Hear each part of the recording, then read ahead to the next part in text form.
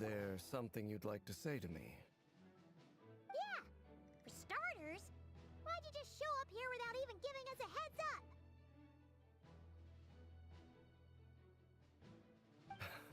If you think back to our previous interactions, you may recall that that's hardly out of character for me. You do have a point there. Oh yeah! You'll need to find somewhere to stay the night too, right? Want to tag along with us? You never know. We might get a group discount. Sure, let's do that. Great! Paimon will handle it! And in return, we can get Dainslift to be our very own personal bodyguard. If that's what you had in mind, you should have said so sooner. I'd be happy to help. Oh, okay then. Paimon was only kidding, but good to know. Anyway, since we're all here together, we might as well watch each other's backs. That's just what friends do, right? Indeed. Thank you.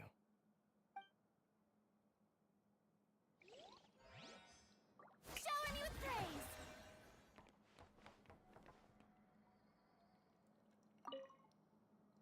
You're both awfully quiet. Have either of you ever had your portrait painted? If not... That sounds like a lovely idea. You know how to paint, then? I dabble occasionally.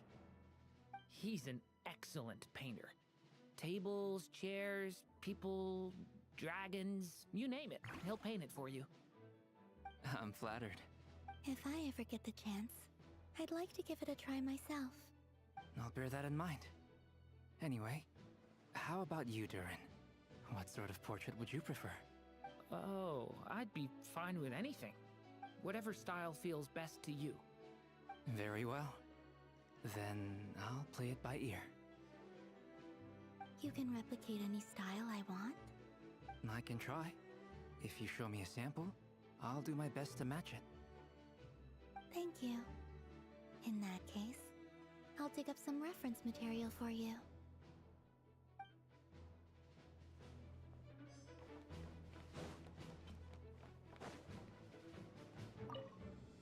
Truth be told, I can't remember the last time I was in a meeting with so many people. You're not alone there, my friend. The Lightkeepers also struggle to bring everyone together for a serious discussion. I don't doubt that.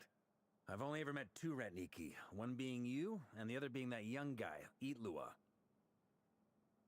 Itlua is a good apple. I'll give him that. He's kind, honest, and regularly delivers supplies to my lighthouse. A true Ratnik to the core.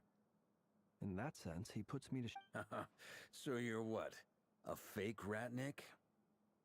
That's what it sounds like you're saying. But I get the feeling that's not quite what you meant.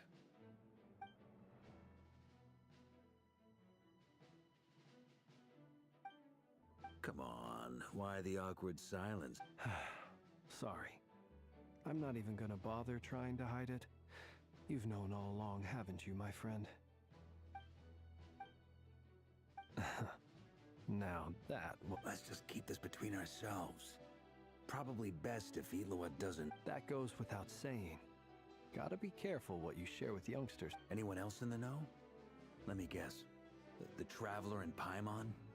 It's dangerous being too sharp for one's own good, you know. Then, in the name of the Animo Archon Barbatos himself, I swear, your secret's safe with me. When we went for drinks, you said that you and Barbatos were practically best buds. In the light of that claim, do you really expect me to take your oath seriously? Of course. Just as long as you don't go spreading around the fact that I'm close with Barbatos, all right? Fair enough, then. Nothing like a bit of mutual leverage to seal the bonds of friendship.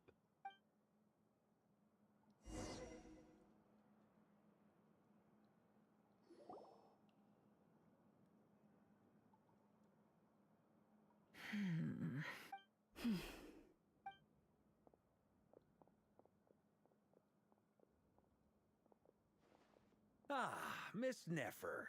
You made it after all. But what about Yehoda? I'm here to give you an update on how things are going on our end. Once this is over, I'll be heading straight back to continue my work. I left Yehoda back at the Curatorium to watch over things while I'm gone.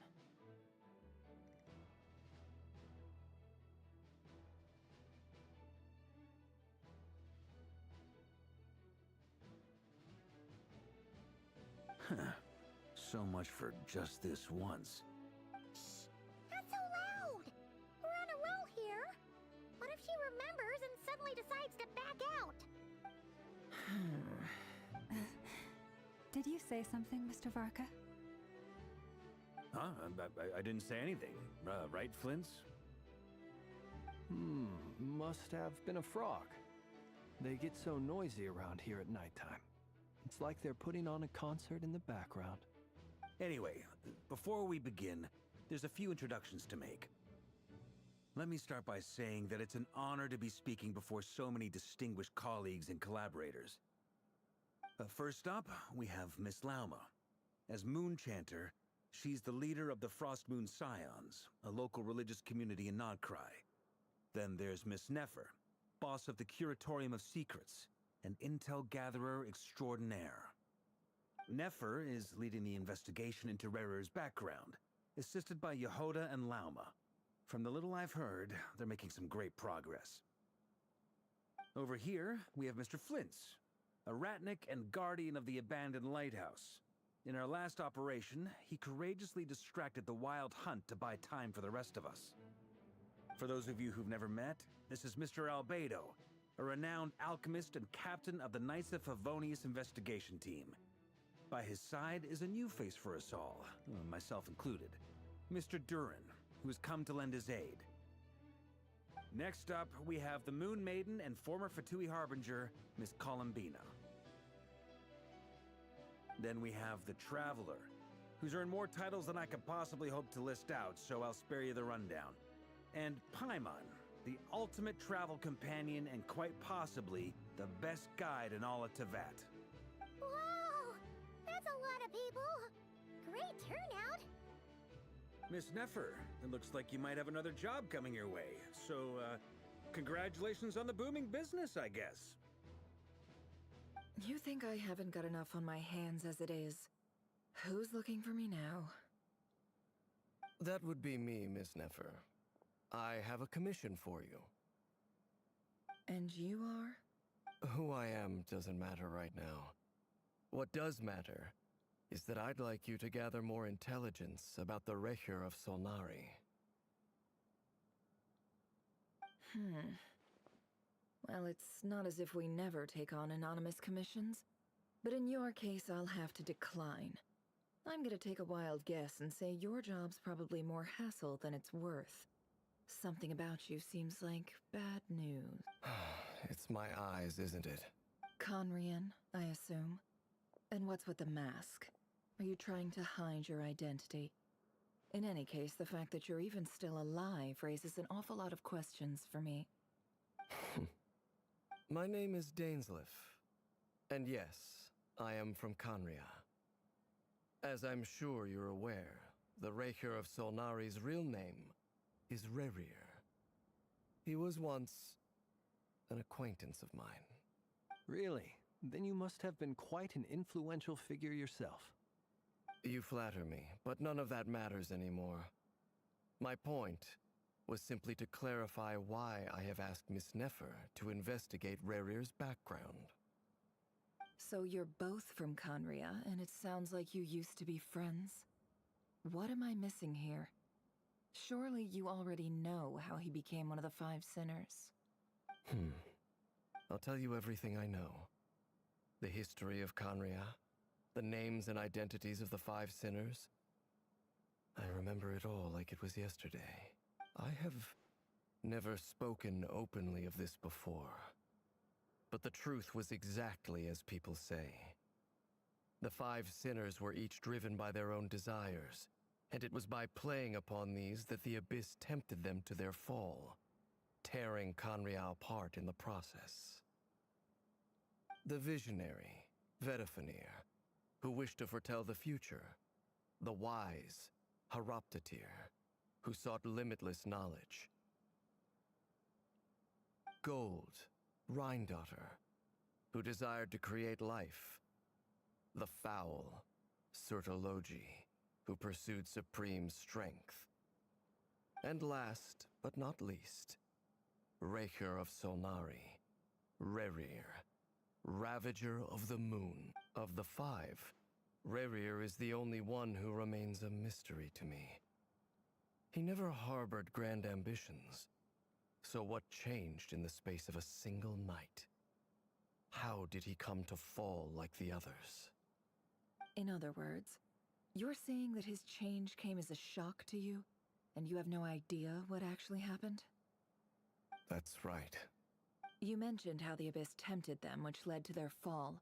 But what did that look like in practice? And what other context can you give me about the events of that time?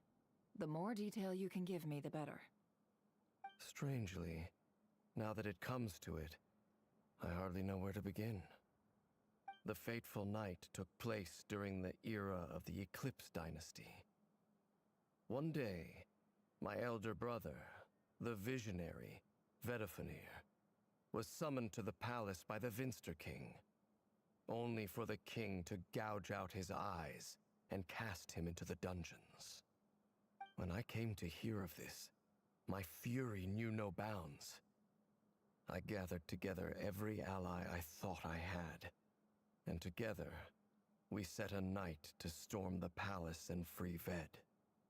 Centuries on, the memories of that night still haunt me like a never-ending nightmare. We broke through the palace gates, just like we had planned, each striking towards our separate targets. But then, I was betrayed. Even Vedifenir, the very person I had come to rescue, abandoned me and partook of the Abyss's power.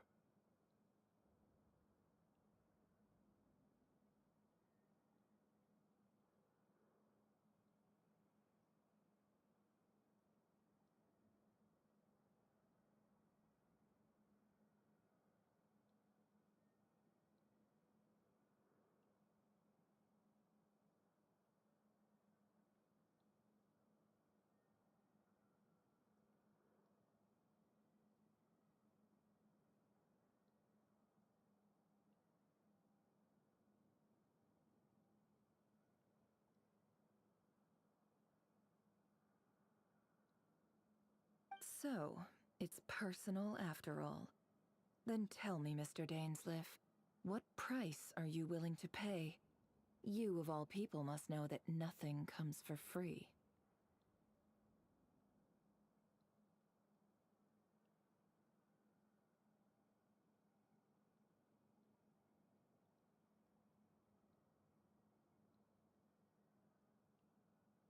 I cannot say what price would be worthy of such a commission. But know this. Rerir was not always a madman. Believe it or not, there was a time when he was just an ordinary man, working for the Conrian Intelligence Service.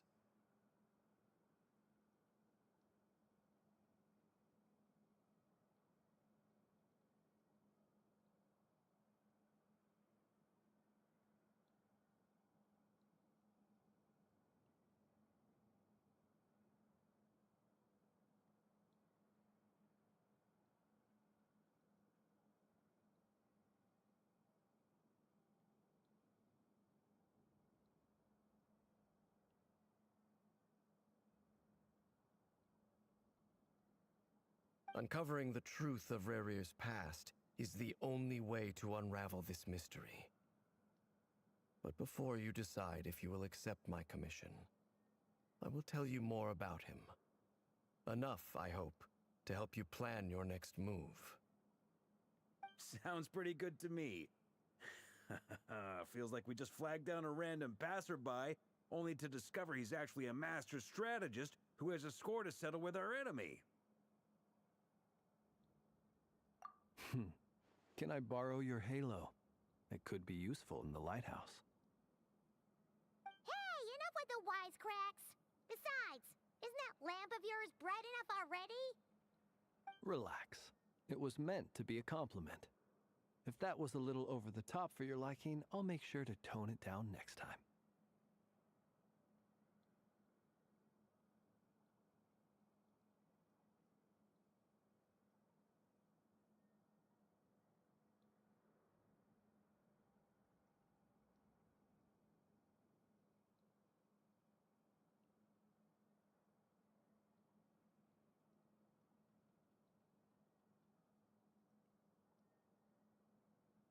I'll give your proposal some serious thought, Mr. Dainsleif. Let's speak in private once the meeting is over.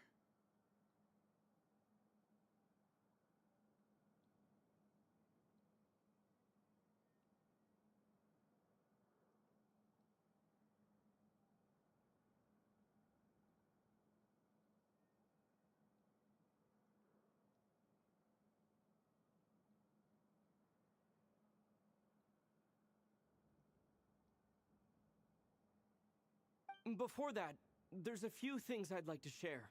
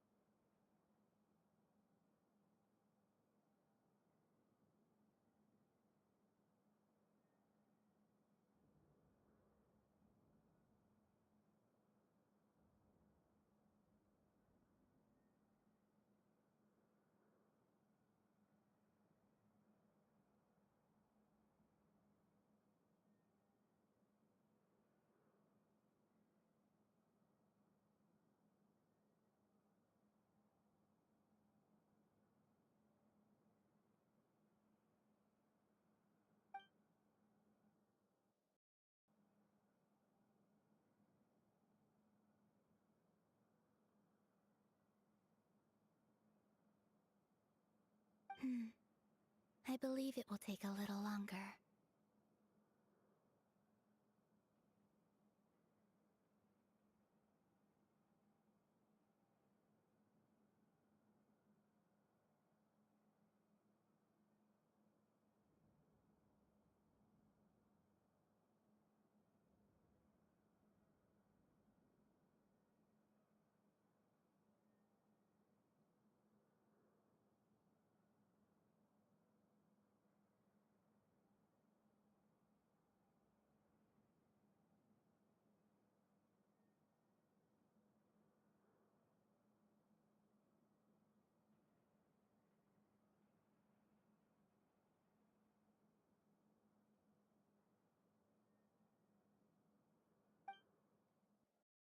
You've done so much for me, so I want to be completely honest with you all.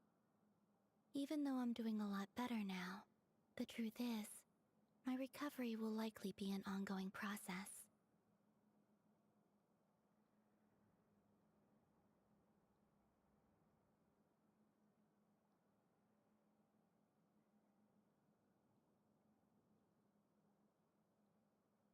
From the moment I was born, my power has been slowly ebbing away. And that is because Tevat has never accepted me.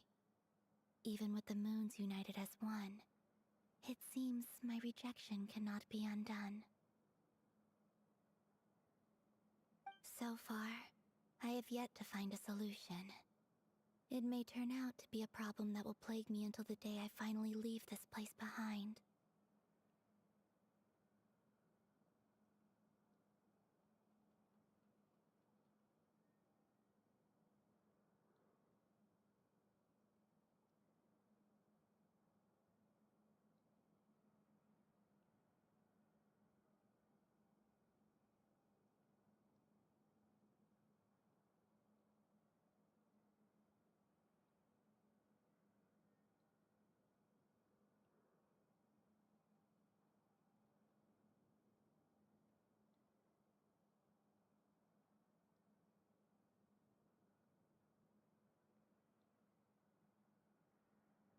Even so, I will do everything in my power to help you drive out the Ray here of Solnari.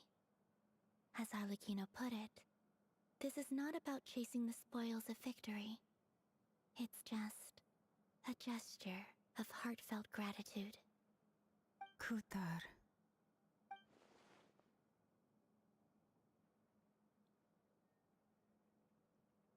Defeating the Ray here of Solnari will be no easy task. While my strength slowly recovers, we'll also need to gather more intel.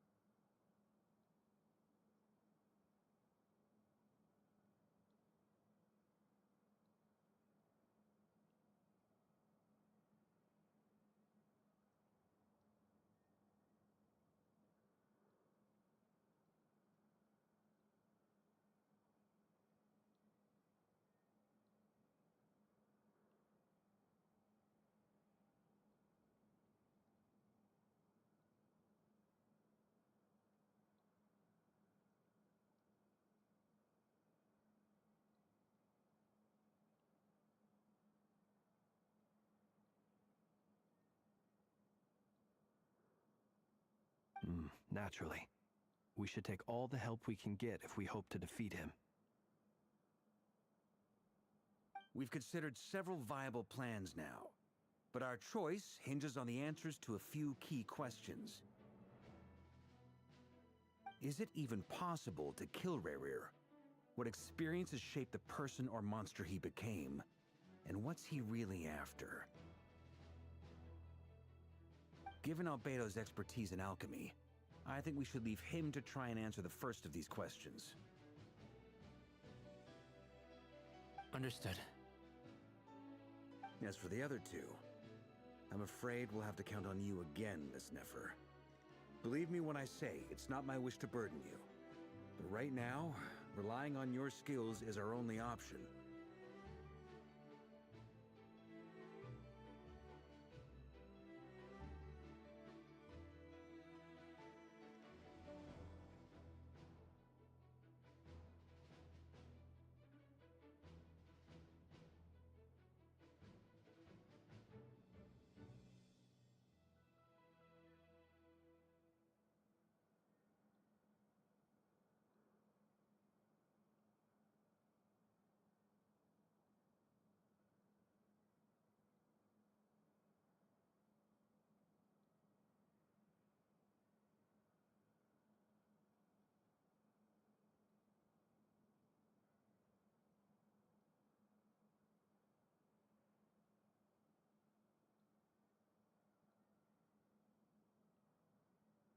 So you're placing all your hopes on me, huh? We can't thank you enough for agreeing to help us. Honestly, I can hardly believe how lucky we are.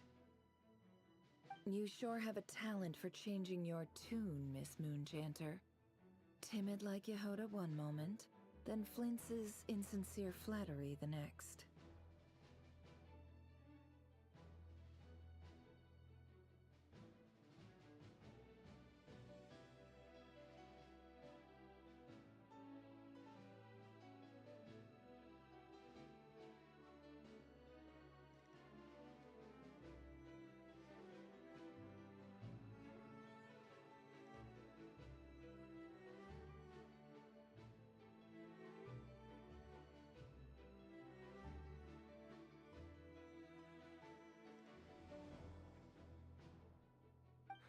Ladies, please.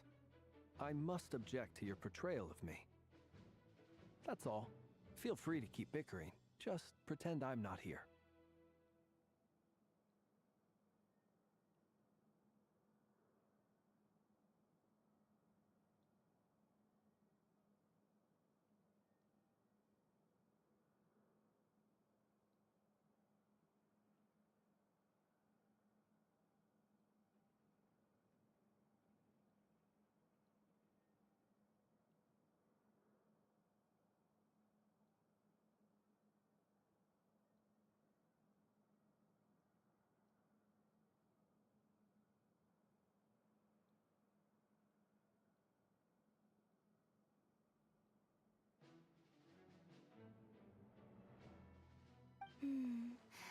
I almost don't want to leave this room.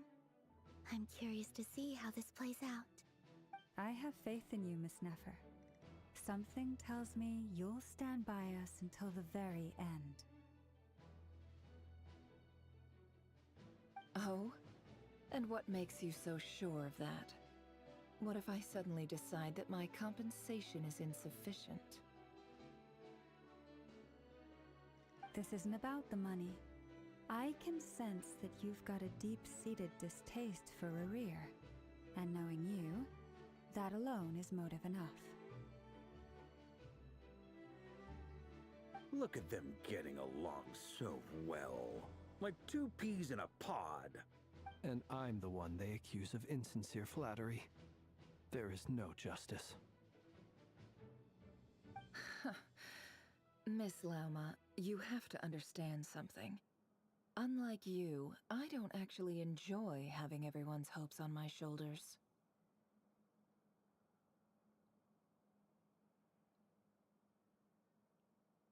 Is that right? Well, maybe the fact that I'm willing to put my hopes in other people says more about me than you. But the fact is, I also trust you. And that's because I know that you're someone we can count on.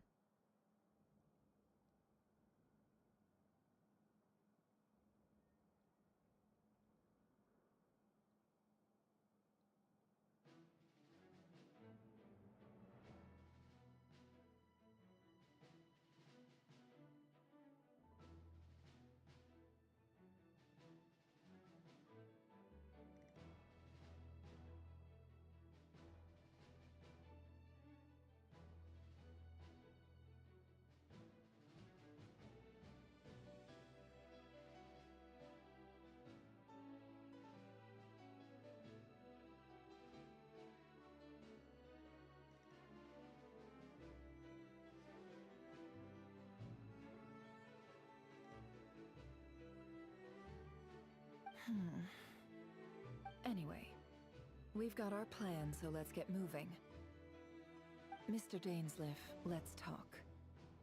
And Traveler, once we're finished, if you've nothing else planned, I'd like you to come with me. This whole experience is teaching me a lot. For instance, I now know that when other issues come up in the future, I'll have far more luck getting Lauma to convince Miss Nefer than trying to do it myself. Hate to say it, friend, but that's one of the funniest things I've heard in a while.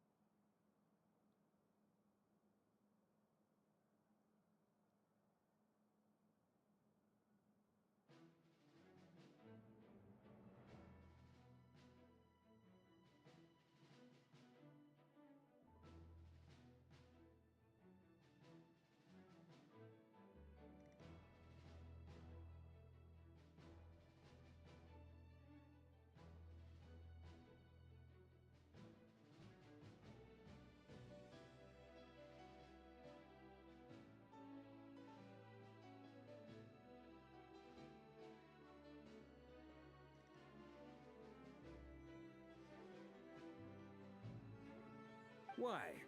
You think I've got it wrong? quite the opposite.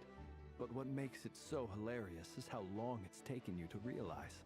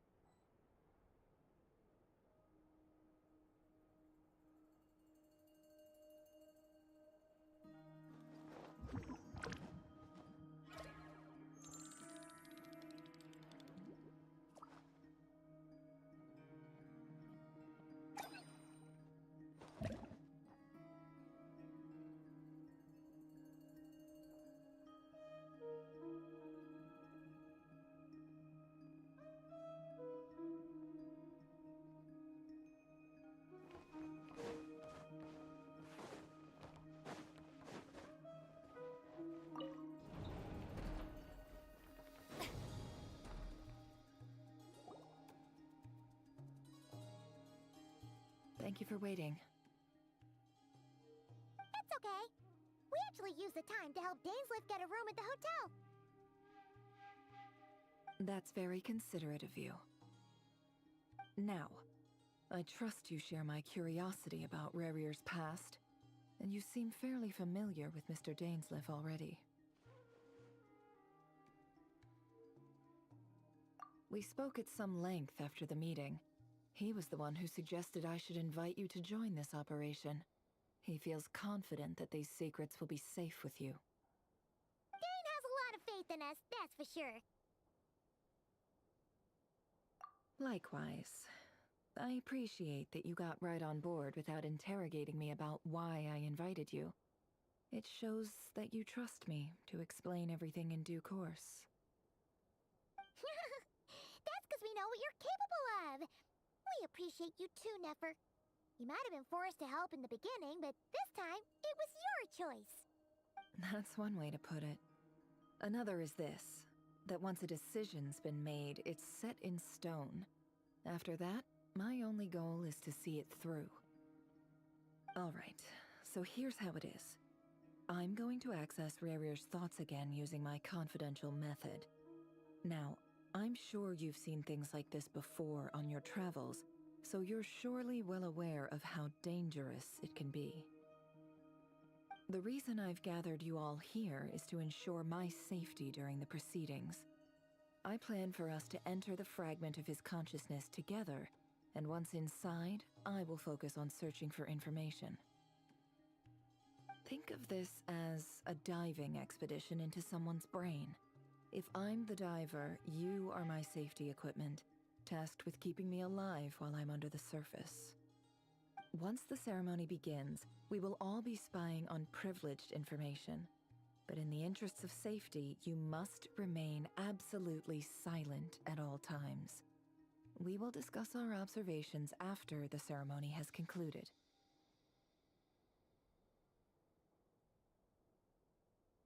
Lastly, any individuals of a weaker constitution are advised not to partake in the ceremony. In any case, Paimon has her own job to do, which requires staying in the room but not joining the ceremony.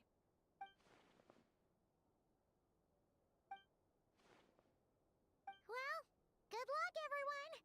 Sounds like all Paimon can do is cross her fingers and root for you guys. There's a little more to it than that. I was being serious when I said you have a job to do. While the rest of us are inside Rarir's mind, it's imperative that we have a team member on the outside.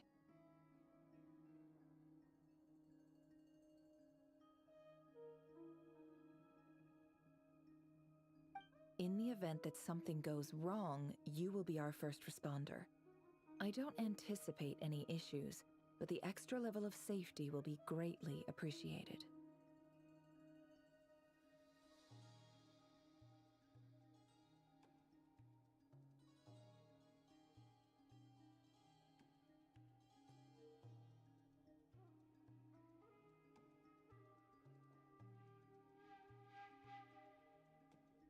I second that. This is a dangerous operation here, and you're our whole rescue team. That's pretty much the most important job in the crew.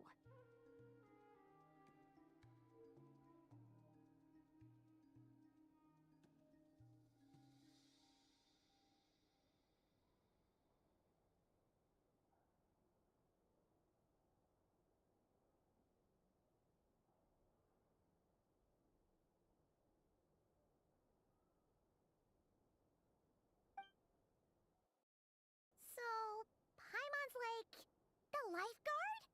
Yeah, that makes sense. Alright, got it.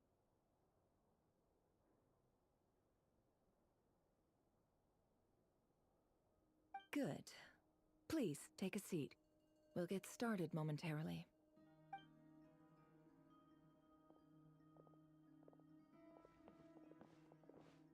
So, did Mr. Dainsliff tell you anything else? He told me that he believes Rarir kept some big secrets in his life. He's not sure that they were the cause of his eventual downfall, but he's asked me to uncover what those secrets were all the same. But surely you're not planning to go through with this, no matter the cost.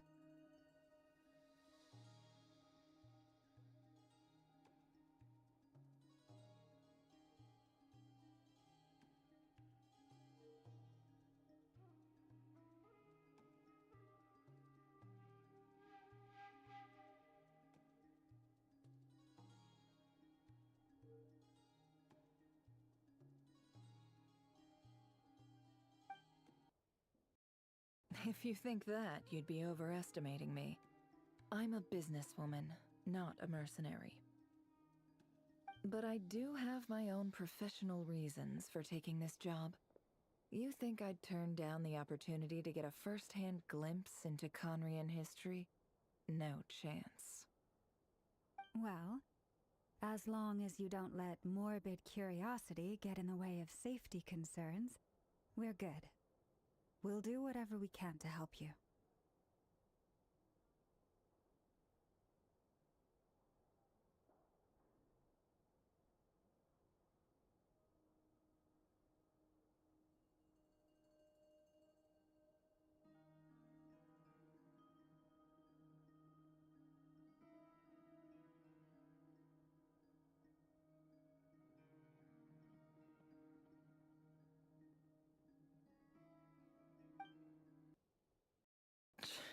You're such a killjoy.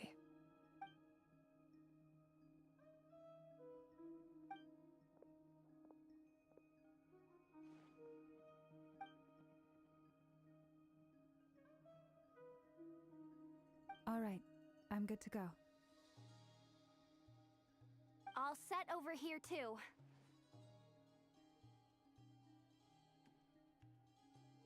Promise, Paimon, you'll be extra careful. All right.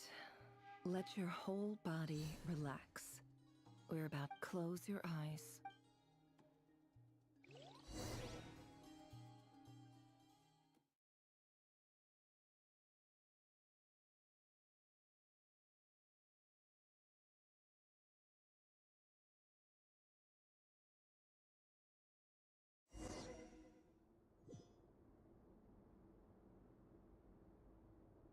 Phew.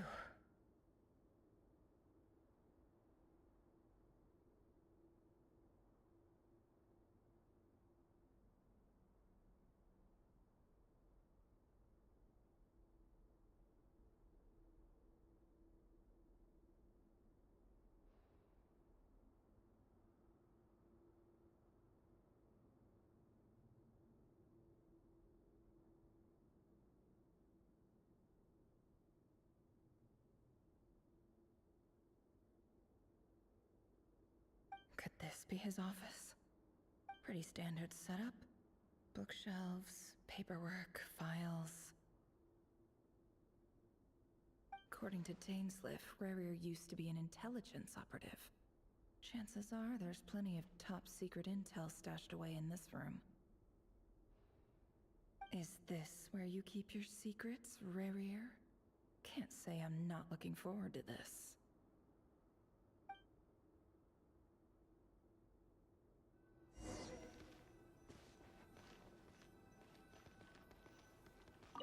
He looks even gloomier than last time. I wonder what's changed.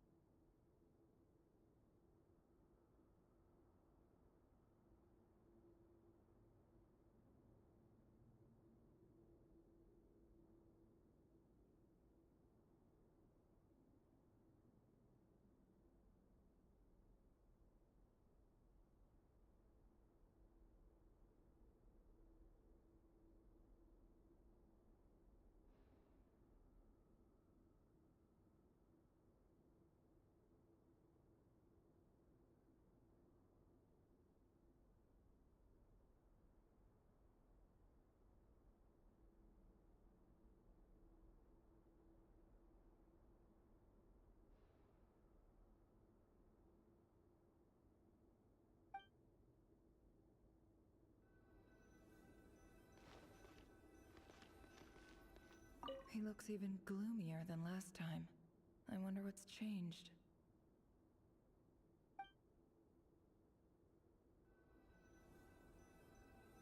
He looks even gloomier than last...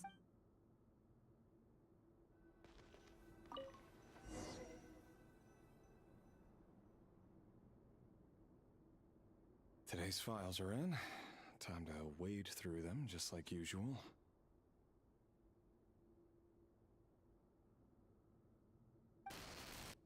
Male, 51. Occupation, cook. Confirmed Crimson Moon descendant. Has maintained frequent contact with other descendants over the past year. Poses a threat to the dynasty.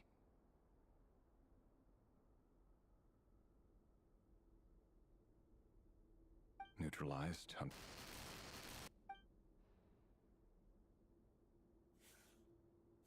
This one should be archived under purged targets.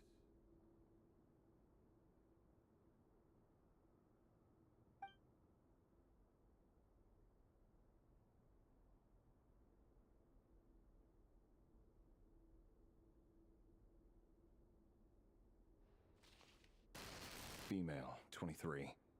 Occupation, office clerk. Confirmed Crimson Moon descendant. Has maintained frequent contact with other descendants over the past year.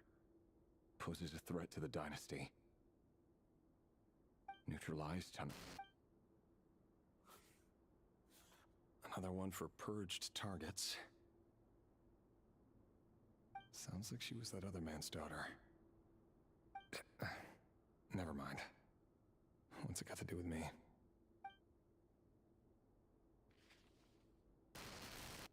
Male, 40. Occupation, teacher. Confirmed Crimson Moon descendant. Has been observed making contact with other descendants during the past year. Poses a threat to the dynasty. Neutralized on...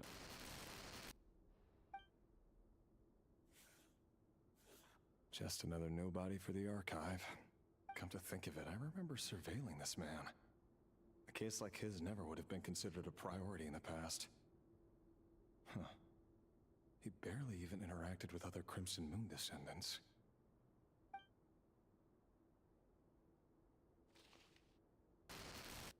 Female, 16. Occupation, none. Orphan and confirmed Crimson Moon descendant. Has been observed making contact with other descendants during the past year. Poses a threat to the dynasty. Neutralized on... Filed. I have no recollection of this girl. None whatsoever. She doesn't seem to be anyone important, but then again, how many of them really are?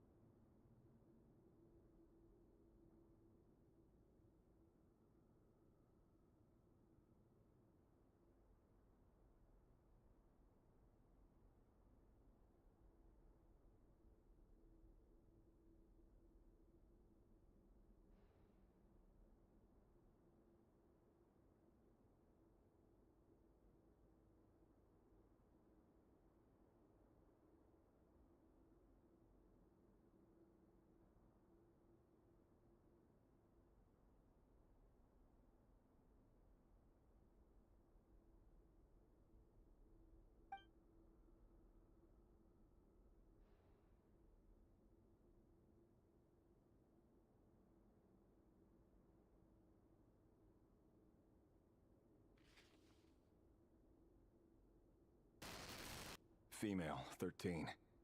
Occupation, none. Orphan and confirmed Crimson Moon descendant.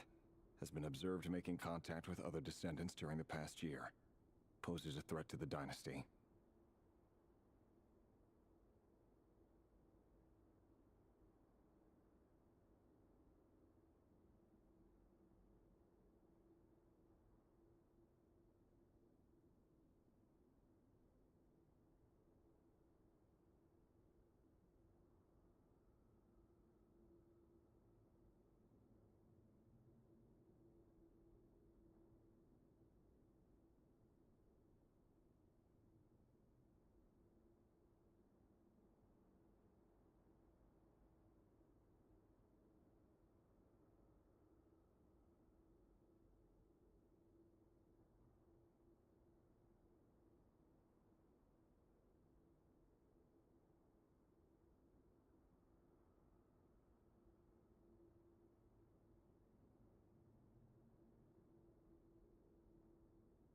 Neutralized and...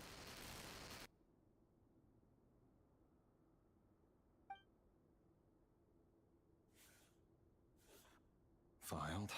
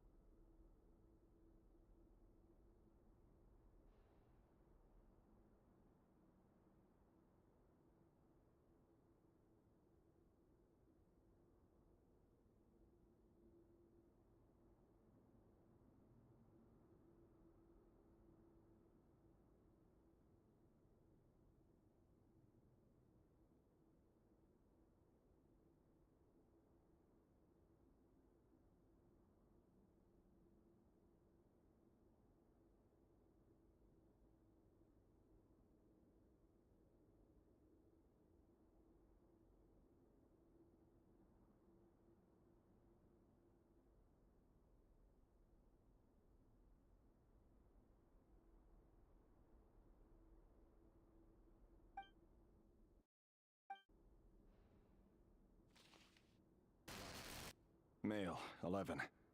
Occupation, none. Orphan and confirmed Crimson Moon descendant.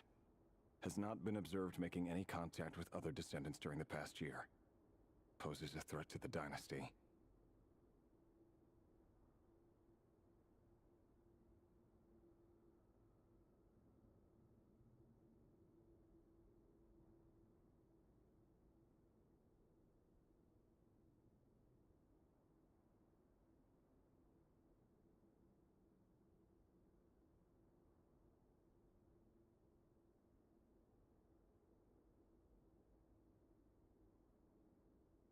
Neutralized and...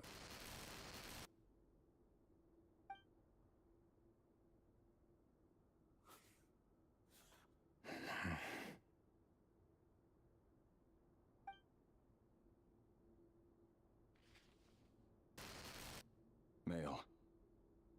6. Occupation, none. Orphan and confirmed Crimson Moon descendant. Poses a threat to the dynasty.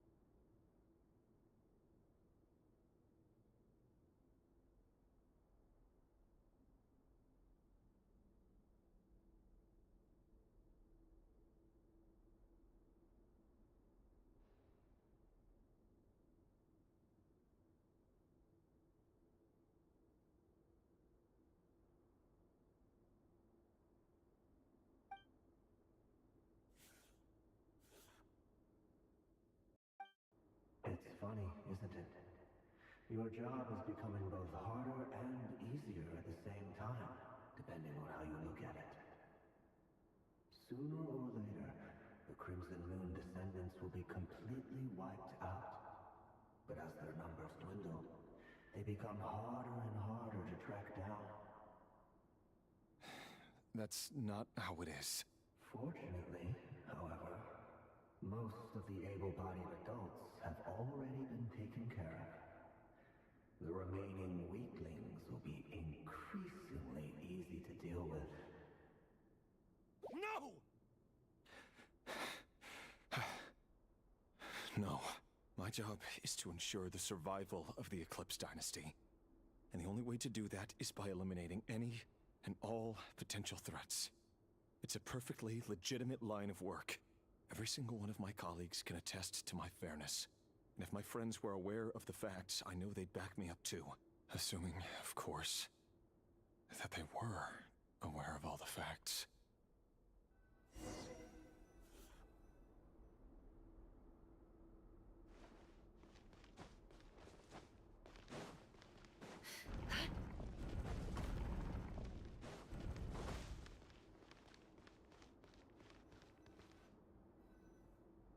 Mr. Vedifalnir? It's been quite some time since we last... Rerir, I trust you're here because you have something important to discuss. Forgive me. I wasn't tuning out, it's just, I noticed you didn't even phrase that as a question. As if you knew I was coming. Tell me, does someone in your position ever feel the need to ask questions at all? It is indeed within my power to foresee certain things. Things like your arrival. I was just thinking. It won't be long before I'll be inviting both you and Dane to my wedding. That isn't a lie, but nor is it a fact as such. It's a wish, isn't it?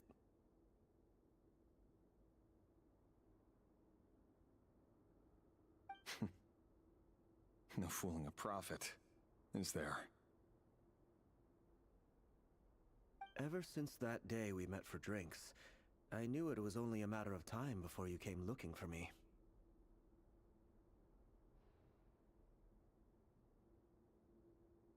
Does it feel good? Knowing how the future will unfold. I'm afraid the notions of good and bad fail to capture the complexity of what such a power entails. Once you've seen what will come to pass, it can be all too easy to succumb to fear and melancholy. Unless, of course, you learn to abandon these feelings.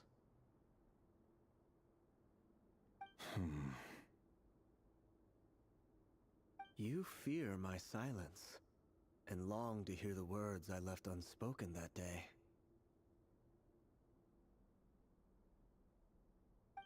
That's right. You must have noticed my reluctance to broach the subject. And the reason is simple. Because the truth could never have lived up to your hopes. For both our sakes, such words are better left unsaid. The burden of prophecy was never meant for your shoulders. So who exactly do you deem worthy to hear your prophecies? None but our exalted king? Or rather, our king as he once was. You're closer to his majesty than I am. You must know better than anyone how much he's changed.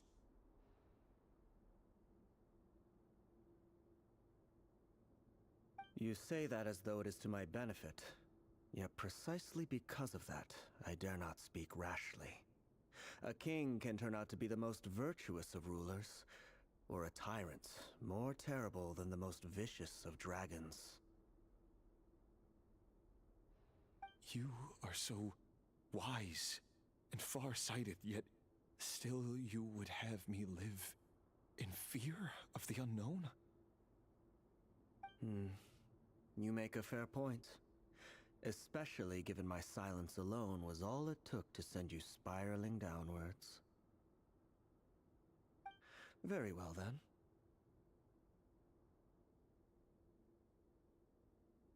Let me offer you some advice.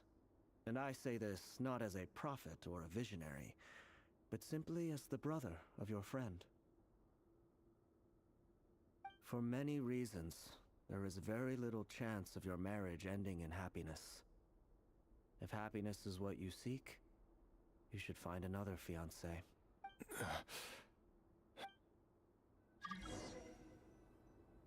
Hold on. There's that same black fog again. Could this memory belong to Thelindis? Guess I'd better tread carefully.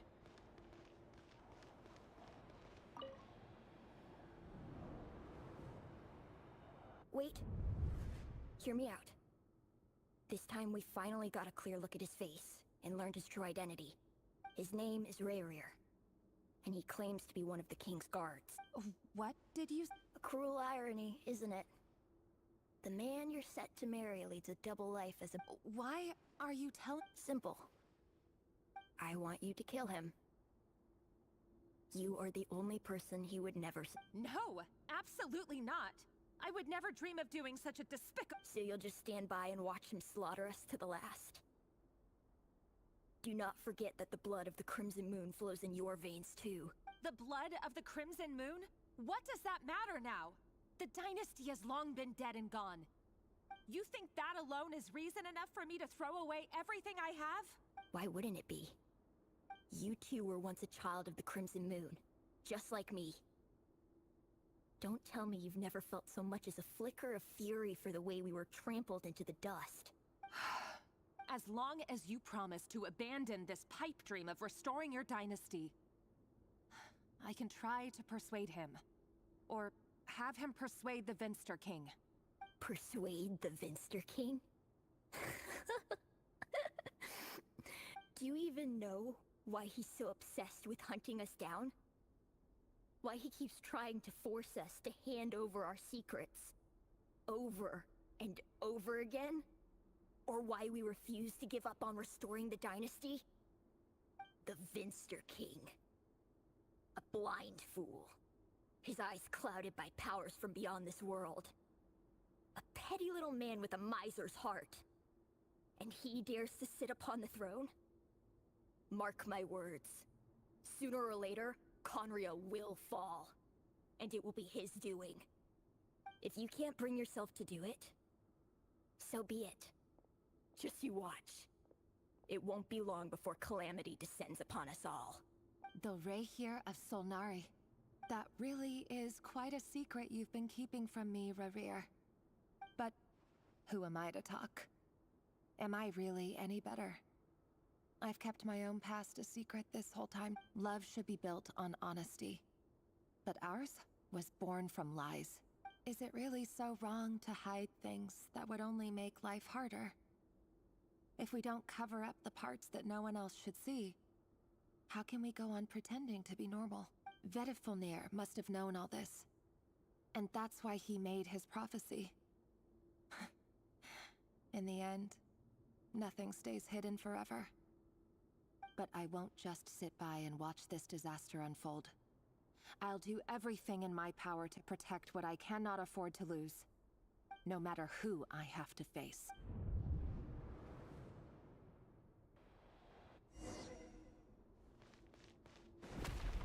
Huh? Was that Rayrir who just walked past the window? Doesn't it give you the chills that he still takes the same road to work every day? As if nothing ever happened. Those people at the deli. Enough already.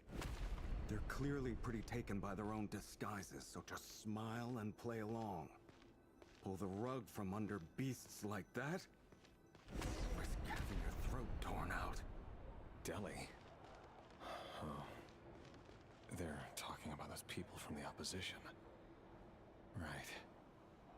I'd almost forgotten they used to run a deli. People of no consequence always vanish so easily. And no one even remembers them.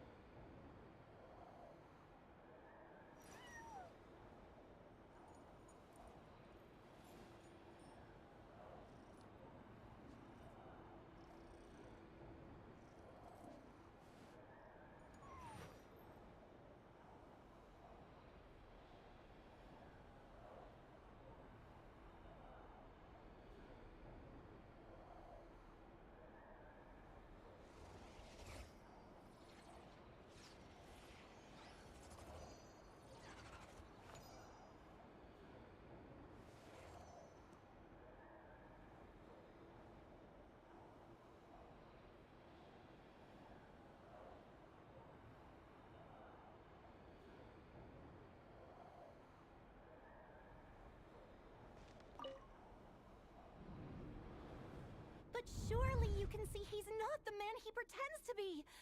So many have died already, and they say that the king's madness grows with each passing day.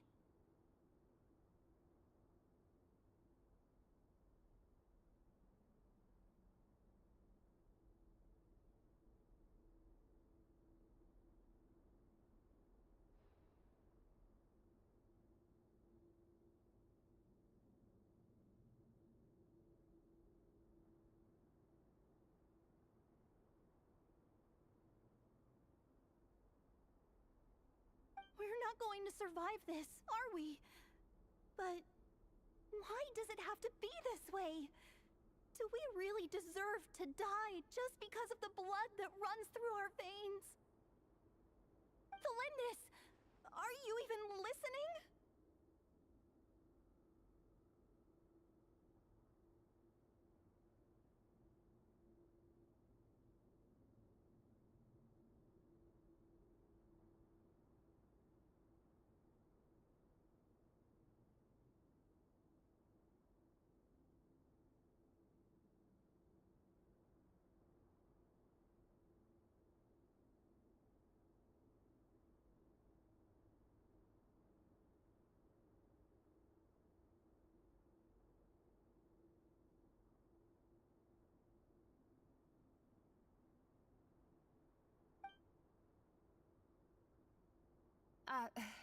Sorry, Freether. My mind was off wandering. I heard you, though. You're talking about what Rerir said. He's just following the king's orders. He's a secret agent, and it's his job to hunt down rebels and dissidents.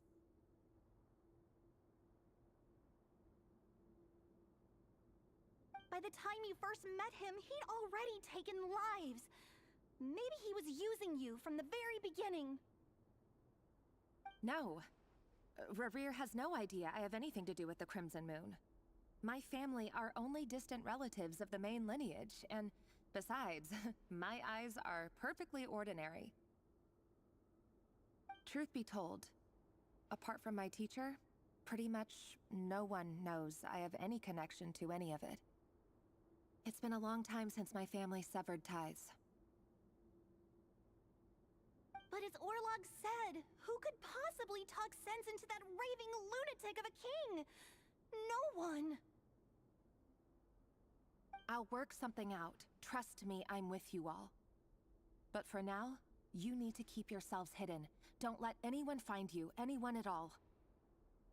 Don't forget that Rerir is an Eclipse operative. You need to be extra careful when he's around. And when I am too. For now, don't come looking for me. And if anything happens to me, just act like we've never met.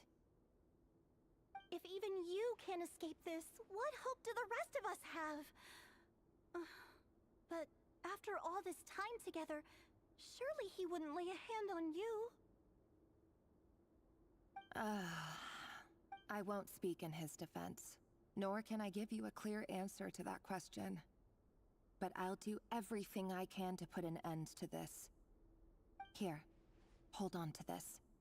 If an opportunity to escape presents itself, take it. You'll be glad you took some spare change. You called that change? But what about you? I've got a job, and there's still money coming in. But you can't go anywhere right now. Please think about yourself for once.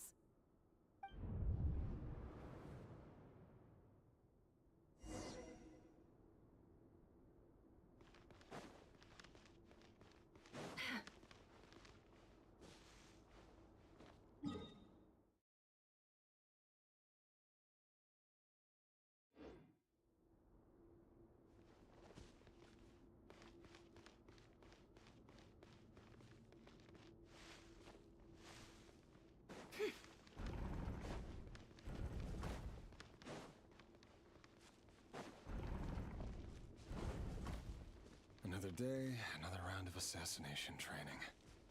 Training ground is just beyond this hidden passageway. When you kill a person, doesn't it bother you when you end up covered in their blood?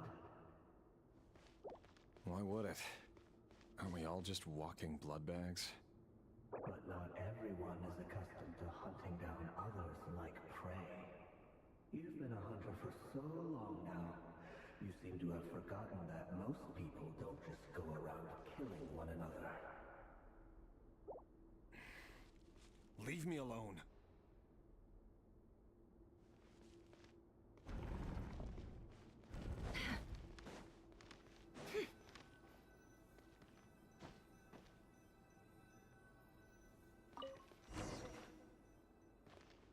Make sure you have a firm grip on the handle.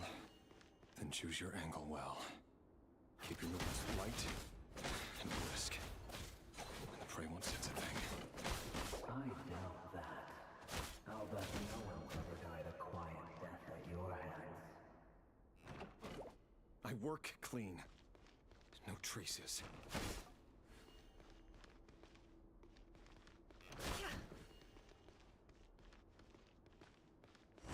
That doesn't make it open and above board, though. The king just happens to need you right now. But someday he doesn't. That won't happen. He's changed.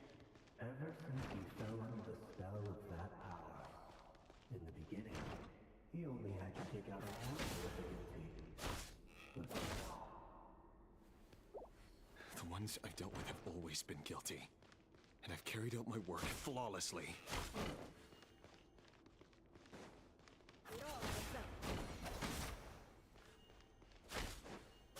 No more lies.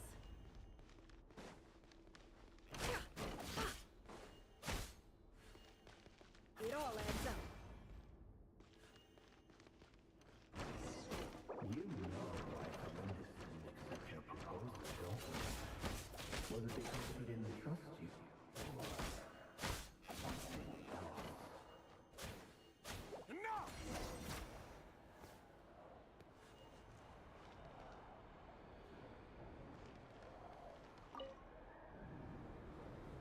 Delindis, do you still remember Orlog? Orlog. The boy who was pretending to sell flowers. You spoke for quite a while, didn't you? Yes, we did.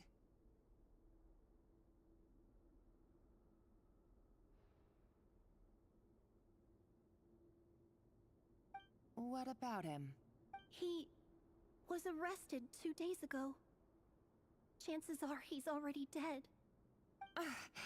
He... I just don't get it! After everything he's done, why do you still stand by him? Or does it mean nothing to you that people keep dying? No, that's not... Just here... I need to go now, Thelindis. They're looking for us. You take care too. If you ever need a place to hide, come find us.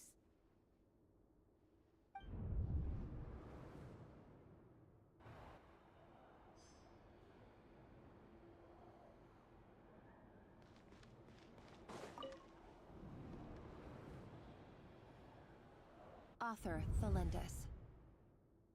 Over the course of this week, the research object was subjected to interference for a total of 47 hours for experimental purposes.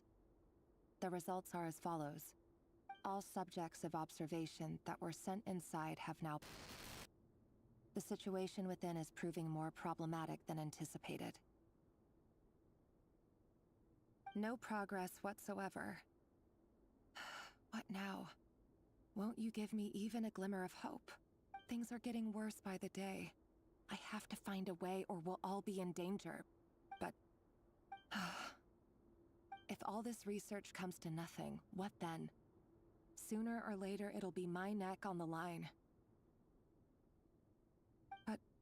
could he really bring himself to kill me? No. Surely he wouldn't have the heart.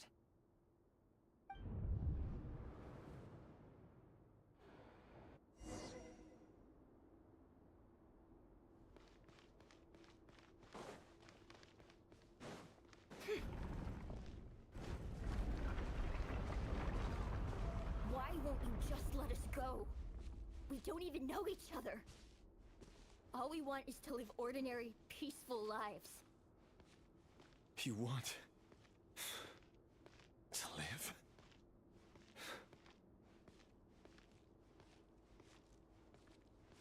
Yes. I just want to go on living. Is that really such an unforgivable crime?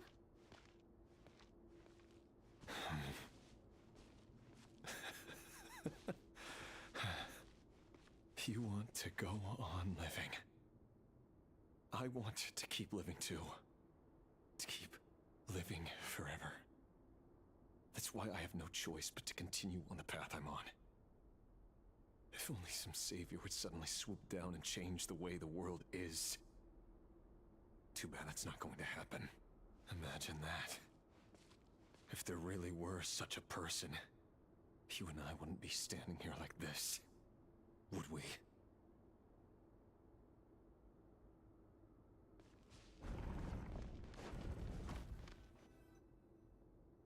Today's files are in.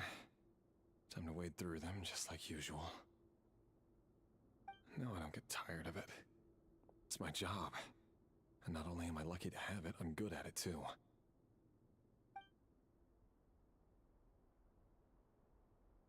Huh. Wait.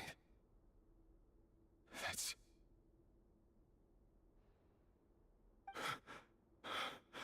Thalindis?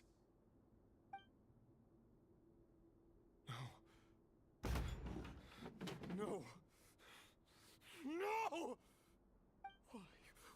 Why? But you bear no mark of the Crimson Moon. How could you possibly have anything to do with them? It can't... A diluted bloodline. Carefully concealed. I see it now. You've been living in the shadows just like me. What a fool I've been. Numbing myself with talk of justice. Even imagining my friends would back me up. But in the end, Irminsul. Finster King! How far are you going to take this? From the direct bloodline to secondary offshoots? And then what? Today it's the descendants of the Crimson Moon. Who will it be tomorrow? Will you not rest until everyone down here is dead? No. This cannot go on. This is where it ends.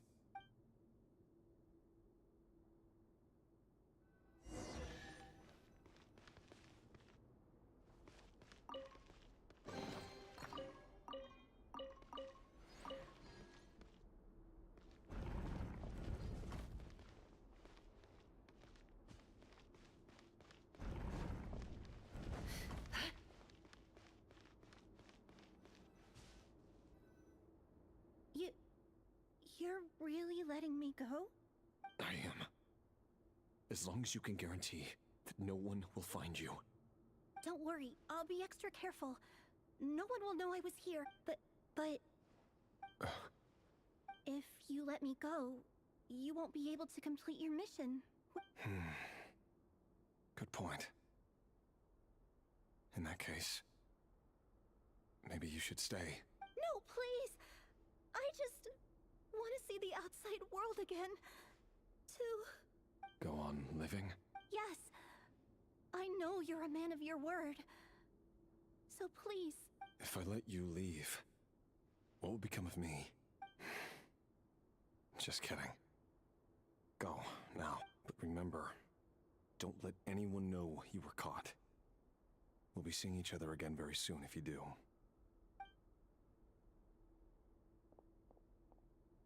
Even shadows in the dark must live by a code.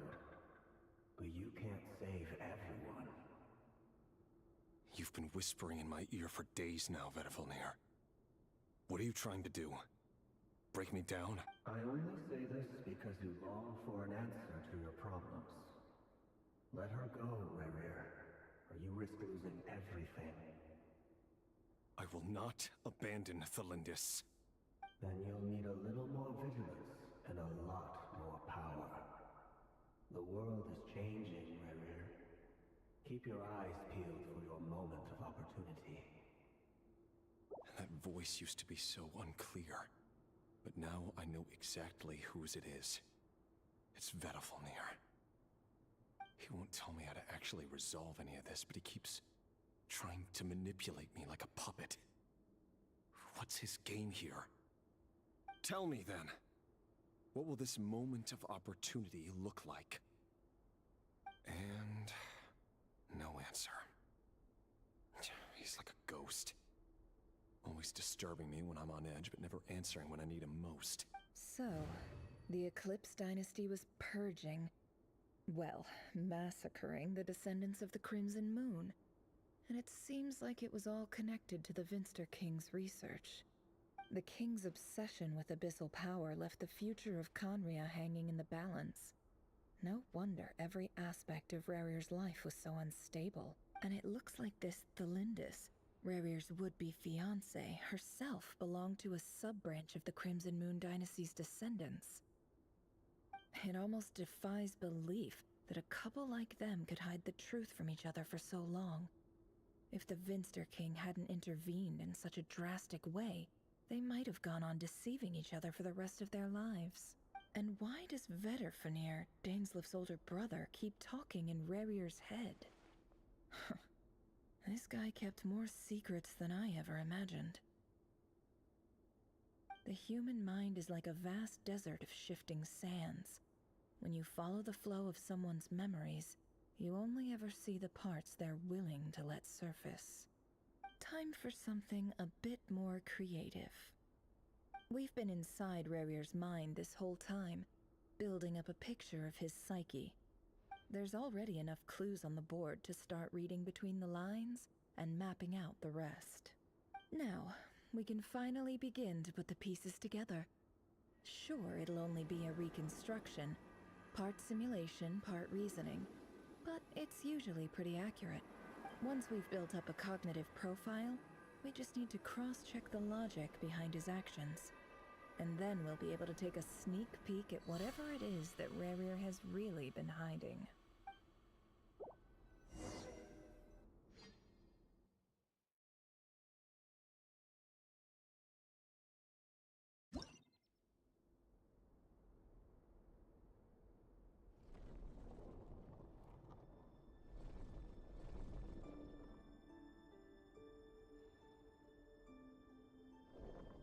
Rarir, are you there?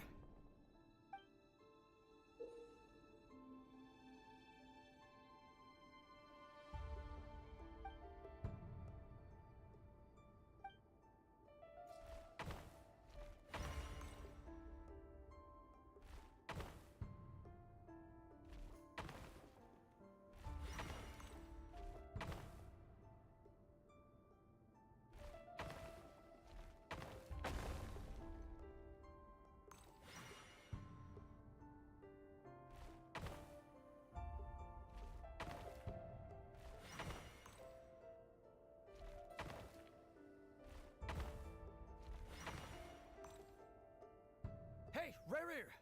Come out, it's urgent! Dane? What's wrong? Quick, come with me. I'll explain everything once we've met up with the others. Okay. I'll come. But the Lindis is still over at the Universitas. I'll need to leave her a note. All right then, but make it quick. I've never seen Dane so worked up before. Whatever this is, it must be big trouble.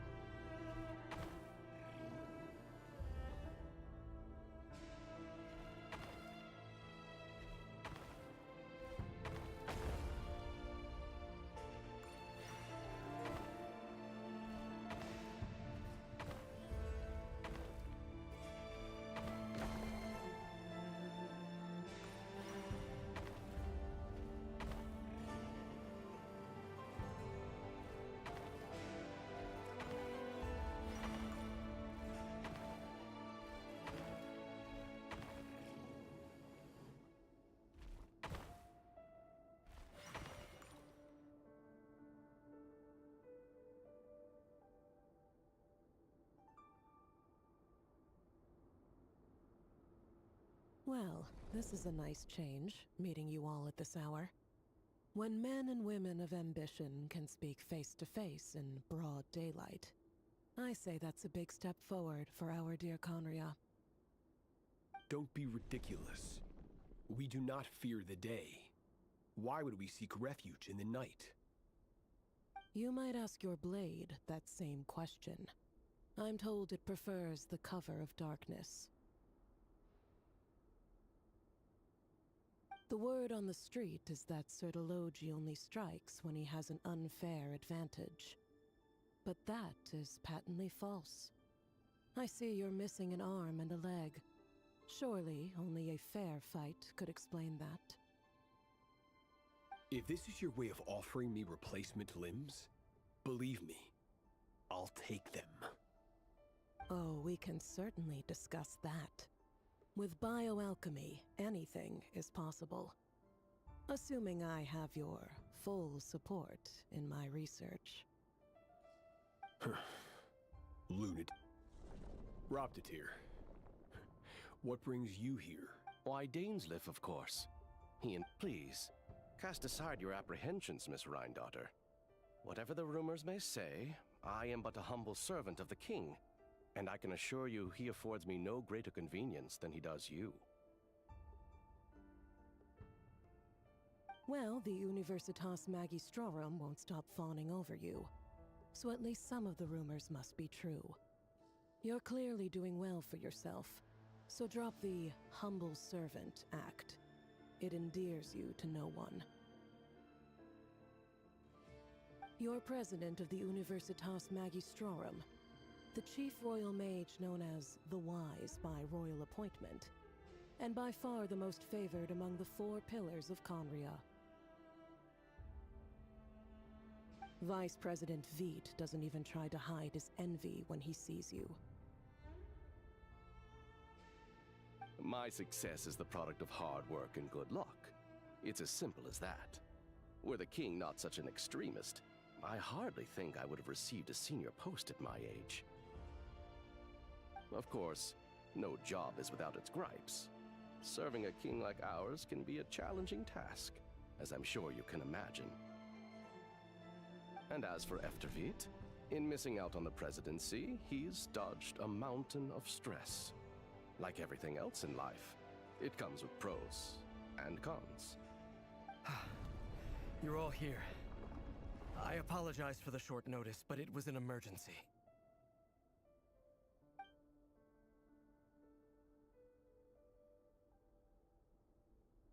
You must be Rarir. Mr. Sertologi.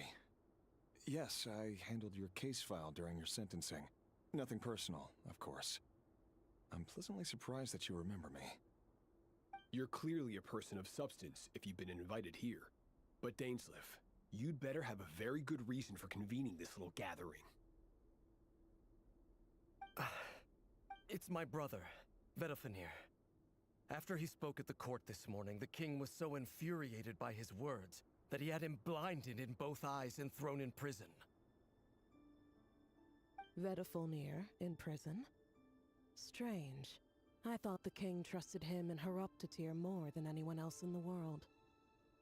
Does this mean the king's circle of trust just got even smaller? It has nothing to do with trust.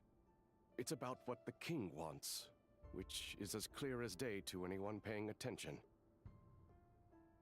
I simply appease him, because it's in the best interests of the Universitas Magistrorum. And also because you're slimy. Vedafenir, perhaps less so. But still, a visionless visionary? It rather inclines me to think that qualifications are not what get you ahead in Conria. Do you honestly think this is an important discussion to be having right now? Dane, what are you planning to do?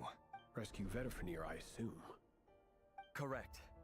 It will mean storming the palace by force. Tonight. I need all of you on my side.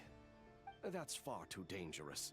And don't forget, Dainsleif, you're captain of the Royal Guard. You swore an oath to the throne. Hmm? You've been planning this for a while, haven't you? I have no desire to commit treason. But whatever critique the king may have of Vetifanir, disfiguring your most loyal subject for putting the best interests of his court and nation first, this is not the conduct of a wise ruler. My blade will force the king to see the error of his ways. So, Vetifanir's prophecy enraged the king. I'm sure it wasn't what he wanted to hear, but if he won't take counsel even from the visionary, that is deeply troubling news. The extent of His Majesty's madness is now all too clear. The question is, how does a man like me get out of this situation unscathed? You have noble ambitions, Dane, but I'm afraid they don't do much for a guy like me. I'm not interested in saving the world. All I want is a letter of pardon. A letter of pardon? The chances of the Vinster King issuing a pardon for anyone connected to the Crimson Moon seem vanishingly slim.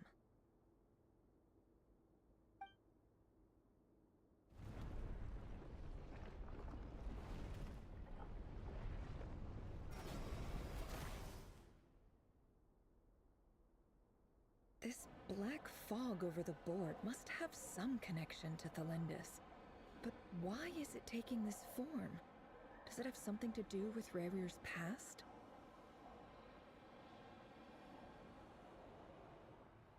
Another mystery I'll need.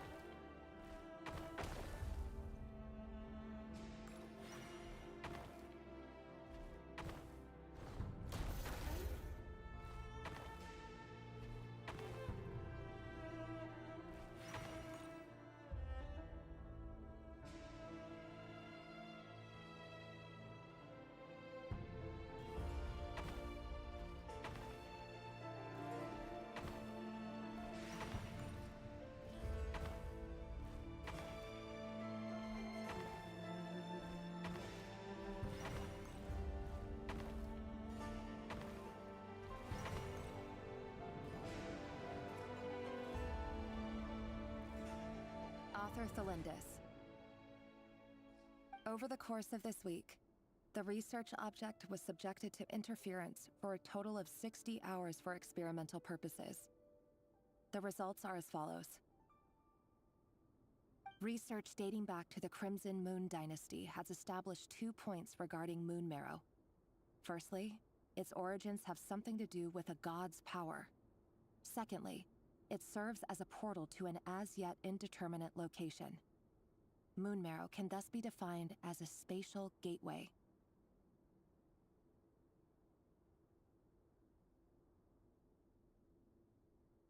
However, there are a number of hurdles to overcome before we can answer the question of where it leads to. To start with, opening the gateway requires a specific power source, which the relevant literature indicates An enormous amount of power is then required to keep the gate open. Currently, the total power output of our instruments remains in the single digits. To make matters worse, I am now the only staff member remaining in the Moon Marrow lab. The Universitas Magistrorum recently decided to move most of its personnel into abyssal energy research, which has stymied all Crimson Moon-related projects. This is not a wise move. I've always maintained that placing all our hopes in a single source of power is risky, especially one as poorly understood as this, as well as making ourselves overly reliant on a single resource. We are neglecting other promising technologies. I apologize if this comes across as disrespectful, but as a Moon Marrow researcher, I desperately want to see the world beyond the gateway. If we really made it there one day, what would we find? And how would we go about taming the unknown? My imagination is endlessly fueled by questions such as these.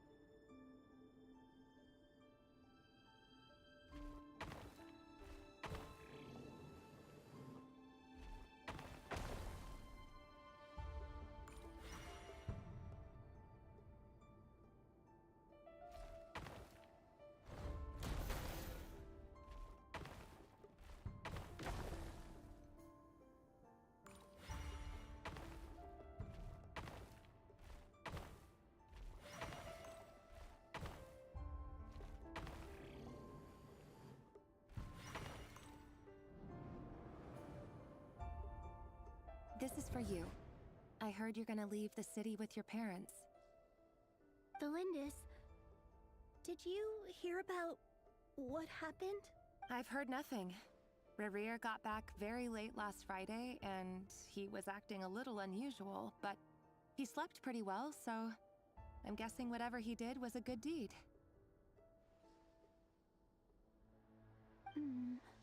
You never saw him, and I don't know what he did. And this conversation never happened. You understand? What if he finds out that you pried into his secrets?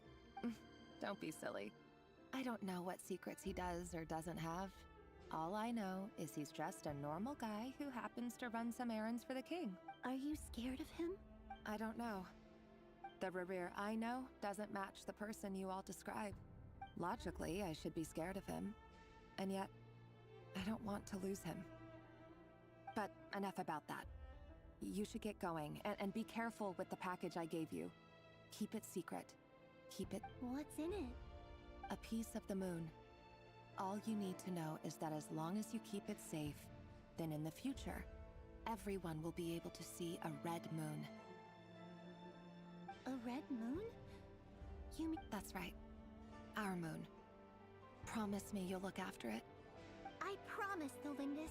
The Crimson Moon bloodline will never die out. Its light, the color of blood, will become like a fire that flows in our veins, no matter how long it takes.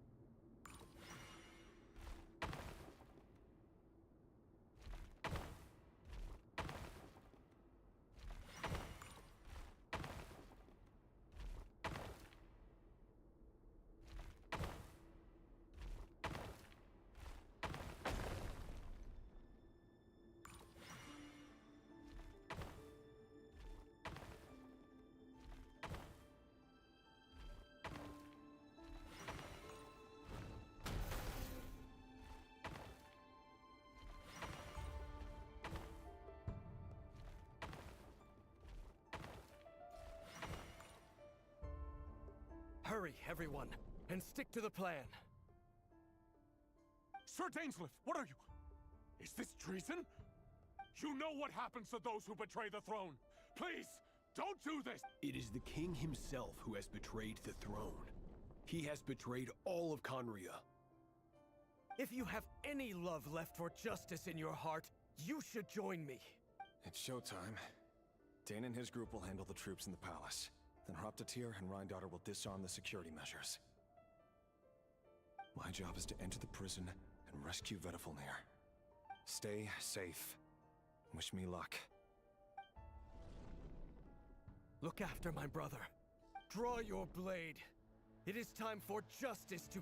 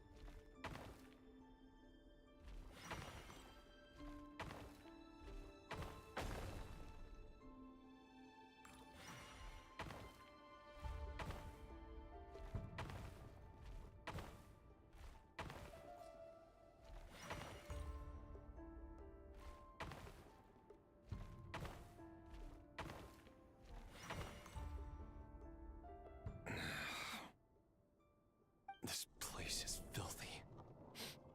And the smell is abominable. Clearly, the king doesn't allow his prisoners a single shred of dignity. Found you. Hello, Mr. Vedifalnir. Surprised? Oh, wait. I guess surprise isn't an emotion that prophets feel very often. I certainly felt some surprise in the moment when I was blinded. Surprise at the king's sheer ignorance. Surprise at just how unfairly this world responds to words of earnest remonstration. I'm curious. What did you prophesize this time? It wasn't a prophecy. It was a word of warning. Someone had to say it. The king has forsaken all reason in pursuit of his obsessions. I simply told him that if he continues on this path, Khaenri'ah will surely fall. But he didn't listen. Worse still, he stabbed you in both eyes and locked you away. Dane asked for my help. The court is in complete chaos now, but I'm sure you predicted that. Everything is transpiring as I foresaw. Yet I am powerless to change it. Fate is an immutable force. I can but lament as the inevitable unfolds. I do wonder whether giving a man the power to see the future does nothing more for him than slowly crush his spirit. Forgive my curtness, Vedifalnir, but the king did not suddenly turn on you today. His suspicions have been brewing for a long time. You can't have wisdom beyond the reach of your fellow man without attracting his fear and suspicion. There are things the king does not want to see. So, he doesn't want you having visions of them either. He blinded you because he thought this would make the visions stop. He wasn't entirely wrong. I did indeed lose my power to see the future. right up until... Until what? Just now. I believe I saw something new. Well, tonight could go a lot of different ways. 5 of us banded together to storm the palace, also we could rescue you. This will go down as the most tumultuous day in Conrian history. I sense hatred in you, but also hope. A desperate hope that with the tyrant deposed, that will be the end of the story. But this is not the end. It is the beginning of a new chapter, in a whole new story. There are many men of honor and courage in this world, Rerir. But you are not one of them. You're not here for justice, are you? You're here for yourself. Is that a dagger? Interesting. Why not the polearm? It was always your weapon of choice. With your abilities, I don't doubt that you were able to recover some of your sight. But I also doubt that you want to make an enemy of me right now. Of course not. We're on the same side, aren't we? We could be. But I need you to be honest with me, Vedafalnir. At this point, you're my only hope for the future. You mean your future? Yes. And I know there are bigger things at stake here. A dynasty, a nation, maybe the entire world. But forgive me, I care first and foremost about I can't abandon the one I love to save myself. I just can't do it. But you see a broader picture of the future than I. You see the solutions to the biggest problems of our age. In matters of fate, answers are either right or wrong. What will be and what will not. Maybe you are willing to pay a certain price in the pursuit of happiness, but unfortunately, fate does not negotiate.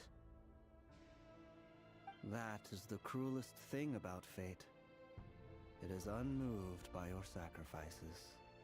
That can't be true. I know it's your voice that I keep hearing in my head, urging me to see how the world is changing, to seek more power, so I can protect the things I love. You show me disaster, but you won't show me how to avoid it? Why? Why are you doing... My voice. In your head.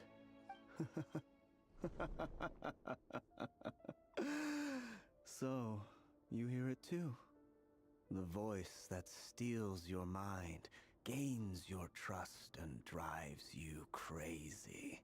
It turns out that we are not so different, you and I. Vedafalnir just broke into the strangest smile I've ever seen in my life, as if he'd discovered some monumental secret. But then he suddenly switched to looking extremely weary. Very well then.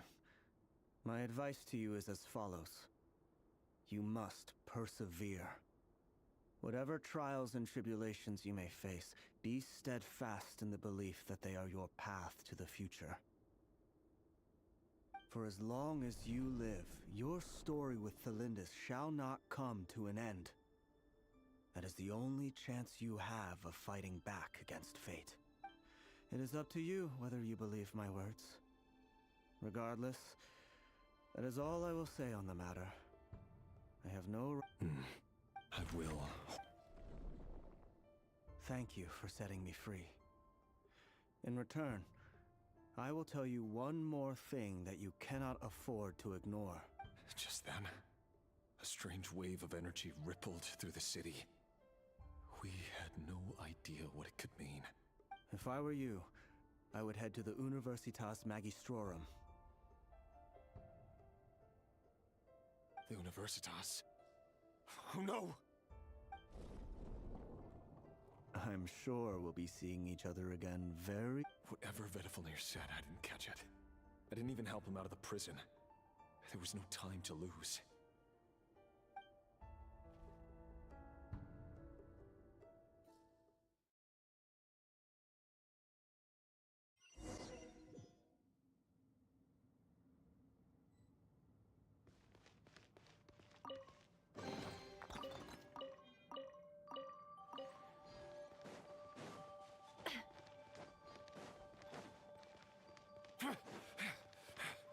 Monsters? Is this Rhindaughter's doing? Or the Universitas Magistrorum? Out of my way!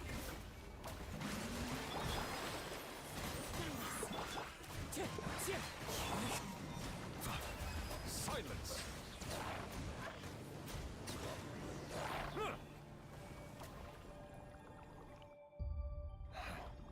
The Universitas. That reminds me of a rumor I once heard. Allegedly, the king installed secret mechanisms in the palace and around the city. No one knows where they are or what kind of power they hold. But if they were ever going to activate, it would probably be on a night like tonight. Help! Help! Hold on! Don't let them anywhere near you! Save me! I can't! That sounded like an explosion.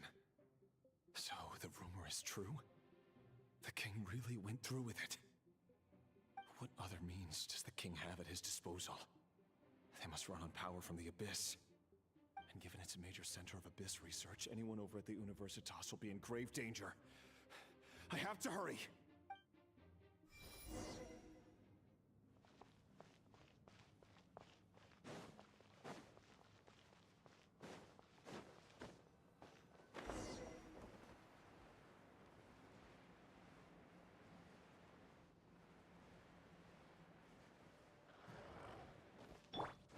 Yoo-hoo! The wind knows me.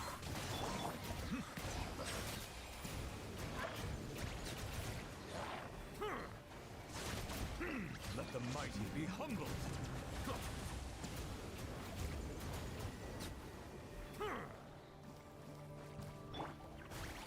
Let's flip! Strike a pose! Time to shine! Fallen leaves. Adorn my... Bow your head. The tides beckon.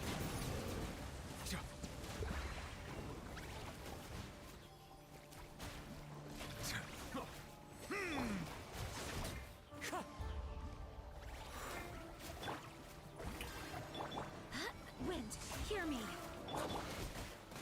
One with nature. The mystery unravels. No more lies. Let the world collide! Settle down.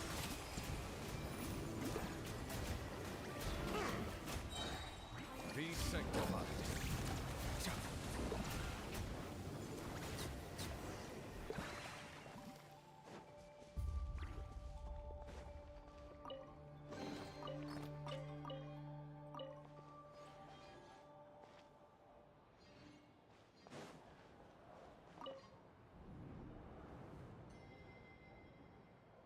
Monsters at the Universitas Magistrorum? Why now? Oh no, they're coming. It's no use. The table won't hold out much longer. The weapons. Where are the weapons? Of course. All the lab equipment was upgraded after the inspection last week, but the new weapons haven't been allocated. I'm done for. Is anyone there? I need help! Ah! Stay back! Please stay back!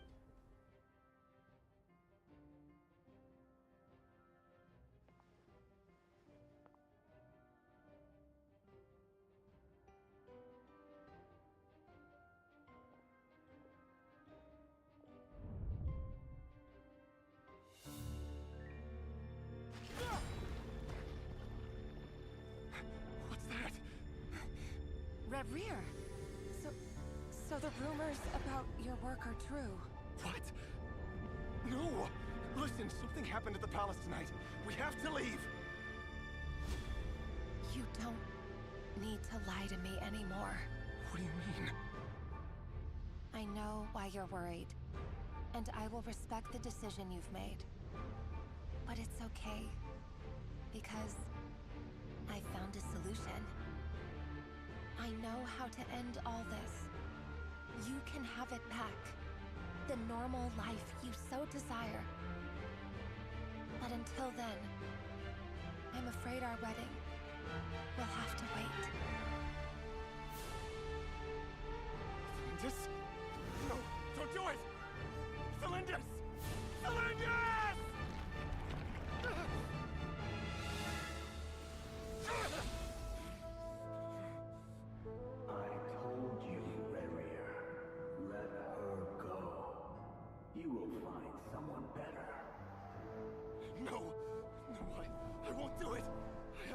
never! By what means exactly? A lowly pawn. You lack the power and the strength of will. Do you know a way? Tell me! Come to the palace. Join us.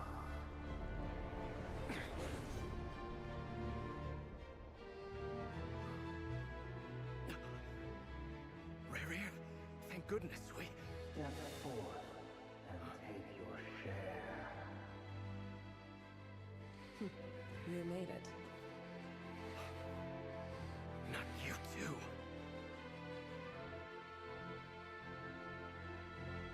Hatred or grief, despair, desire. We all have our own.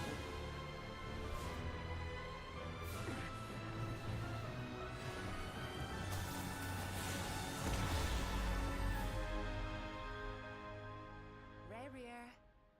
Rarier. Lindis? Were you daydreaming?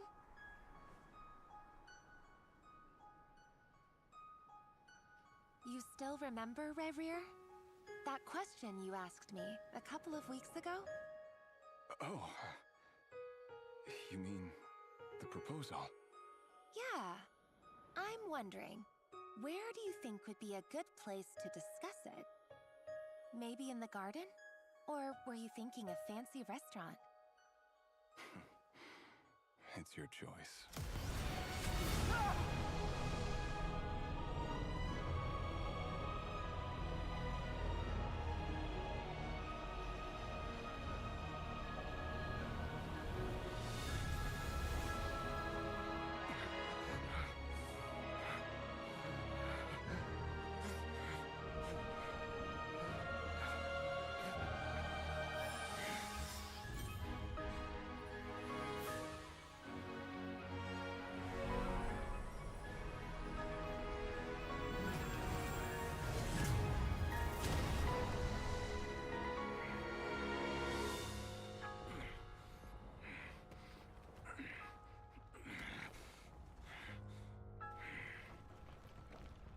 I will find you.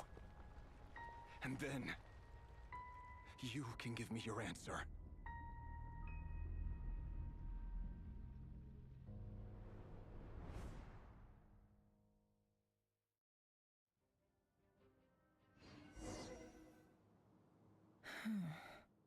So that's how the Raker of Solnari...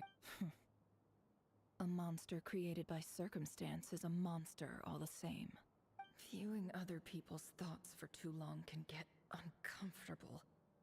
Right now, I'm feeling a strong sense of loathing. In a nutshell, the story of Conria is what happens when the truth falls by the wayside. Everyone tells little white lies, and before long, you have a huge pack of lies that destroy... Time to get back. His past is filled with sorrow, but the tale of any fallen civilization is one of endless tragedy. Cruel as it may be, that...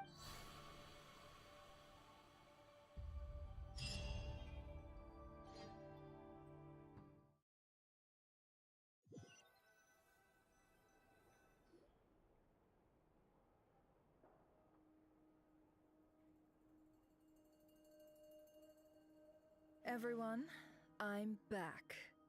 Can I get a standing ovation? Never! How are you holding up? Feeling okay? She's fine. Boss is a pro. Yes, I'm fine. You will have seen the events of Rarier's life through my thoughts. It's now clear that he is just a regular nobody, driven by personal tragedy, as he said himself. I mostly agree. There's only so much we can know about him from his memories alone, but they did give us a clear glimpse into his life in Conria. However, I would not consider Rarier to be a nobody. He was deeply involved in the events of that era. Yet, when the catastrophe of a generation strikes... Sounds to me like you're speaking in riddles again. Is this you urging me not to abandon the people of Nodcry and their... That's not what I meant. Although I do hope you choose to remain a part of the plan. Without you, the mission ahead will be all but impossible. Then try to remember that I respond better to the carrot than the stick. And I don't appreciate being bossed around. Now, as for you, Missy, you were excellent. You stuck to the rules of the ceremony and kept your mouth shut the entire time. Bravo. Cool! So, can you fill me in on the deets now? Most of what I saw when... Patience. You'll hear the whole story, don't you worry. But let's meet up with the others first. It will save me narrating it twice. Yehoda? Yes, boss! Let me get... That's more like it. For a moment there, I was worried you'd forgotten about the first clause of your employment contract. Forgive my curiosity, but... It says I gotta do the annoying stuff that boss is too lazy to do for herself. Like opening the door, pouring the tea, yada yada. Is that right? If something is in the contract, it's because she willingly agreed to it. Rest assured that the Curatorium abides by the very strictest of labor policies. You don't seriously think I'm cruel enough to treat her like my slave? In any case, I've hardly shied away from my share of the work today. There's nothing I dislike more than other people enjoying themselves while I'm hard at work.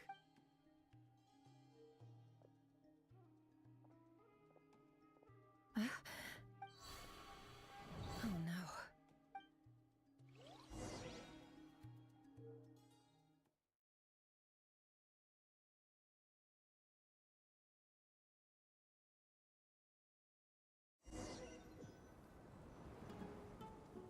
Sorry to disturb you, but we seem to have run into some trouble.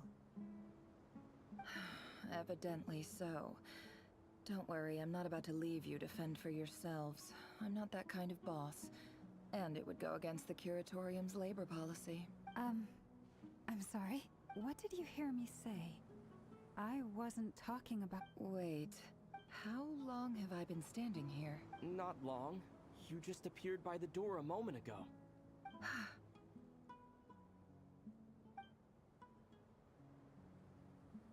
Boss, what's wrong? We've been tricked. We never left at all. Somehow I hallucinated that whole scene back inside the office.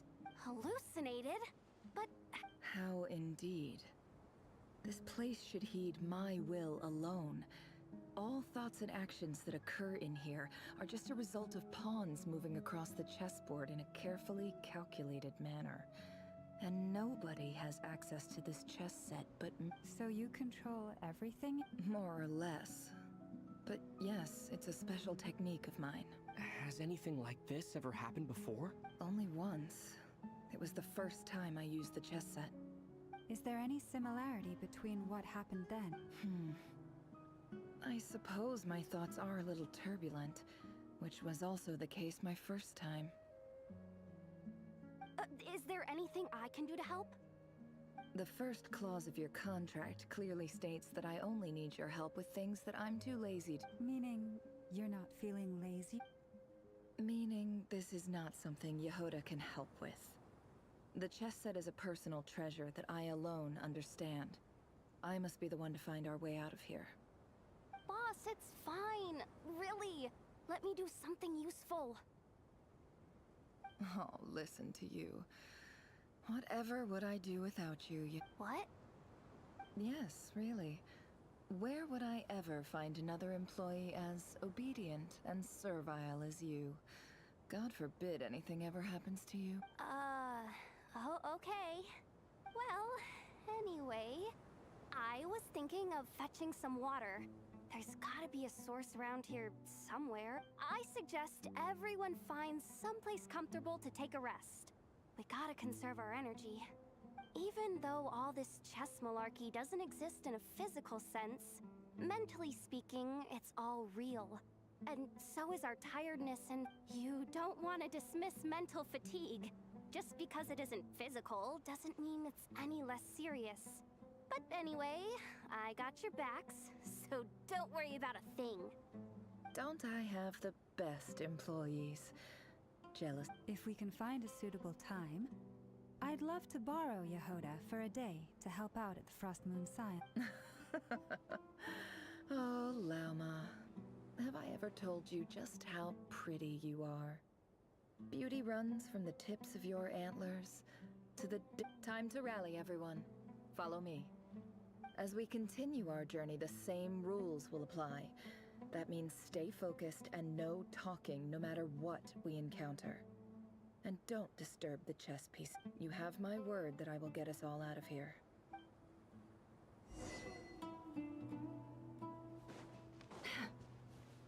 Can't hide the truth.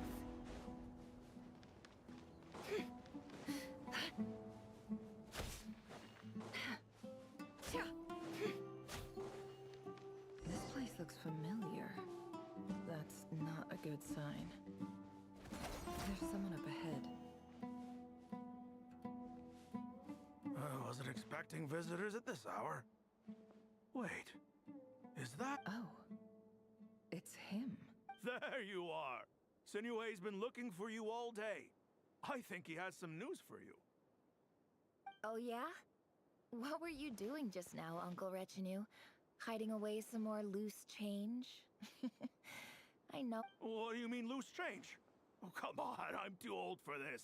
Just pretend you saw nothing.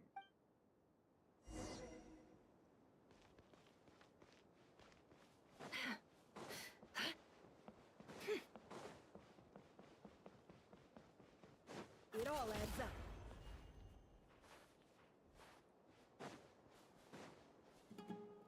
Hey, kid.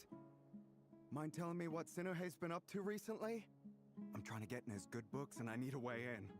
Get in his good books? Why? What do you want with my dad, Uncle Apepe? I've written a new song. I was hoping to showcase it at the next festival, but I'll need his approval. A new song, huh? I'd love to stay and listen, but unfortunately, Uncle Retinue says my dad's looking for me. Well, there's plenty of time and I'm not going anywhere. See that pile of stones? I'll be sitting there warming up my vocal cords. Come find me when you're done. Pile of stones. Got it.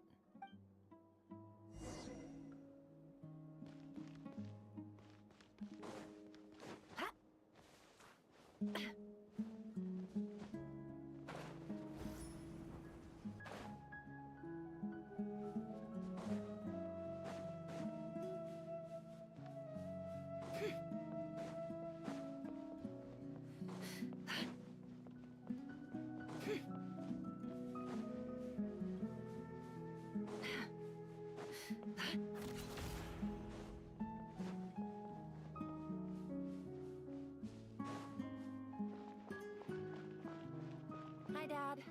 Uncle Retinue said you were looking for me. Ah, there's my little princess. If you'd gotten back just a little sooner, you could have shared the spoils of war with me. Spoils of war? Who were you fighting against, Dad? It was just a figure of speech. The aftermath of a sandstorm is no time to be waging war. I was talking about our war against thirst. I went out to fix our water supply problem, and now I'm back. We have a well again. That's right. I found a new one and brought back as much water as I could carry. It should last us for a good while. If it wasn't for these blasted sandstorms, our wells wouldn't be caving in. You wouldn't be spending all your time out searching for new water sources. As the chief of our tribe, I'm supposed to be leading us out of hardship and poverty, onto better things. You know how prosperous our ancestors were. I've told you all the stories. And look at us now, squeezed into these hovels. No one would choose this, if it wasn't for the endless war. But things are looking up. I started working with some folks from the academia a few months back. They gave me some contacts in return for my assistance in the desert. So you're the academia's helper now? Special ambassador, they call it. Think of it as a partnership. It's nothing bad, okay? We've been isolated here in the desert for too long. Seeking opportunities elsewhere is the best thing for us. And the fast... So, do you get anything good out of being a special ambassador? Of course. My luck's improving all the time. One day, I swear I'm gonna lead us out of this place. We'll...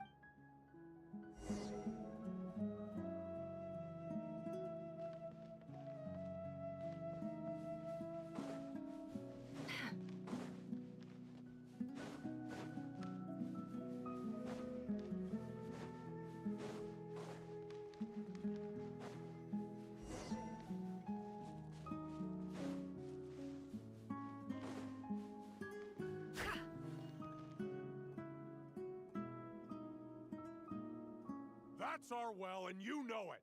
You stole from us. Well, you've gone from chief to thief, and now you have to face the consequences. Did you really think you could take our water without permission and get away with it? You're either brave, stupid, or both. And that Special Ambassador Act? Yeah, nice try. We spoke to the Academia. They said it was all news to them. You're a liar and a cheat!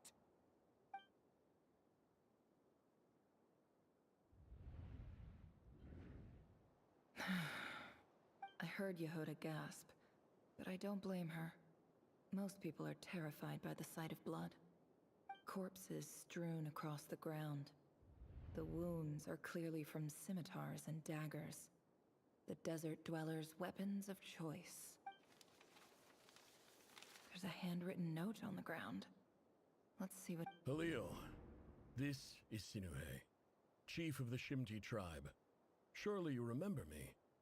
I was the one who helped you and your colleagues avoid the quicksand in the desert. This is my second time writing to you.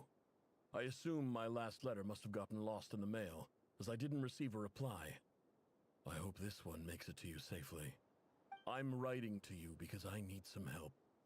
That sandstorm the other day completely blocked up our well, forcing me to look for another water source in Iab and Unut territory. It was a matter of survival. Praise the gods. The well of the Iab tribe was intact. It was my last resort. I drew what water I could and left, but not without being spotted. I fear they will retaliate. You told me to write to you if I ever needed help. You said you'd be my ally in the Academia. I urgently need you to formally recognize my title of Special Ambassador and send some of your people to assist me for a few days. It's the only way I can convince them that this was the Academia's decision and prevent them from retaliating.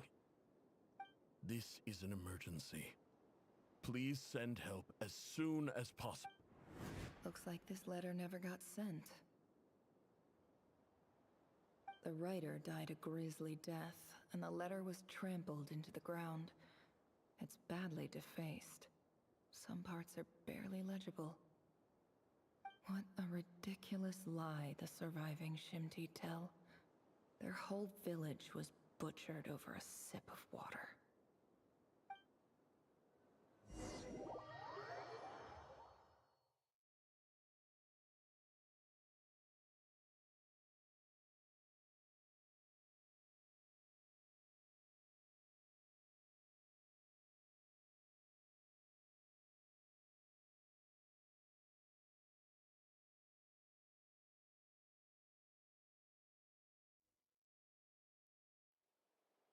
Officer, welcome. Welcome to our humble village. I thought you would at least have the courtesy to provide some respectable libations. This is the finest wine Aru village has to offer. I promise.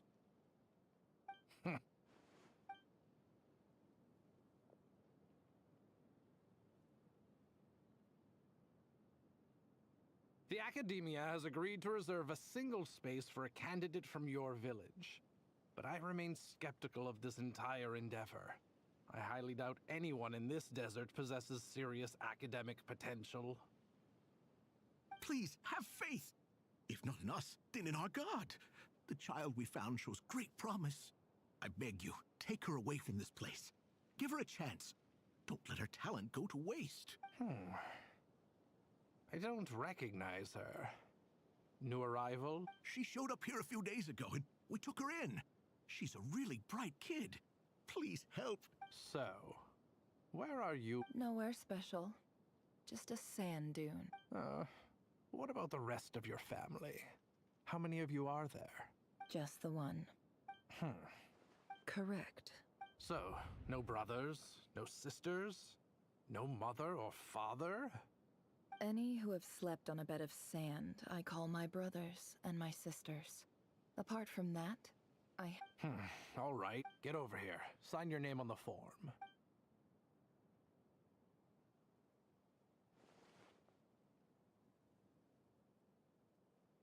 Never? You're rather fair-skinned for a desert dweller.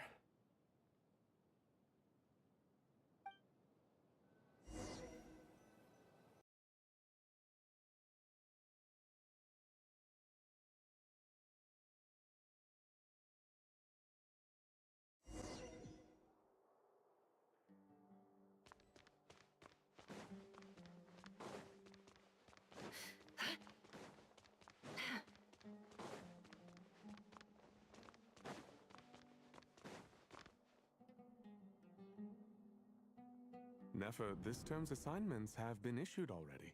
Please read through the materials thoroughly, conduct your own additional research, and then write an essay on the topic. Yes, Professor, I'm aware. I just had a couple more questions I wanted to get your perspective on. Oh? Please, ask away. Well, I saw the other students' problem sheets, and I couldn't help but notice that my assignment is much easier than theirs. Do you really think I'm a weak student? A weak student? Goodness, no. Quite the opposite. You have a sharp mind. Almost too sharp. I think what you're saying is, a weak student wouldn't have noticed the discrepancy. And if they did, they certainly wouldn't complain about the lighter workload. You see, sharp as they come. You see things the way they are, and I'm sure you know why they're like that.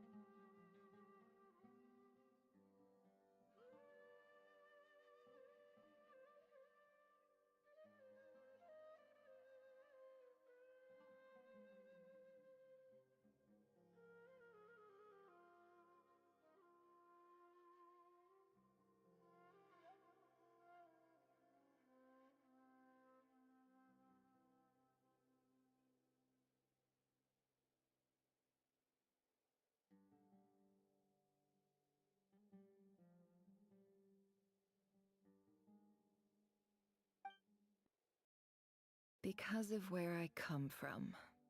Because I'm different.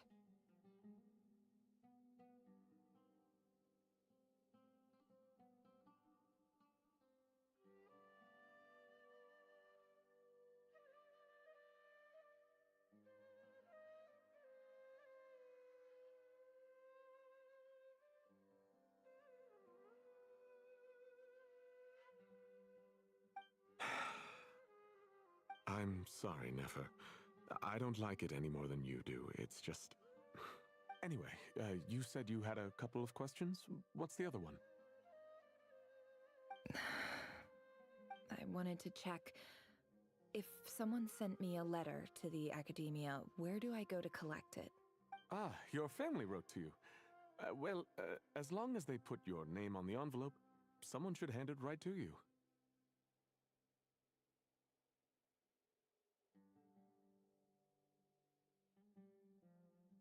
Not exactly.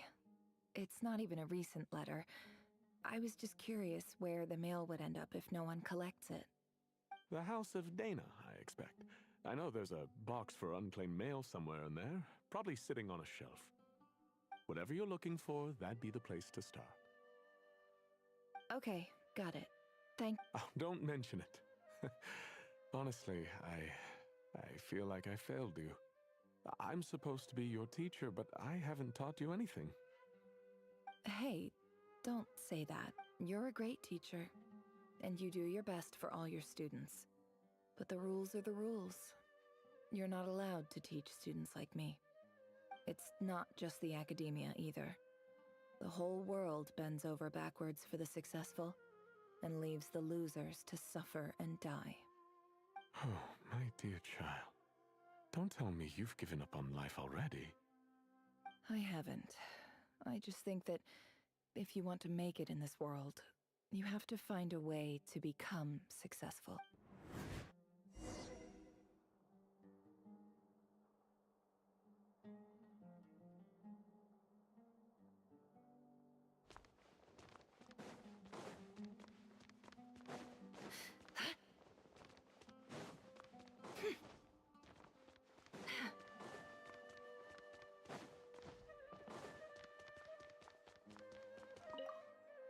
This must be it. A big cardboard box full of unclaimed mail. And probably some letters that... Let's take a look.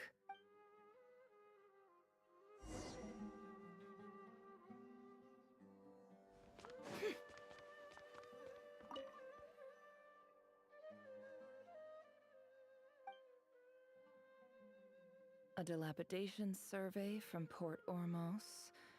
Looks like it's from a Core of 30 representative. What a strange thought. A bunch of mercs losing sleep over rundown buildings. This one was never even opened. I guess the recipient didn't care what the Core of 30 had to say about anything. Who was it addressed to? I don't... This one is addressed to the Immorta Sage. The title is Changes Observed in Satyavada Life Symptoms. Why do all these letters read like full-blown dissertations?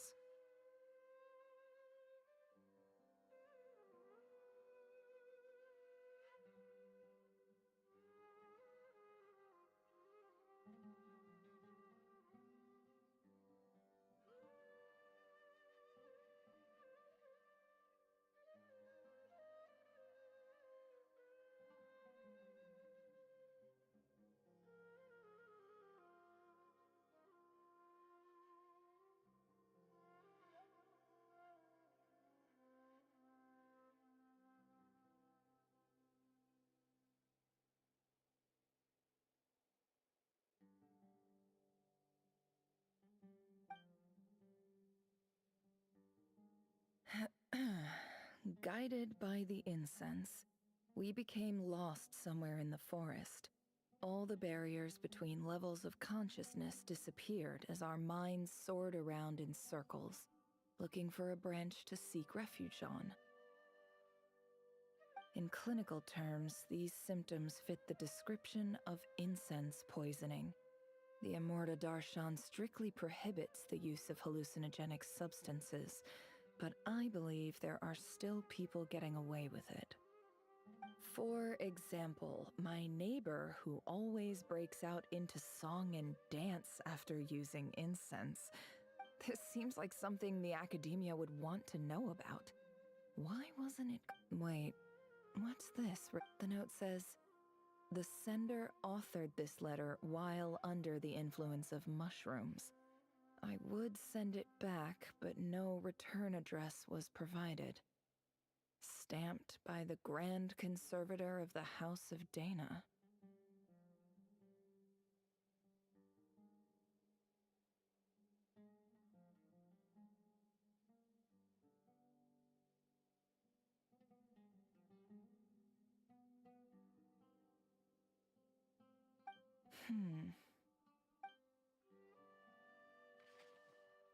This next one is addressed to Grand Sage Azar.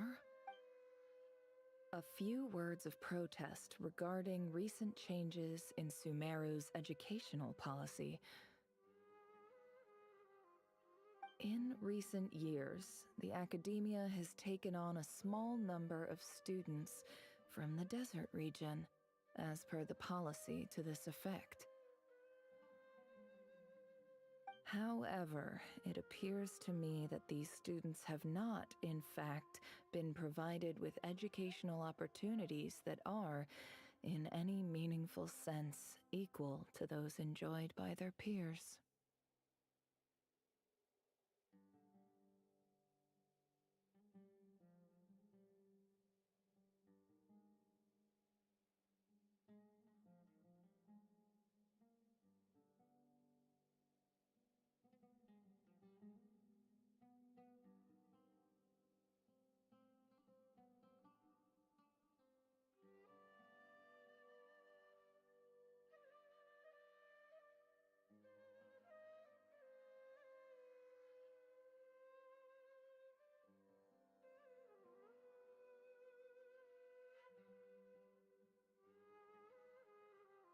As well as receiving dumbed-down assignments and perfunctory tutoring, they do not even have full access to the Akasha system.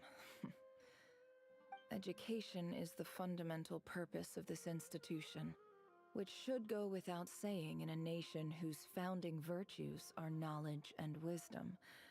I ask you, is the lip service we pay to the policy of education for desert students truly the standard of pedagogy to which the academia aspires?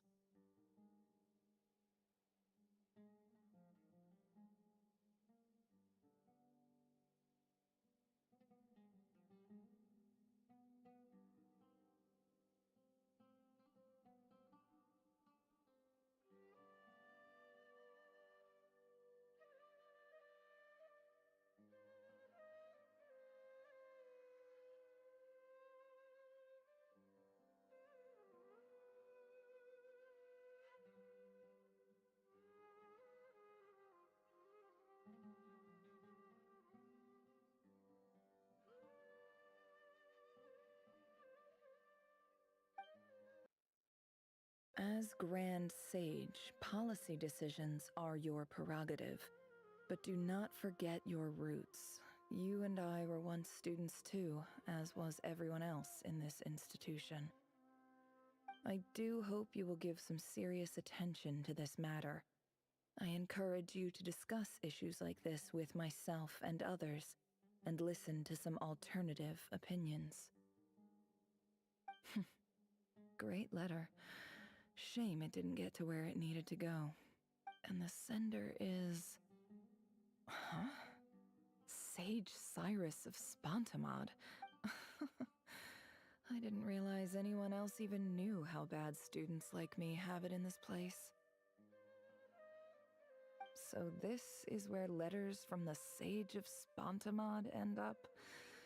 Nice one, Grand Sage. Really enlightened leadership. Whatever. This isn't what I came here for. I'm not exactly holding out hope that a letter sent from the desert would even make it here. But if it did, where else would it end up if not in this box? I can't believe how much discarded mail there is. Must have been years since someone last went through it all. And this is just one box.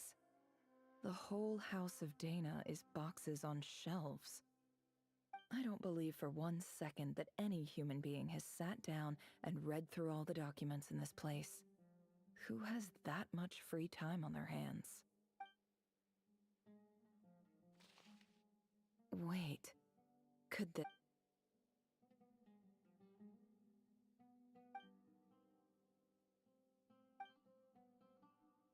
Greetings, Halil.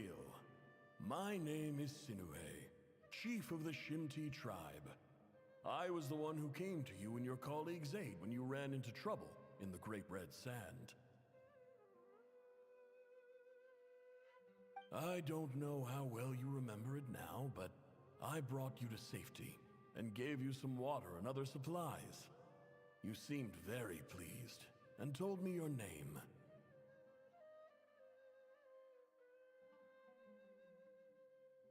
In my tribe, learning a person's true name is serious business, and I therefore see you all as friends. You were kind enough to leave your contact details, so we could stay in touch. The Shimti tribe lives a harsh, nomadic existence in the desert. You were sympathetic towards my plight, promising to make me a special ambassador of the Academia and help us find a way to make a better living.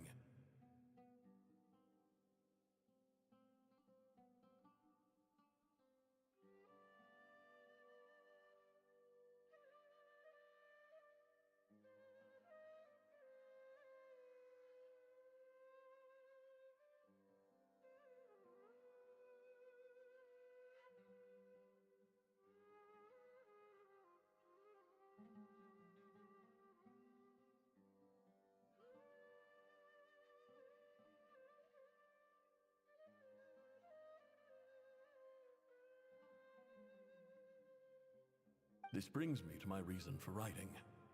Our tribe has fallen on particularly hard times, and I would like to ask for your assistance. There was a terrible sandstorm a few days ago, which blocked up the well in our land. To ensure my people's survival, I had no choice but to venture into Iyab and Unut territory in search of an alternate water source. The Iyab and Unut are descended from the Thamudians. While we trace our ancestry to Tulatala, we worship the Lord of Flowers and have had relatively good relations with our fellow tribes up until now. I found a well belonging to the Iyab tribe. They declined to help us, but I really had no other option, so I took some water to keep me and my tribe alive. My actions are certain to incur their wrath. When we met, you assured me that you would be my ally in the Academia. I would like to take you up on that offer, because I really need your help. I wonder if you could send an Academia representative to meet with me.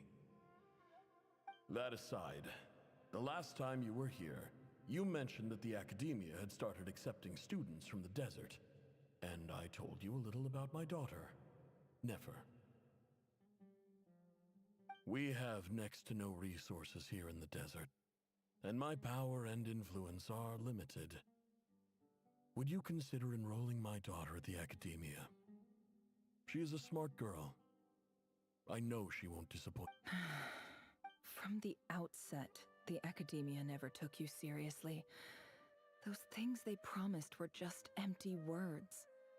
I doubt they even remember the name Sinuhe. And you were so emphatic that your luck had finally changed for the You swore you'd lead us to a better place one day. You spoke with such conviction, like you liar.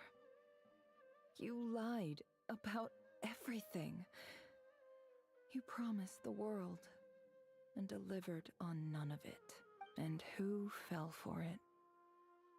Just me, by the looks of it.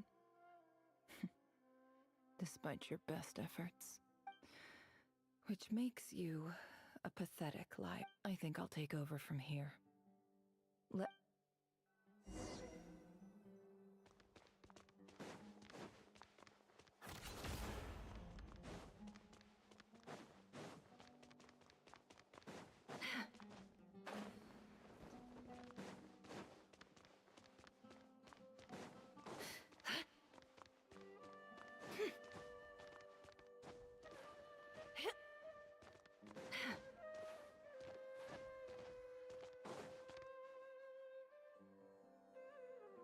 I just came to say goodbye. Thanks for everything you've done for me in my time here.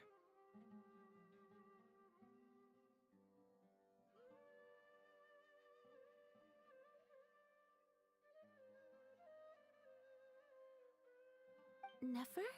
You packed your bags. Where are you going? I'm quitting. Something's come up in my hometown. Gonna head back and deal with it. Huh? But this was a hard-won opportunity for you. You know that better than I do. It was. But it doesn't matter. I have more important things to deal with, and they can't wait. Oh, and I didn't want to overfill my bags, so I left some incense on your desk.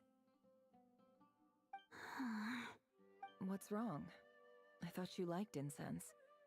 Although, I did read somewhere in the House of Dana that it has hallucinogenic effects. Don't use it all at once. Isn't this the stuff you brought from your hometown? You're just letting me have it? But you said it's a rare and valuable commodity. Yeah, I lied. It's not rare at all. There's this bunch of ruins near my hometown that are practically overgrown with this plant. It's not worth much. Keep it. But Nefer... All right, that's all from me. You take care.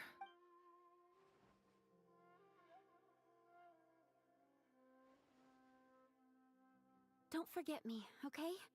I mean, we're more than just classmates, right? We're friends. Yeah, I'll remember you. I lied again. That incense is worth a fortune, and it's a rare find even in those ruins. And as for remembering her, I have far too much to do when I get back. No time to reminisce. I'll be lucky if I even make it through this alive. But either way, I expect I'll forget you pretty quickly.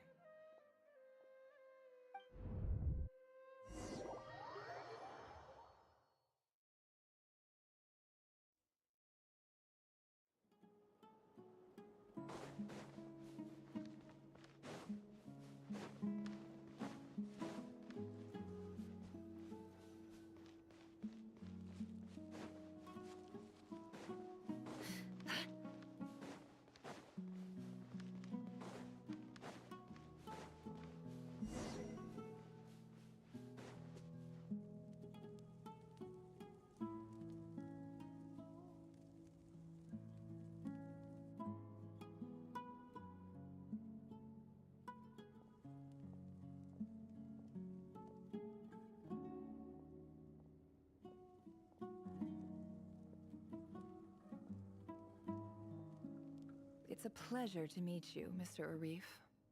So, what does the Academia want? Since they've sent their special ambassador, I assume there's a big business deal to be made. If not, I'd be very disappointed. Please, sir, lower your blade. You're lucky I'm the one they sent. Not all special ambassadors share my admiration for the Eab people.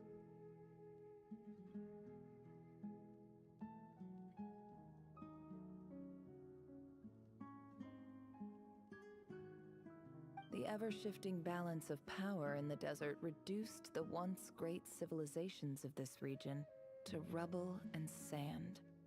But the story of the Eab has a very different trajectory. Others grew weak, but you grew strong, beginning in obscurity and moving to prosperity. You're the only ones who defied the trend. Huh.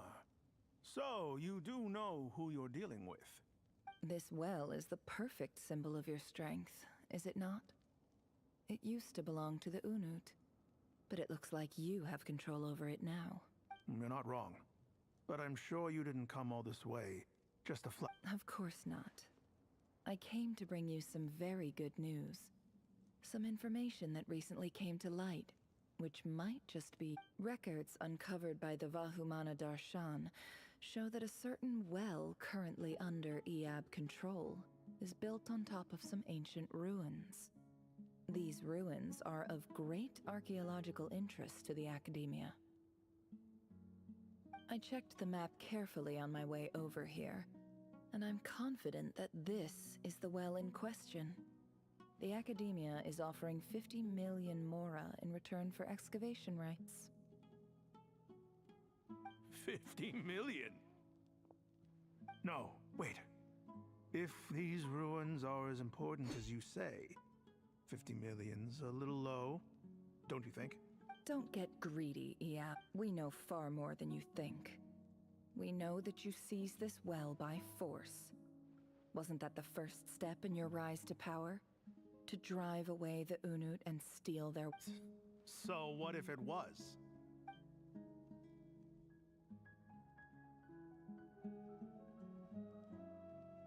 Don't worry. As unscrupulous as it was, it's something we're willing to overlook. The Academia is only interested in dealing with the de facto power holders in the region. I hope I am making myself... And I hope your words are the truth. If I find out the Academia is trying to play me, I'll hunt down every one of your people and make you watch as I cut their heads off one by one. I assure you, Chief, that would not be in your long-term interests. You don't want to make an enemy of the... You see how I'm dressed, don't you? I appreciate that you've never been to the rainforest, but surely even you recognize an ambassador's attire when you see it. And what does a barbarian like you have to lose anyway? You really think the Sumeru Academia would bother to come all this way just to lie to you? We have more important things to worry about. All right, I take your point. The Academia is the highest authority in the land. I'm sure you're trustworthy people. In that case, we have a deal. We will sell you the excavation rights. I'd like to thank you, Ambassador. This is good news indeed. Excellent news. In fact, it calls for a celebration. Would you do us the honor of staying a while and enjoying some Iab hospitality? Gladly. I am partial to wine myself, and I trust you are as well. So let's indulge in a few drinks together.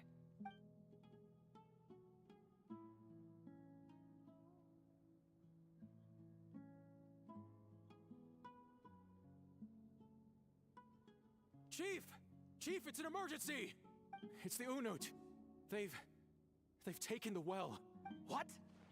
Well, don't just stand there. Take it back. Yes, Chief.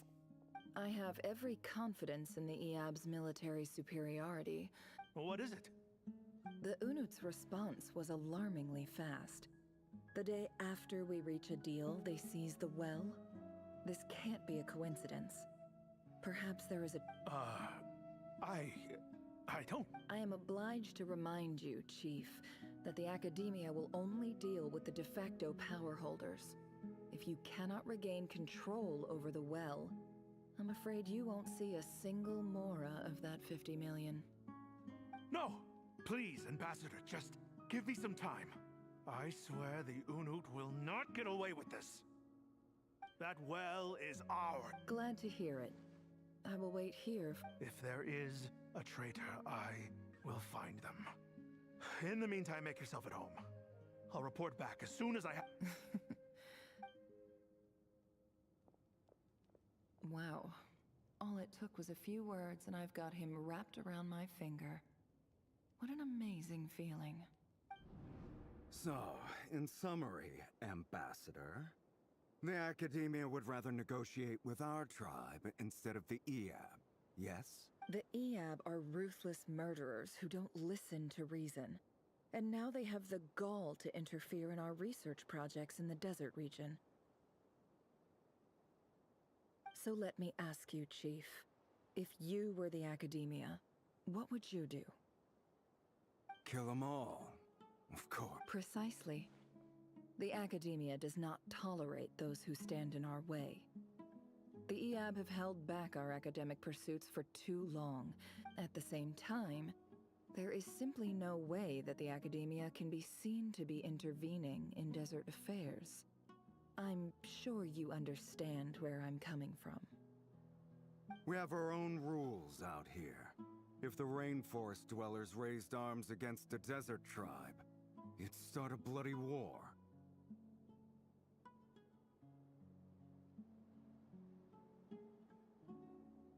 Right. We can't confront them ourselves, but we can support their enemies. The Unut have always had strained relations with the Eab, which makes you our natural allies. Natural allies. Weren't the Eab your allies once? You were quick to send them after us to protect your interests back when we stole that water. And now look at you. You're at each other's throats. Let me be clear. The Academia wishes to collaborate with the legally recognized rulers of the desert in this matter. We are asking for excavation rights to that well, and our offer is 50 million mora. Say no more. I believe we have an understanding. Good. Then I suggest you get to work. Get us access to that well, and the mora's yours. You see, Dad? Lying is easy when you know how. People will believe anything.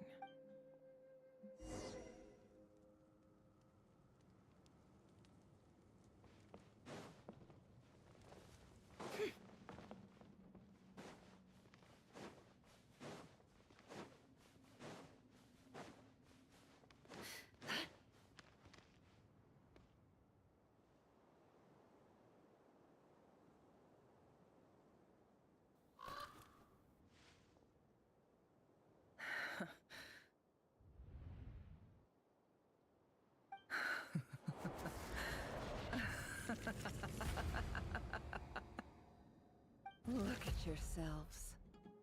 You may be vile, savage monsters, but your butchered bodies bleed like any others. You're no different. You're nothing special at all. The monsters who destroyed my home, they're just ordinary, petty human beings. What a joke. I think we're even now. Maybe I've even done the desert a favor. It's a better place without all these people around. Oh, Sinuhe, my gullible fool of a father. Perhaps if you'd been as ruthless as I was today, our tribespeople would still be alive. In this dog-eat-dog world, a chief needs to be tough but you couldn't do what had to be done. So I... Nefer, it's okay. All of this is in the past now. I believe I remember you promising to remain silent. Yeah, but even so... Yehuda, is there anything you can do to ease the tension? Alright, time for a sharp turn onto a completely different... So, anyway, that's enough of that. When are we getting out of this place? Feels like we've been walking forever. I'm getting pretty tired. Oh, Alma, you tired? Yes. If we can find somewhere to sit down, I could certainly do with a rest. It's not far now. There should be a temple just up ahead. Yes. Really? A temple? That's... I guess that's how things go in the desert.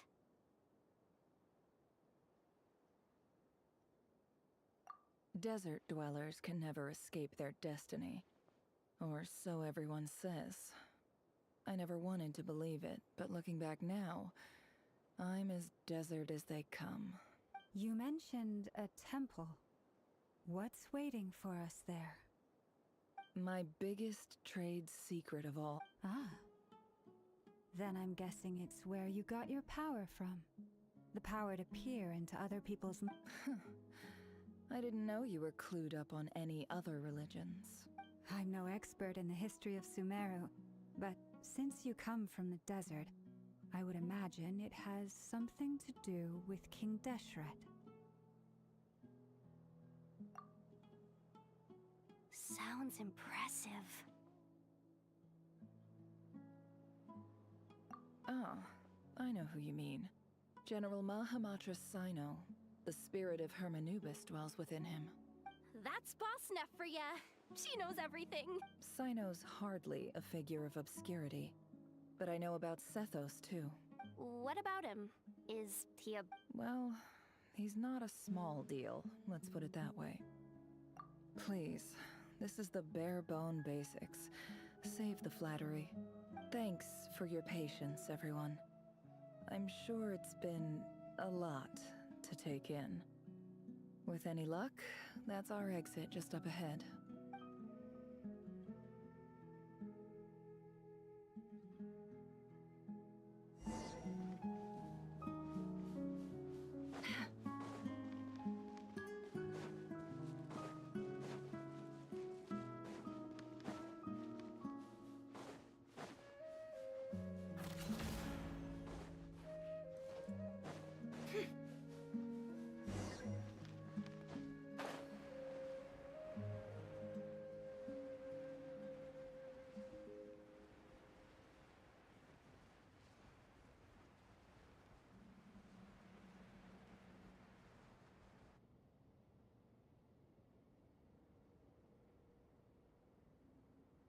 Uh-oh.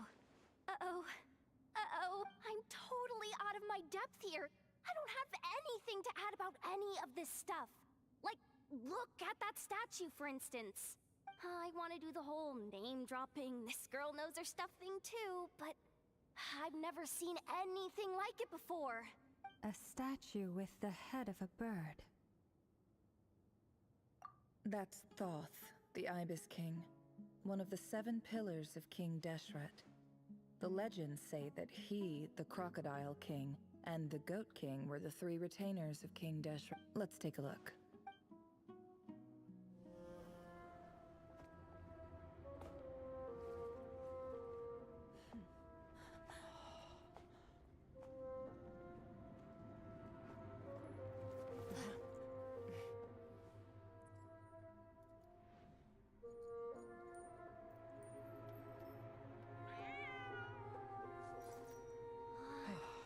It's just Ashru. So, all is well?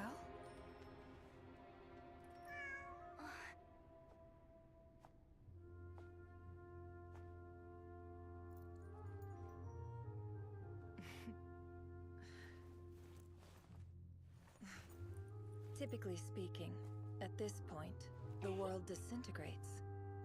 Then we find ourselves back in the outside world. Besides, these are my memories. There's nothing to fear. You're sure? Of course. It's almost over.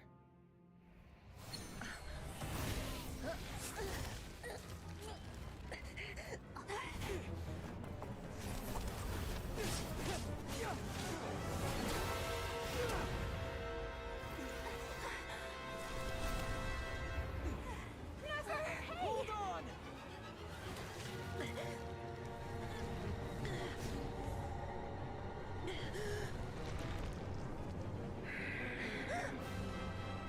Knowing too much is always a death sentence. Speak for yourself.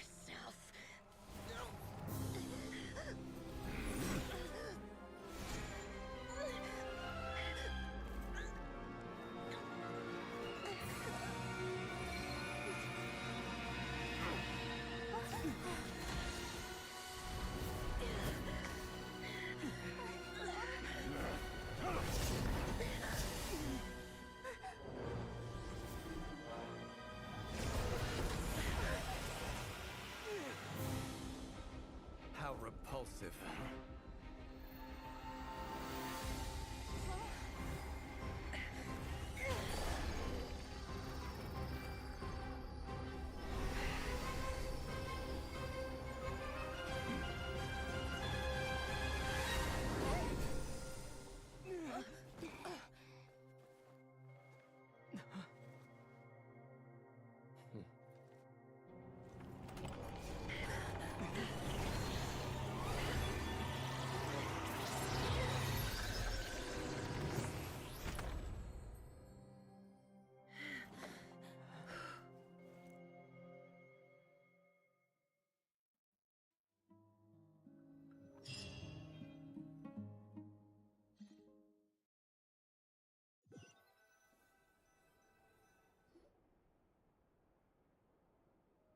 timed that pretty well, didn't I?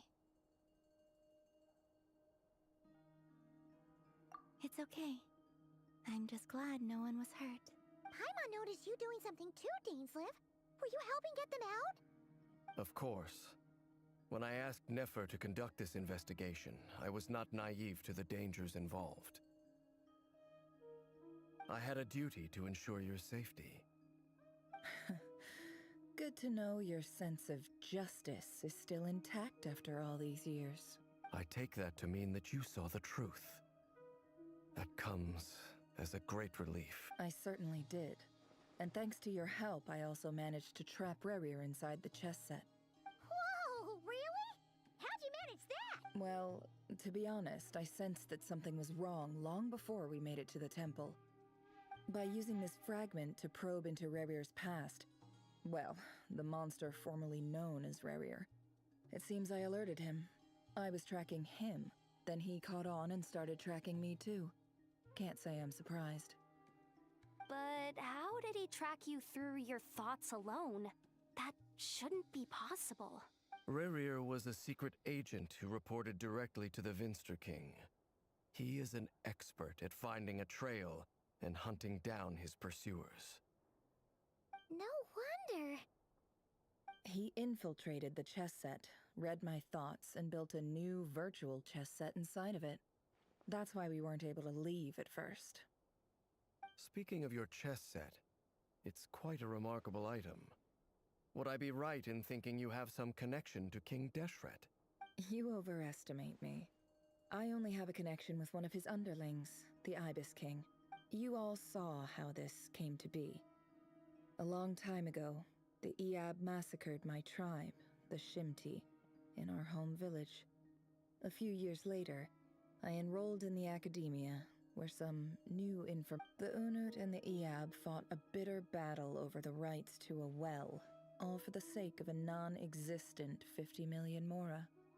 The Eab ultimately won that confrontation, but their victory came at the cost of almost every warrior. The final blow to the Eab came at the victory feast, when an Unut assassin beheaded their chief right before my eyes.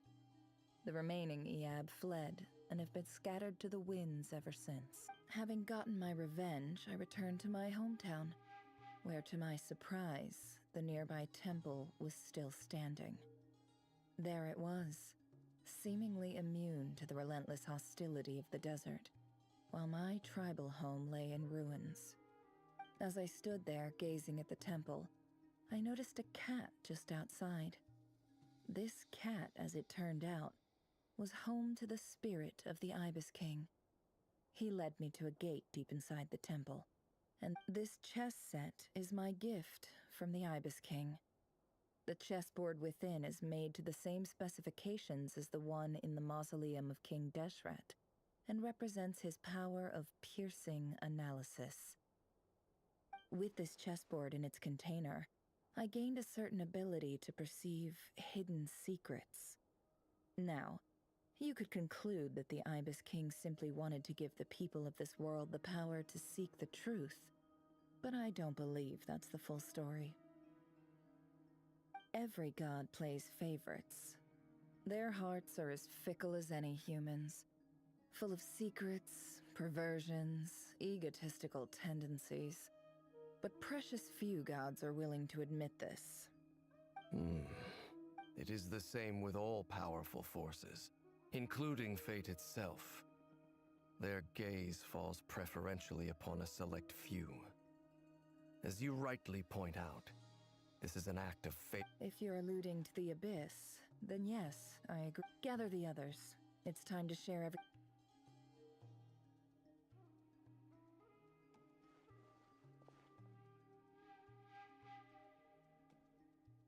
Thank you all for being here. As promised, I did some further investigating into the Raker of Solnari's background. I am pleased to report that the investigation has been most fruitful indeed. The Raker of Solnari, real name Rerir, was once a Conrian subject who served the Vinster King. I will now share the important details of his story. Please save any questions or comments.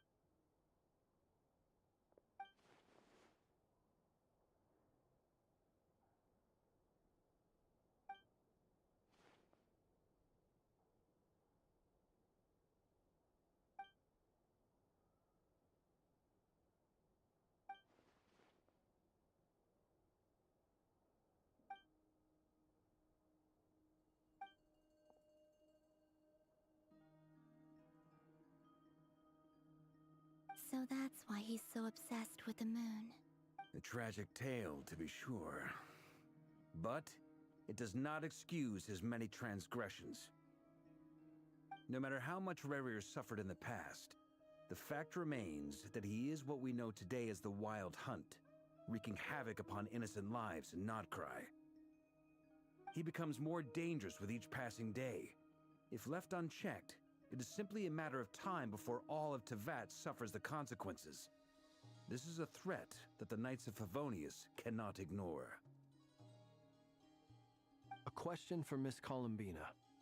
Forgive me if this is presumptuous, but have you ever seen the spatial gateway that appeared in Rerir's memory? Never. But I have heard stories of something called the Moon Gate, and this seems to fit the description. Miss Lauma, any thoughts on this? In the lore of the Frost Moon Scions, the moon is believed to hold many secrets. Some sources speak of ancient knowledge, others of a gateway to the unknown. The term Moon Gate is one I have heard before. But as is the case with all of our legends, there are no records of any first-hand witnesses. We cannot know whether it truly exists. Then back to Miss Columbina. As a moon goddess yourself, do you have some idea of where the Moon Gate leads to? Not at this stage, sorry. I do hold the power of the Frost Moon, and my strength is recovering well. I can sense that the gate would open at my command, but... But there's more to the power of the Frost Moon than that? Yes. A moon goddess has the right to open the Moon Gate, since it is a path to the moon. But as Nefer mentioned, holding open a spatial gateway takes a huge amount of power. And right now, I need to conserve my energy to fight the Rahier of Solnari. I'm afraid this is one mystery we... I agree. Better to save your strength. But if you'll humor me for a moment, I have a bold conjecture of my own regarding the world beyond the gateway. I highly suspect that neither Tholindis nor Rerir made it through unscathed. The evidence pointing to this is the fact that the Rahier of Solnari exists in the form of countless fragments. With the abyssal power he wields, no ordinary foe can touch him, let alone tear him to shreds. And yet, the Wild Hunt proliferates wherever his scattered fragments lie, drawing hordes of monsters to many different locations across the land. So your theory is that Rerir was physically torn to shreds by some powerful force? Hence, why the Wild Hunt is a distributed phenomenon, rather than a unified one? Makes sense to me. Explains why the Wild Hunt is so pervasive, and why he's been trying to piece himself back together.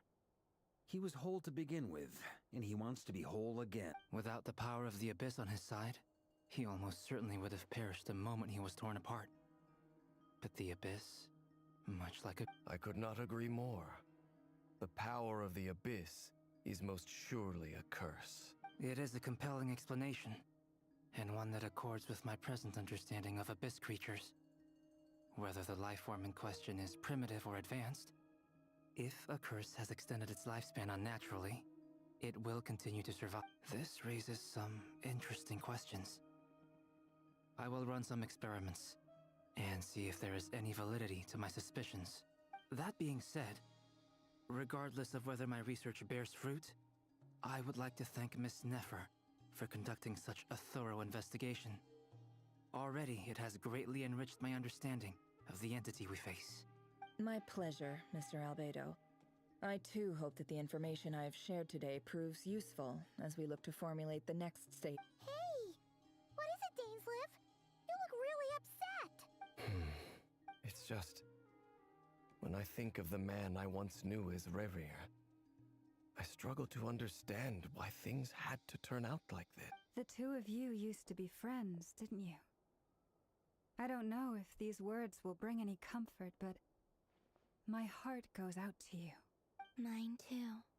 We can never know all the hows and whys of the way things are. The moon and stars are full of untold secrets and lies. And the skies are host to many more mysteries than these alone. Yet, none of that can begin to compare with... Those are the first comforting words I've heard in a long time. Thank you, both. Well, I think this is a good place to end today's meeting. I'm sure Nefer needs some time to recover. She's been through an awful lot today. That's very thoughtful of you, Llama. Of course. Sounds good to me. Take some time to rest and digest.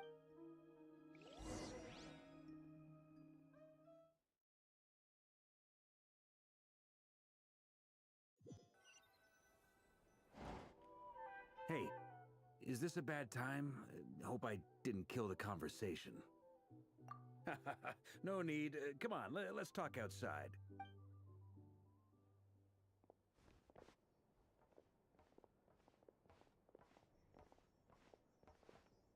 Anyway, Nefer went back to the curatorium to get some rest. But before she left, she shared some things with me that I thought you should be aware of. Firstly, although she managed to trap the Raker of Solnari inside her chess set, there's no guarantee that the power of the Ibis King is any match for one of the five sinners. Their powers are beyond our It's only a matter of time before he finds a way to break out. We have to come up with a plan and take care of him before that happens. Honestly, my mom figured that might be the case. So, how long have we got? Well, I asked her that same question. She talked for a long time, but for the most part, it seemed like she was trying to convince me how precious her chess set is. What a long and... It felt like some kind of sales pitch, you know? The kind where you end up handing over Mora against your will? Anyway, after all that, she finally answered the question. 2 days, at most. 2 days? Holy moly! That remains to be seen. Which brings me to the second issue. Dainsleif is obviously conflicted about this whole thing. But given how little time we have, there's no way we can pull this off without his help. You have some history with him, right? Do you think maybe you could talk to him for us? Great. I appreciate it. All right, on to item 3. So, Albedo, Durin, and I put our heads together and came up with a plan. Can't promise it's gonna work yet, but at least it's a... We figured we'd bounce the idea off you first. We'll explore it further once everyone's recovered. Oh, Paimon's dying to hear that. All right, so...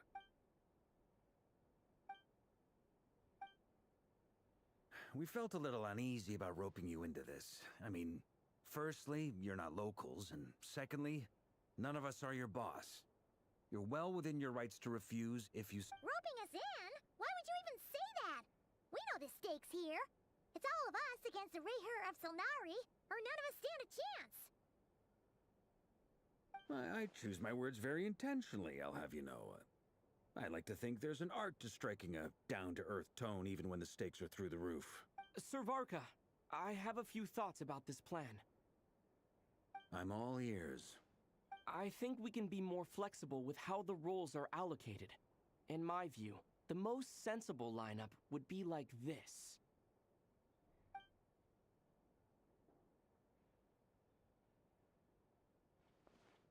I see your point, yeah. But if that's how we're going to approach this, you'd better make sure you're ready.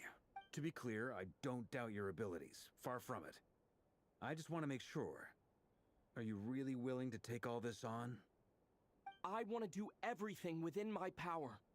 The Rayher of Solnari is a truly fearsome opponent, and if I do my part, it'll greatly reduce the risk for everyone else involved.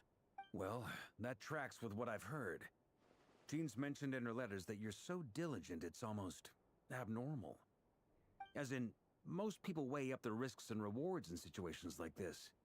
But you seem to just march towards danger without a moment's hesitation. Of course, everyone appreciates a fearless pioneer. But all that aside, I'm the Grand Master of the Knights of Favonius, and you're our honorary knight. I want to make sure your courage doesn't come at the expense of your safety. Thank you, Sir Varka. I should be the one thanking you. It means a lot to have you on board. I'll give some serious thought to your suggestions.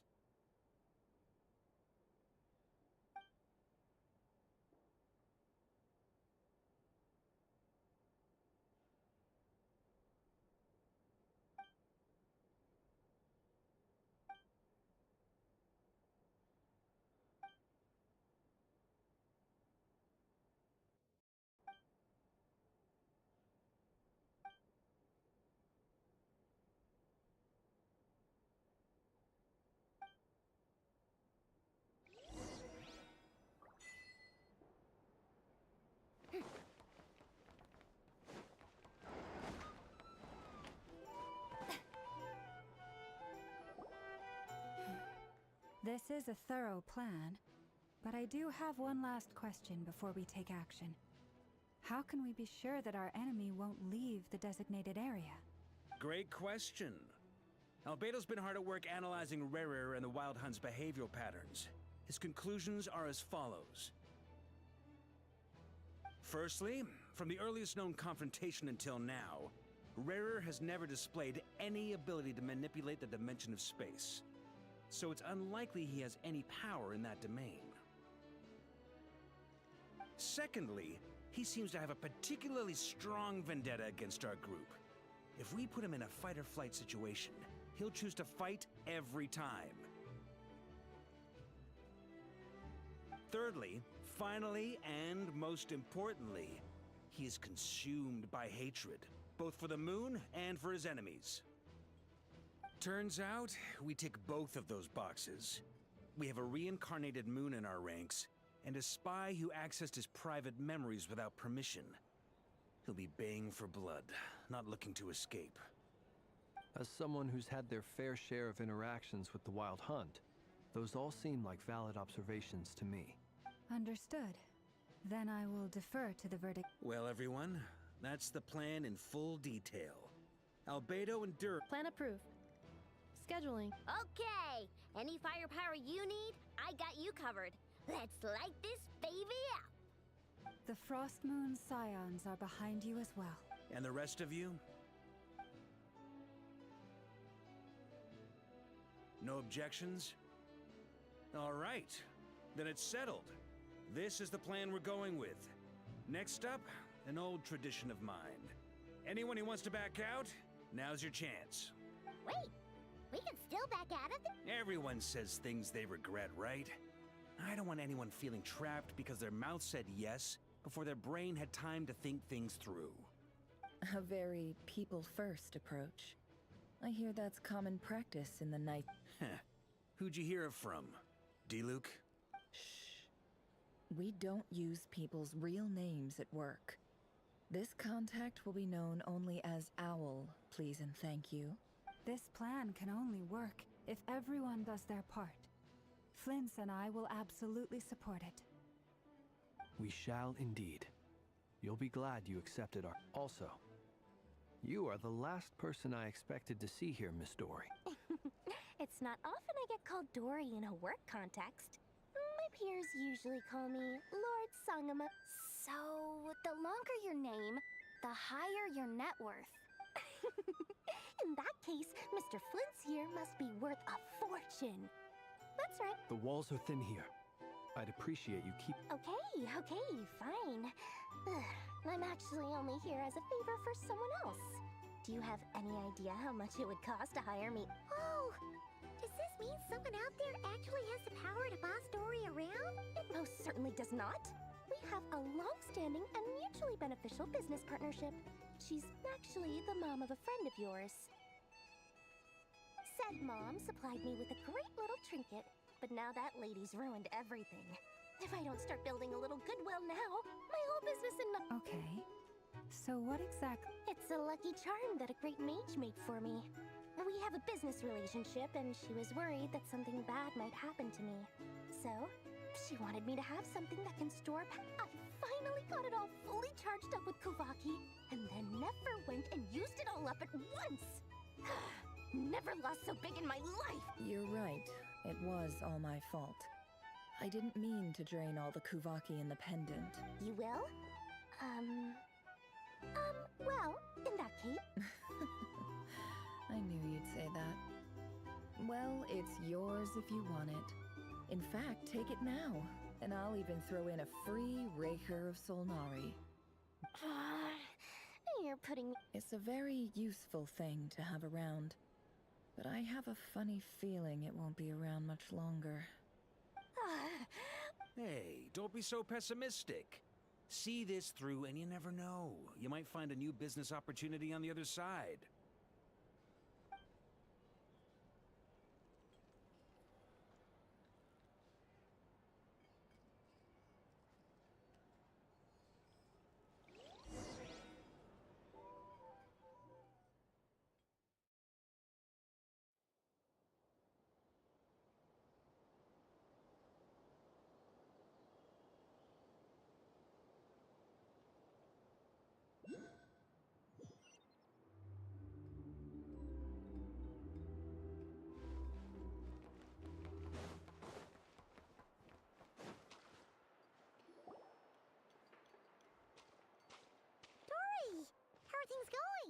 feeling Oh, I was born ready.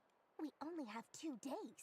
You think Lord Sangamabe would let an opportunity like this? Don't forget, when something's in high demand, the people with the goods on hand get to charge the highest price of all, even higher than the sellers taking advance orders. Ta-da! See? It's right here! Oh, it's so pretty! Did you make it?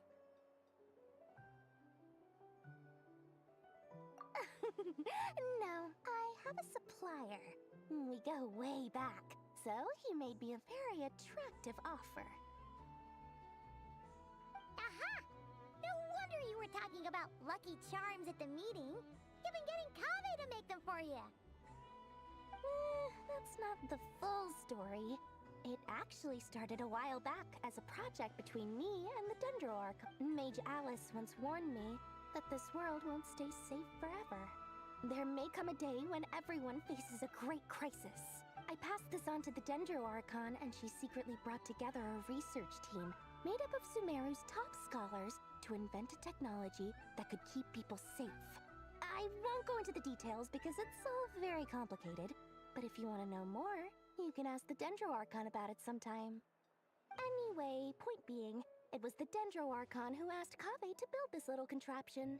As one of the top Kashara War talents, he was the obvious choice. Took him long enough. He stressed over it for ages. Must have gone through at least a dozen designs before producing a final product. But that's Kave for you. Marak delivered it to me a couple of days ago, along with a letter from Kave. Could I ask why I'm sending this technology to you? What's your proposed use case? Has it been approved by the relevant authorities? So nosy. My fault for sending him the research permit to Surely Nahida must have told him you were involved in this project. He was probably just nervous because you're always so secretive about your business. Could be, could be. Anyway, I just replied, let's hope there never has to be a use case. Because it would involve grave... Fair enough. But it sounds like he was just being cautious. He probably felt responsible. Or maybe he was asking as a favor for his housemate. He's done that before. Not sure why, though. His housemate doesn't... Either way, all's well that ends well. I'm just glad to finally have my hands on the product. I wouldn't want to be without it, given the potential dangers. Huh? What does that look mean? Paimon's just super surprised. This must be the first time we've ever seen you actually get serious. Well, a long time ago, I made a promise to myself. I promised that I was gonna live every day of my life with a big, beaming smile. Obviously, Mora plays a big part in that. There are always gonna be times in life when you have to give something back. That could mean paying back a debt, returning a favor, or showing some kindness. Alice has been a huge help to me over the years. She was the first investor I ever had. And I want my investors to know that Lord Sangamabe is the best in the business. And more than that, no one knows what the future will bring. Whatever happens, I want to make sure the Dendroarchon and all of Sumeru is prepared to face whatever comes. Oh, that? I was just making sure Nefer and I are square. Don't be thinking it was some sort of benevolent act. I'm no saint, so don't treat me like something I'm not.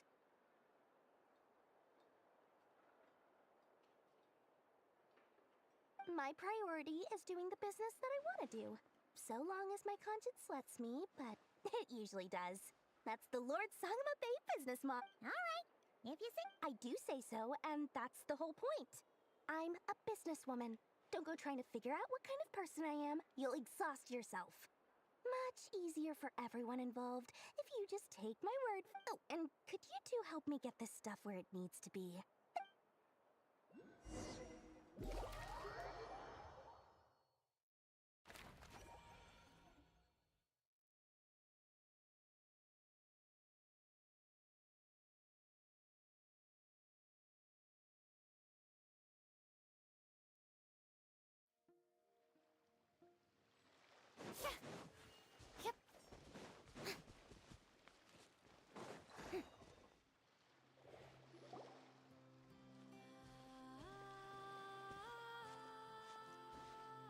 Traveler, Paimon.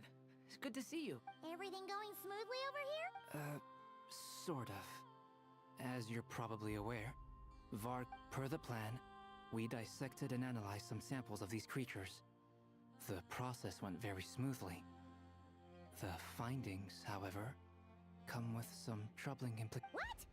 You can actually dissect the wild hunt? That depends on your definition of wild hunt and dissection. Harmless, lifeless. These words are accurate descriptions. The wild hunt is an interesting phenomenon. In and of itself, it doesn't seem to possess anything akin to a human personality. But taken as a collective, the medium through which the wild hunt is summoned does appear to have a soul. Master griped a lot about the wise Horoptotire, and seemed somewhat fascinated with the foul Certology. But she barely mentioned Rerir at all. I don't think that was because of his lower social standing, though. Anyway, it's a pity. I should like to hear her thoughts on the nature of the life form he has become today. It's a strange mix. The furious energy of an abyssal being channeled through a fractured physical existence. A consequence of being torn apart by an unknown power. Perhaps the only explanation for his survival in this state is that he sacrificed a degree of individual... Oh, sorry. Once I get talking about interesting research, I have a tendency to go on indefinite. Back to our research findings. Essentially, they confirm my hypothesis. Rerir's corpse is completely contaminated by the Abyss, and the effects are irreversible. You could think of this as Rerir in mutated form. But in my view, even that would be inaccurate. In reality, his whole being has been consumed by the Abyss. In other words, he is now nothing more than a manifestation of abyssal. Unfortunately, at present, we have no means of completely eradicating abyssal power. Hence, we cannot fundamentally destroy the Rayhir of Solnari either. Oh, that's terrible news! So, that's it? We can't defeat him? Not even if we get the power of the Three Moons? Miss Columbina's situation is a difficult one. She can never achieve wholeness when the world does not accept her presence. It's as if her creator banished her to a place she can never be accepted. It means she spends most of her energy just on her own survival. Given the circumstances, it's only natural to despair. But we must see this plan through to the end. Time to kick off the backup plan. Oh, Paimon almost forgot! This is for you. Dory asked... Ah, how wonderful. Well, thank you for making the trip. I'm sorry I won't be there to protect you in person this time. Please... All right then.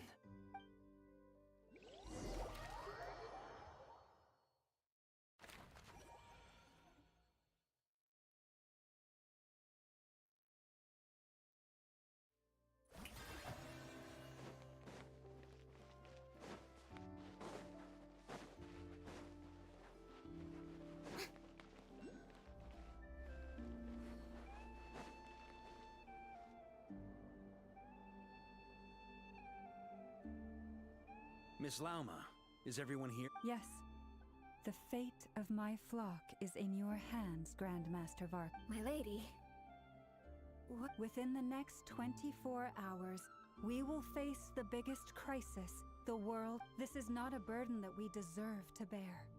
But I believe that we reap what we sow in this life. So I intend to act. I must do what I think is right.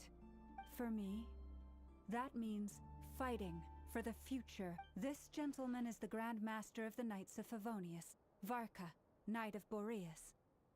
In my absence, please follow his Hey, everyone. Guess I should introduce myself. Well, to start with, I know my way around a battlefield. The biggest strengths are honesty and hard-workingness. Anyway, point is, I don't intend to let Lauma down. I'm gonna do everything in my power to keep every last one of you safe.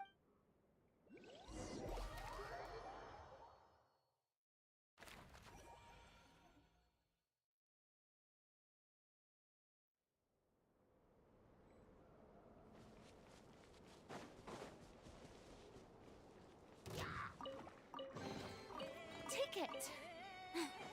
Go on. You have my approval.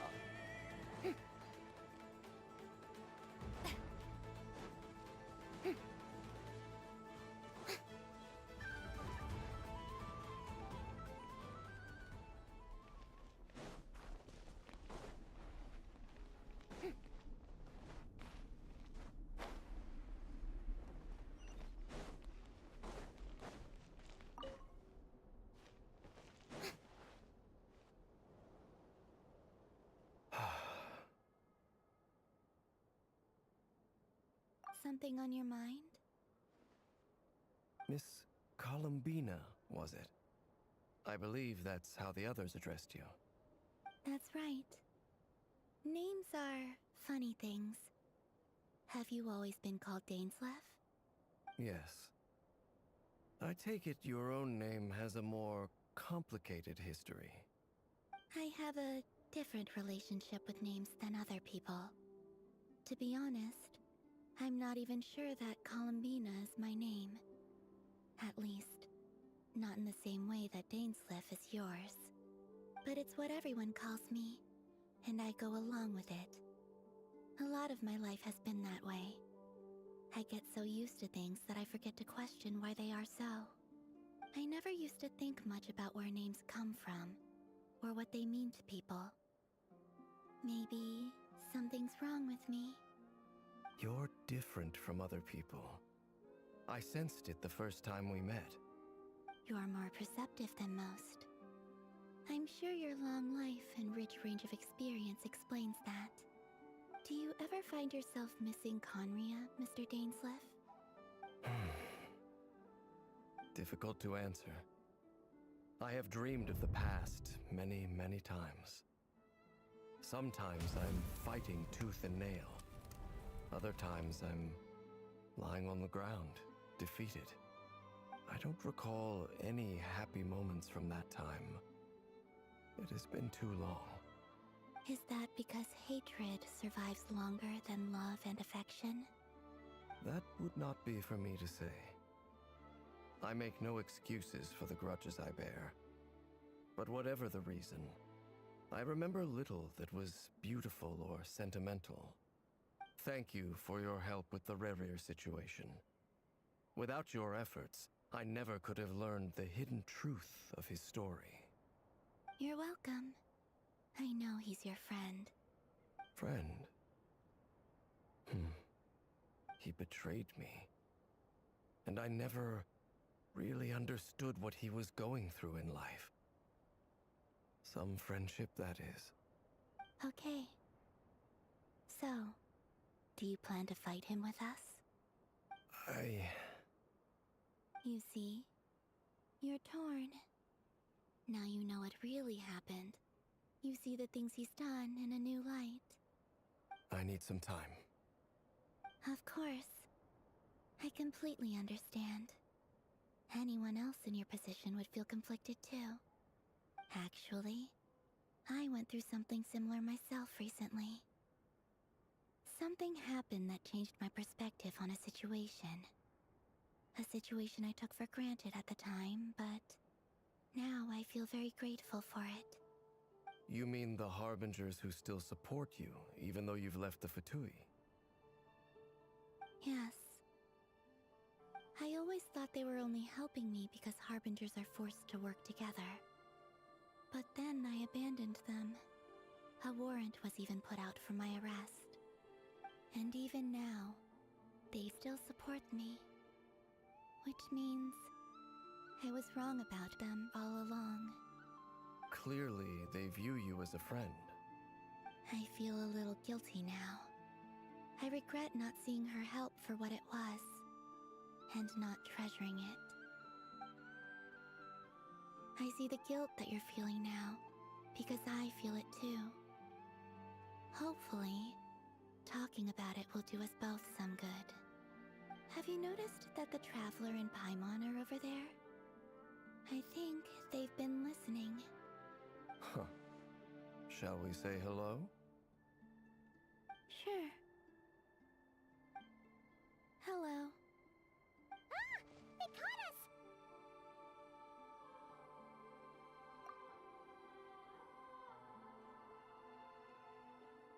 I apologize for making you worry. No doubt you wish to know where I stand on the plan to take down the Recher of Solnari. I'm afraid I need a little time, but I will seriously consider joining you. You will? Oh, thank you so much! Everyone will be so grateful to hear that! They needn't be. This was something that I was going to have to face up to eventually. That doesn't matter to them. They're grateful to you regardless. You can't control their gratitude, so just accept it. And then, have a think about whether you're willing to join us.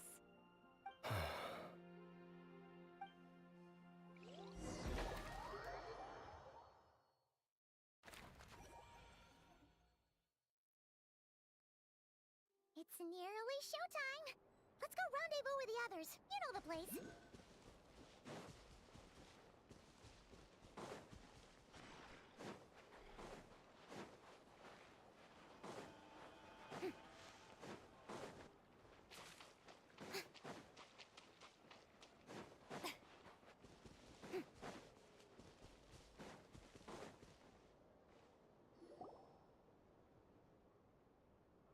Ah, you're earlier than I expected. Hey, Flint's! Been waiting here long? Not too long.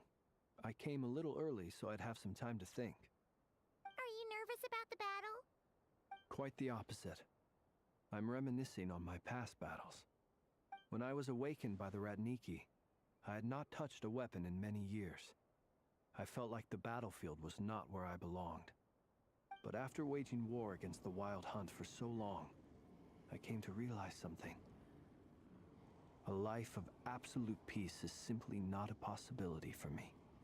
My restless flame indicates that somewhere inside of me, there is a deep yearning to root out the evil in this world. Ooh, that doesn't sound like such a bad thing. Well, in the past, when I was a Fae whose primary concern was hibernation, it was hardly ideal. But it certainly serves me well here in the present. And I am delighted to be able to join forces with you in this endeavor. Looks like I'm not the first to arrive.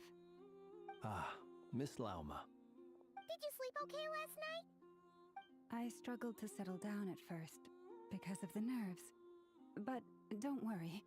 I got enough sleep in the end. I'll be just fine. Please, I'm just doing my part. Never! Over here! Aino asked me to relay a message. She said Anefa will be on high alert and keep a close watch over all secondary districts where defense is required, providing support as necessary. Meanwhile, Aino herself will provide range support to us directly, using her latest invention. Excellent. My thanks to all involved. The chess set's looking a little unstable. It won't hold him much longer. We should be prepared to engage at a moment's notice. No sense sitting around waiting. Let's make the first move while we still have the option. I agree. Paimon, find a safe hiding place. Got it! Be careful, Traveler! I will.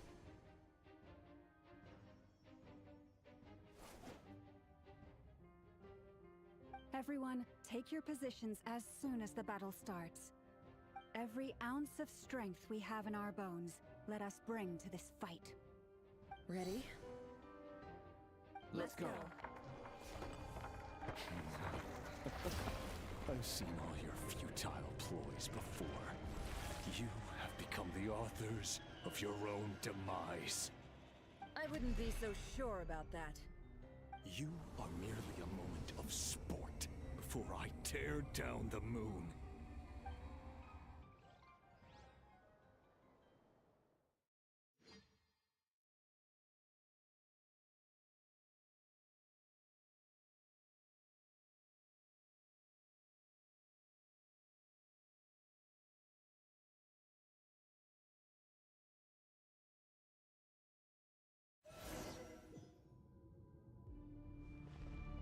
Stay on your toes. Yep, you too.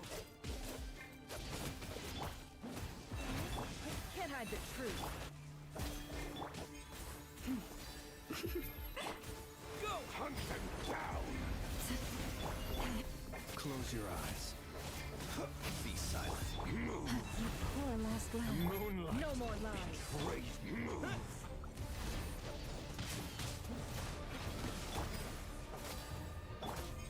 The moonlight betrays you. It's all futile. No more lies. The deception. Hit for the everlasting forest. Water jet! Close your Let me help you guys. Eat this!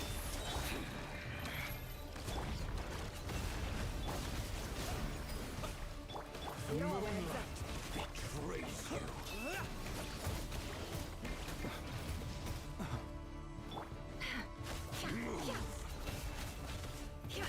The moonlight betrays you.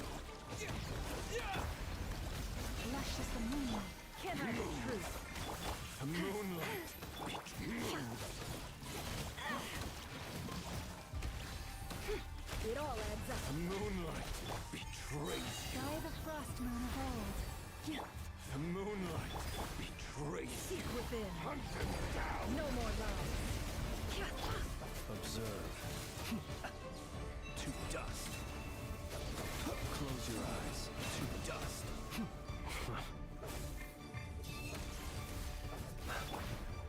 Receive, Michael. Can't hide the truth. Move. It began with the moon, and so shall it end. The moon will protect you. Move. Be silent. Close your eyes. The moonlight. No more betrays lies. you. Move. Go!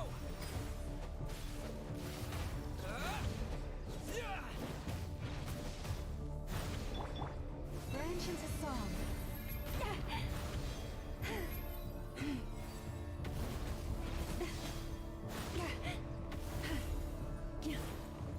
I am being tested. Do you see now? Can't hide the truth. Pitiful here. When will it be as you foretold?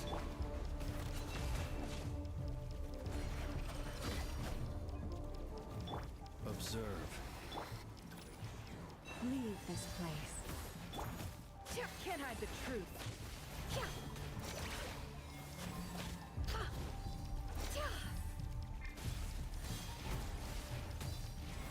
It all adds up. Forest.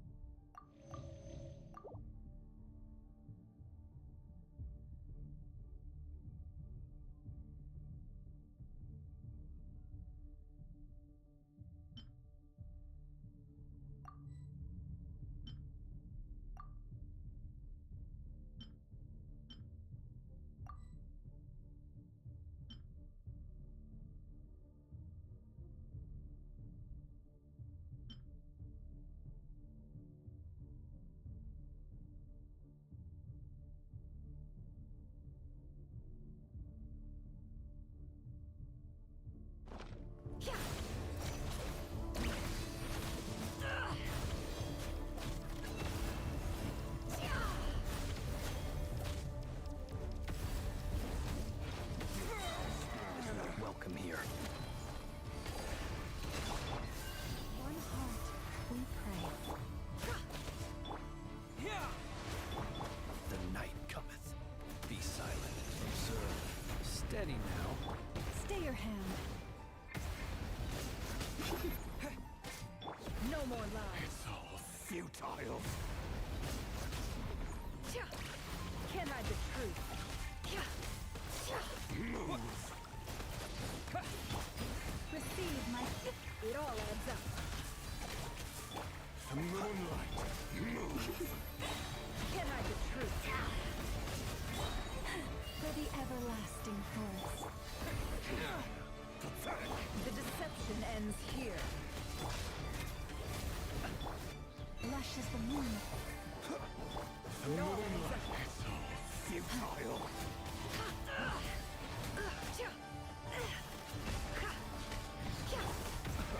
Keep your distance. Leave this place. By the frost. Can't hide the truth. Hunt him down! It all adds up. Mentions a song. Moonlight Seek within. betrays you. It's all futile.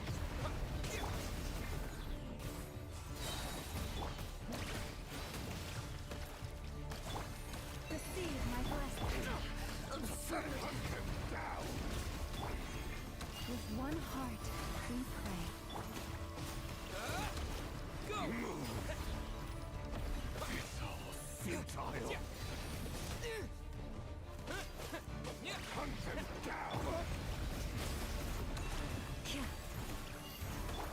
Moonlight betrays you. Your little game of heroics is over. Who wants to go first? No.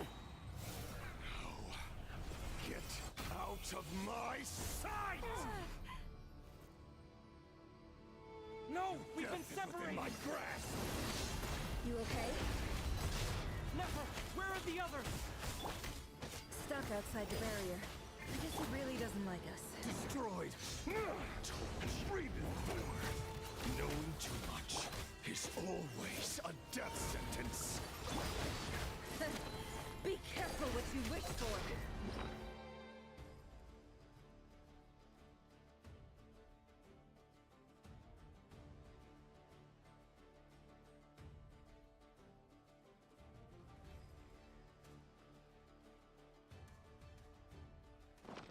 It all adds up. Lauma! Can you hear me? Hold on. Silence. The voices are gone. But at least I know they're still there. I need to focus. Stick to the plan. Remember my most important task. Just keep stalling him. If I can stall him for long enough, the moment will come. No more luck. Yeah! It all adds up. Destroyed! The mystery unravels. Can't hide the truth.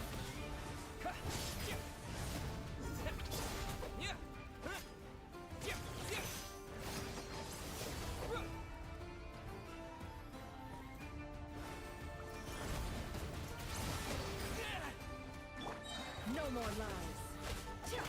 Bombs away! The deception ends here. It all adds up.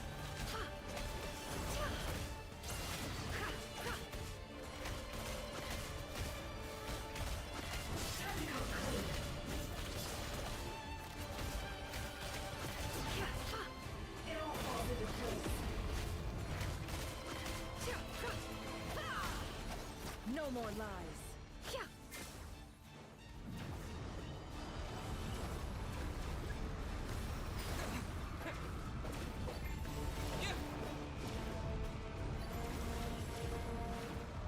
I've got this!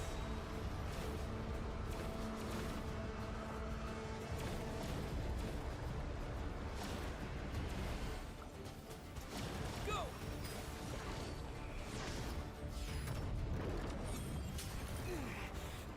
Shield's broken.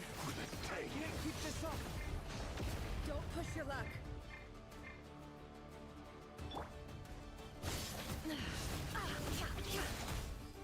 How?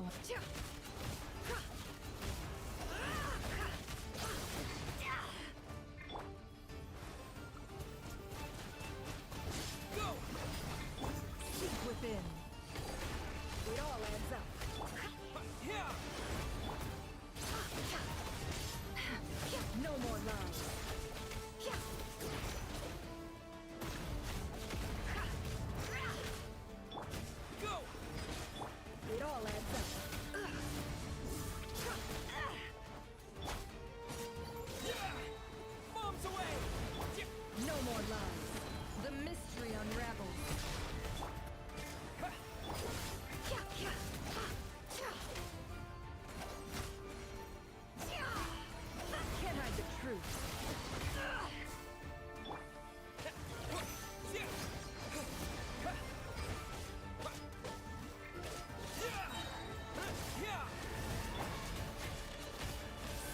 thin.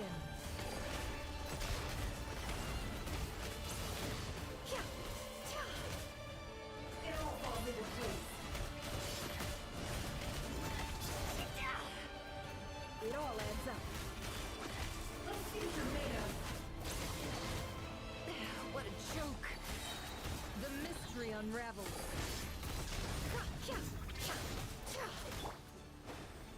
Go!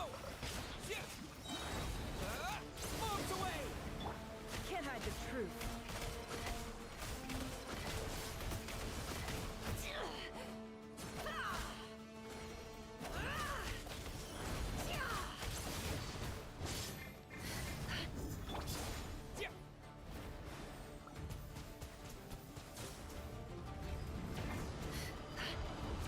No more lies.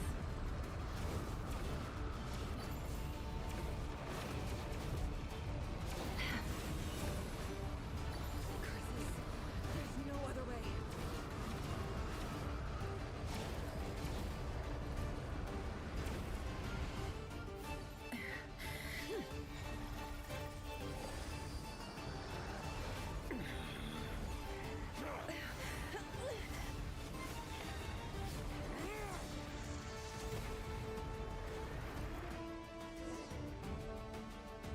The only way to defeat Rarer is to borrow his own power. That means Columbina will have to disappear while you two bear the brunt of his attacks. You have to hold on. Find a way to keep him focused on killing the two of you.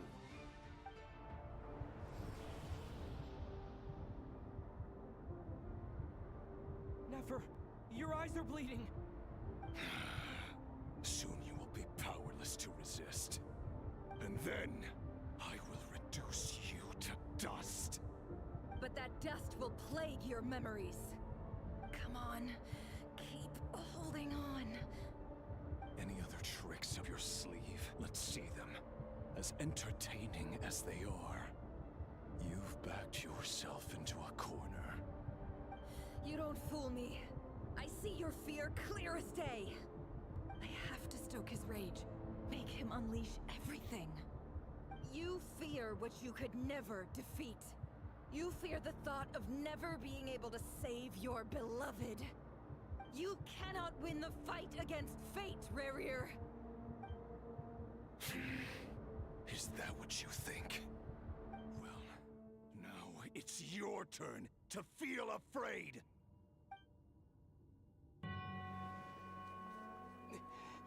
You fear the sound of your own name? Is it us you hate? Or is it what you've become?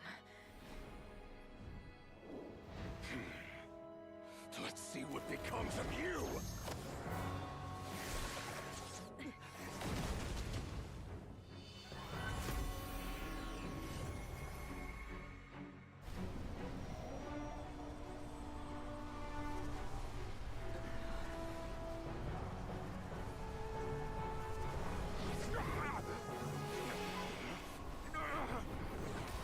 What's happening? That power. I've seen it before.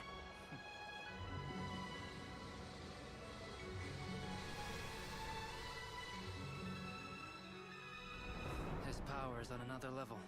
We'll need to use an alchemical array to convert his power into a usable form. Then quickly channel it into Columbina, rendering her powerful enough to compete with him. I'll join you. I can help. If I release enough abyssal energy into a confined space, it'll create a potential difference, allowing us to extract a huge amount of elemental energy. Next, I'll synchronize with everyone's minds using Pyro, then give you temporary access to their abilities and fields of view. But it won't last long. Can you see? Well enough.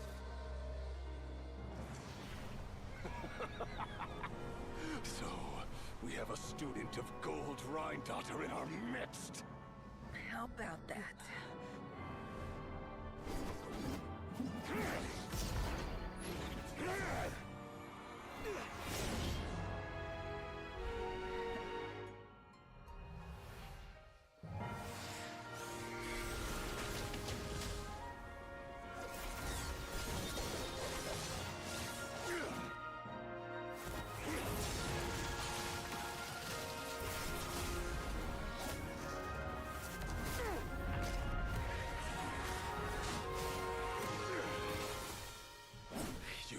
own power against me?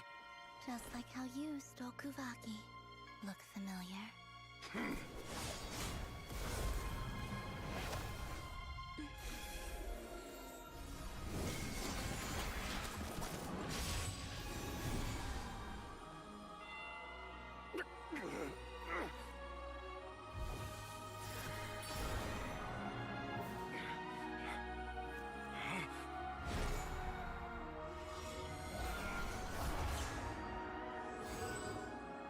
Don't you realize? You don't have the power to hold that gate open! I don't, but someone else does.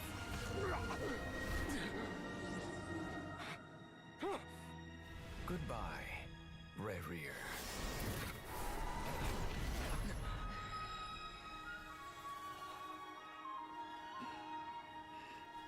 We won.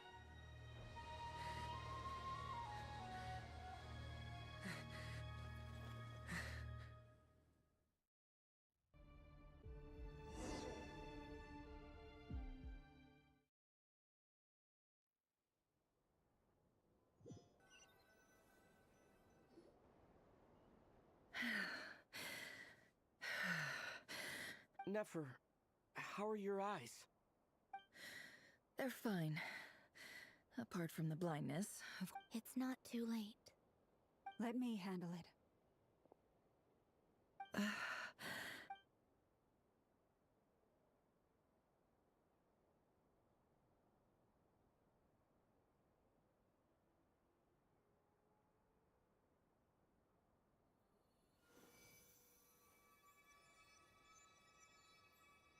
Miss Nefer, it's not like you to lose your composure.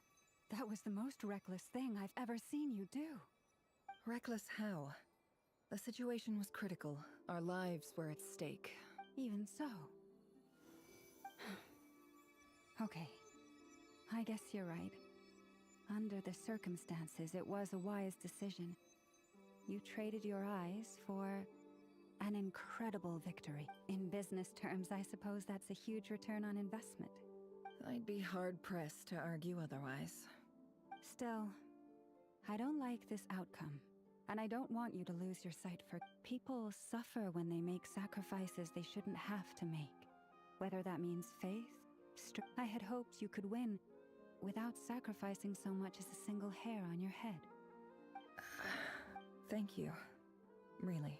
All done. Don't try and open your eyes just yet.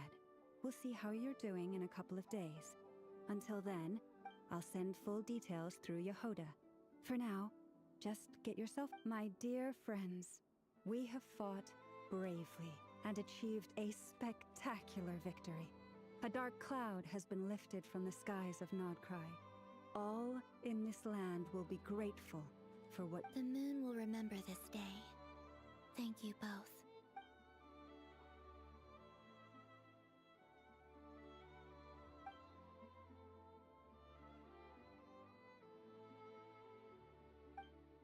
There's something I want to let you know.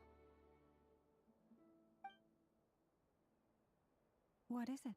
When Durin connected everyone's minds so I could access their powers, and since Nefer's eyes were injured, my eyes are hurting now too. Hold on. I only feel the pain. There's no actual damage. I just thought I should tell you. You're right. There's no damage.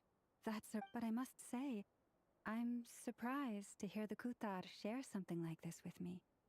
In the past, you never used to open up about yourself. Things are a little different now from how they were. I'm learning to share how I truly feel with my friends. Friends? You have no idea how glad I am to hear that.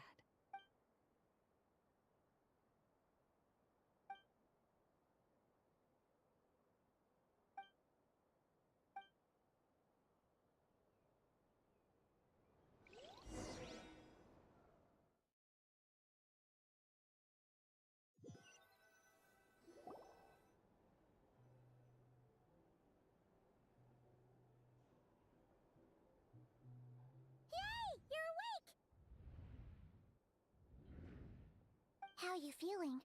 Any aches and pains? Did you... I'm doing all right, Paimon. No need to worry about me. Phew. Well, that's good.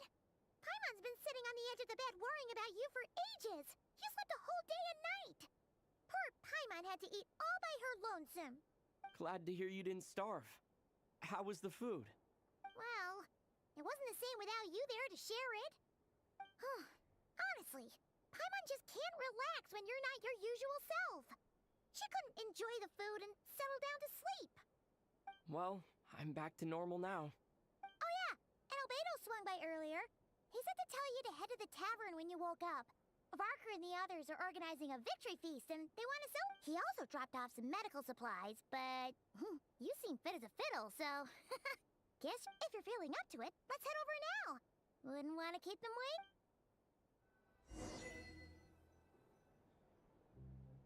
Shower me with praise!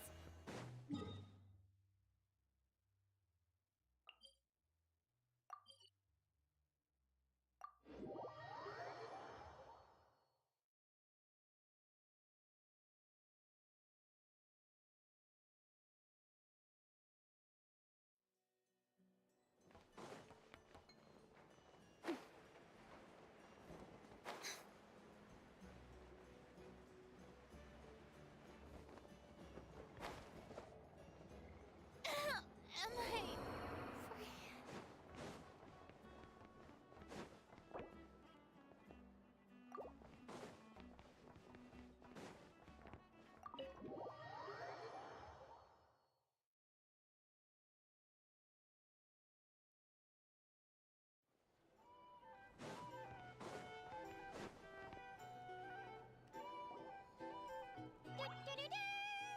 We're here!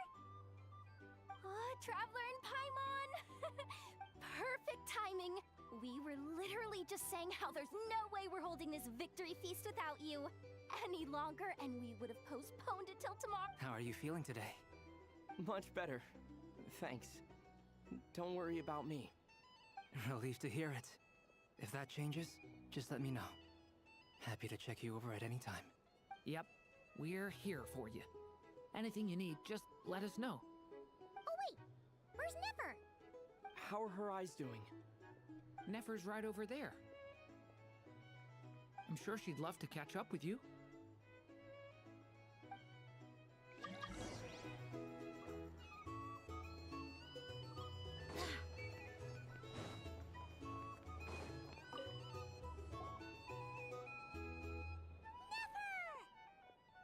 Traveler, Paimon, are you recovering well?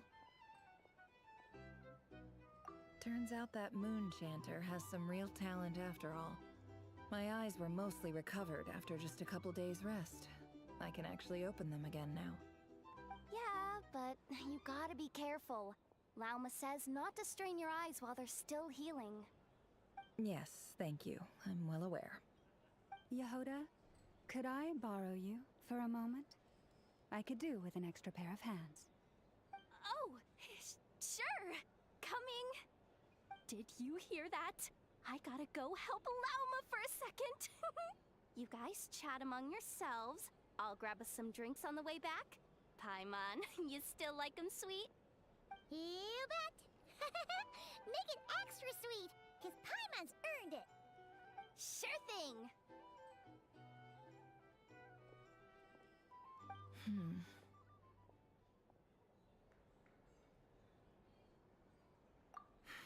The Raker of Solnari.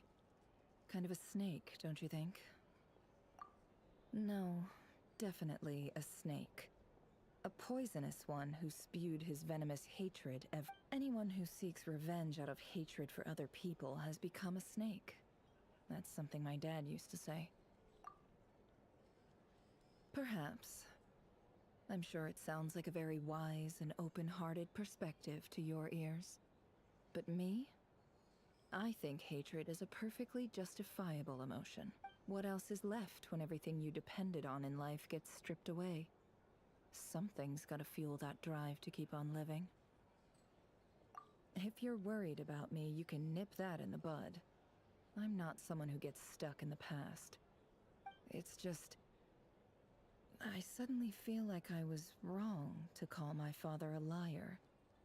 He was just a fool. That's why the Academia turned their back on him. Oh, Father.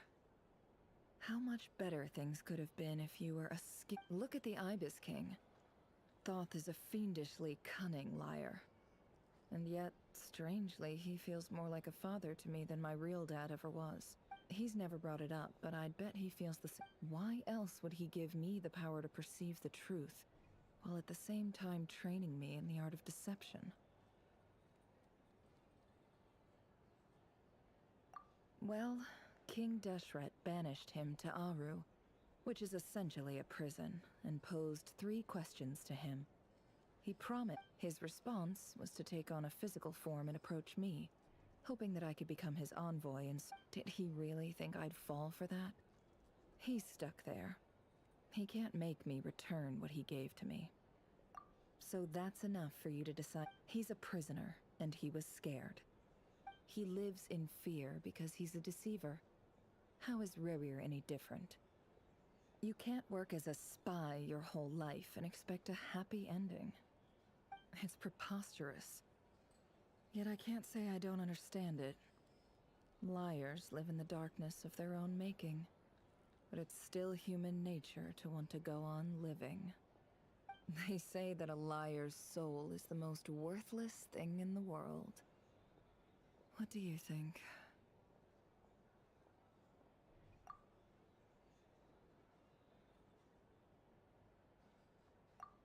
Oh, really? Well, it takes a very kind person to find compassion even for liars. If you ask me, the soul of a liar really is worth nothing, because all they care about is themselves. For example, when something good falls into my lap, I don't go sharing the news around. Stops other people trying to steal it from me.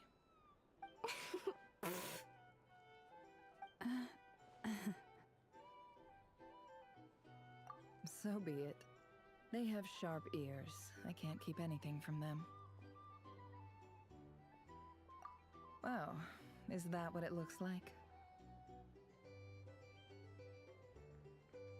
Well, you all know my past now, and I can't simply eliminate everyone who knows too much. So I guess I just have to put up with you, for the foreseeable future at least.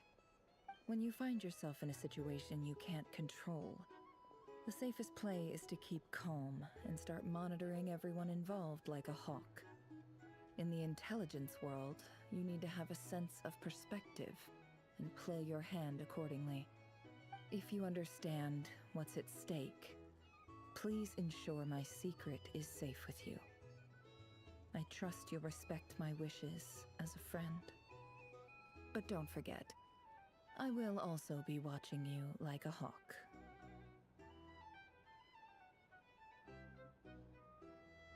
Very good. Oh, wait! Now that the panic's over and we've all calmed down, Paimon suddenly remembered something.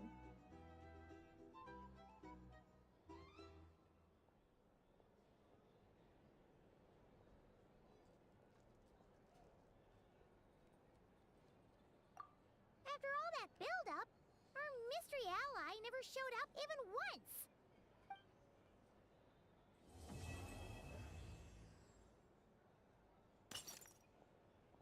Huh? Am I met?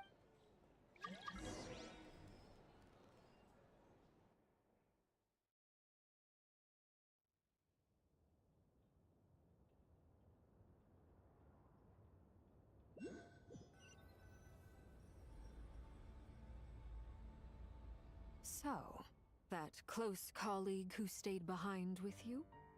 What's he been up to recently? Don't know, don't care. I get more normal human interaction from hanging out with Bosco too than him. Although, now you mention it, he hasn't bothered me in a while. I wonder If he's disappeared without a trace, it's the biggest gift he ever gave to the world. But I somehow doubt that's what's going on. He won't lie low forever. So we'd better stay on guard.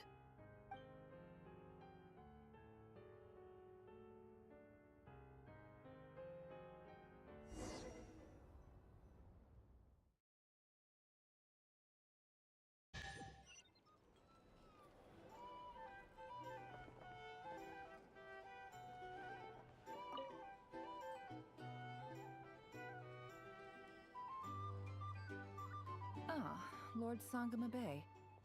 I must thank you for the device you provided. Why come and ask me when you clear? I mostly... That's more like it. A little gratitude goes a long way with Lord Sangama Bay. Play your cards right, and you might even... The chance to work with such a kind and charitable... Huh? Charitable? Who said anything about... Let's see. The first plot of land... Stop! What do you... It's nothing to hide from. They're all perfectly legitimate investments. And some of the land you purchased was with the intent of building a sanctuary? How? You're a curious case, Lord Sangama Bay. You don't like people finding out about your good deeds, do you? But I'm afraid no matter how hard you try to keep things under wraps, where there's a will, there's a way. You did it for Sumeru. It was empty land that was gonna go to waste otherwise. I figured if I built something there, it might at least get some disasters are capricious things. They strike without any warning. My elder sister used to dream of finding a sanctuary. Somewhere with plenty of food, water, and medicine. Wherever it was something I looked into.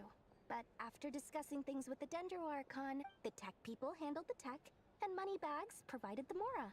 It just made the most sense. It's a pity that so few people know the truth about you. Everyone says that you view everything in terms of... So?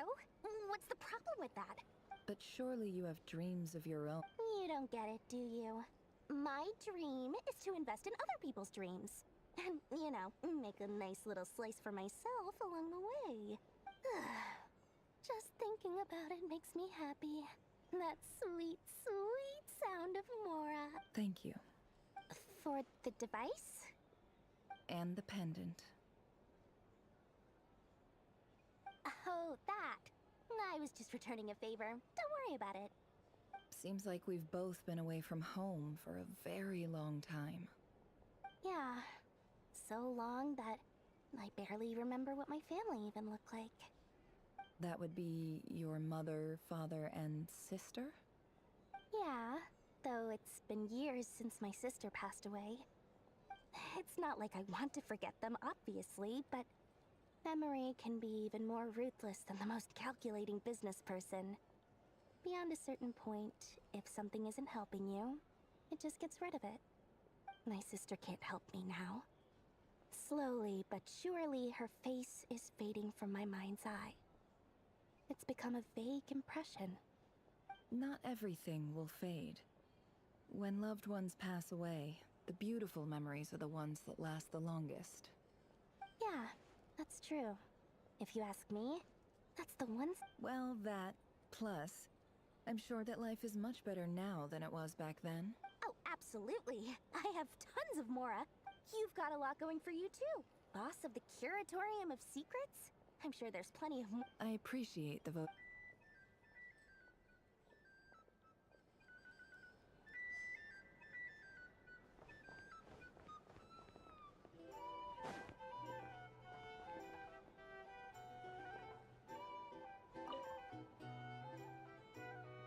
How have you been holding up? Any adverse reactions? If you start to take a turn for the worse, make sure you tell me right away. You don't need to worry about me, Grandmaster. I'm fine. I mean, I barely did anything. What? You're too humble, young man. You played an indispensable role in the battle for Nodcry. We can't Sometimes, when people praise you, it's because you deserve it. The best thing is to accept it calmly and with grace. It's important to learn how to respond to words of admiration. Let's do a quick demonstration. Albedo, that was an incredible feat of alchemy. The pressure was on, but you worked flawlessly at lightning speed to get the job done. Thank you. I can't take all the credit, though. Durin played a big part in forming the alchemical array. See? Did you catch that? A masterclass in how to take a compliment. Okay, yeah. I did work pretty hard to help prepare for the battle. No point denying that. Hey, you guys! Hey, look who's bounced back. Looking good, traveler. Seems like you've recovered. You won't need to take any more medication. Can I get you a drink? Huh? You know how to order at a bar now? You've sure learned a lot, Handling a drinks order is ridiculously simple compared to alchemy. Don't worry, I'll blend into society yet. Paimon believes it. You're clearly a fast learner. To be totally honest, though, Paimon didn't quite follow all the details when you first explained the plan to us. Don't worry, that's completely understandable. Unless you're a student of alchemy, it's hard to grasp the principle and how to... To put it in the simplest terms, we saw how our enemy stole the power of Kuvaki. And that gave us the idea of stealing his power to turn it against him. When facing an enemy you have no hope of defeating, it's best not to engage them in battle. So, instead of looking for a way to overpower him, we decided to help Columbina get strong enough to at least stand up to him in a fight. For this to work, we had to analyze his modes of attack, confirm who his main target was, and make sure that he wouldn't go beyond the range of the alchemical array. For added security, we prepared a total of 4 arrays. But to mitigate the impact of the battle, we identified one location in particular as the ideal spot, which is where the confrontation took place. The alchemical array absorbed his abyssal power. Then Durin processed it to render it usable by Columbina. That power enabled her to do what would otherwise have been nigh on impossible. What surprised me was that Dainsleif actually agreed to join us. Given his history with Rerir, he had every right to sit this one out. But we're extremely grateful for the decision he made. It must have been a painful choice to make. But I'm sure that making a decision was far better for him than staying in limbo. Absolutely. He was torn between 2 paths, but in the end, he made his choice and stuck to it resolutely. He doesn't strike me as the sort of person who'd stay trapped in limbo for long. Anyway, however you cut it, everyone gave a stellar performance. And now, it's time to kick back and celebrate.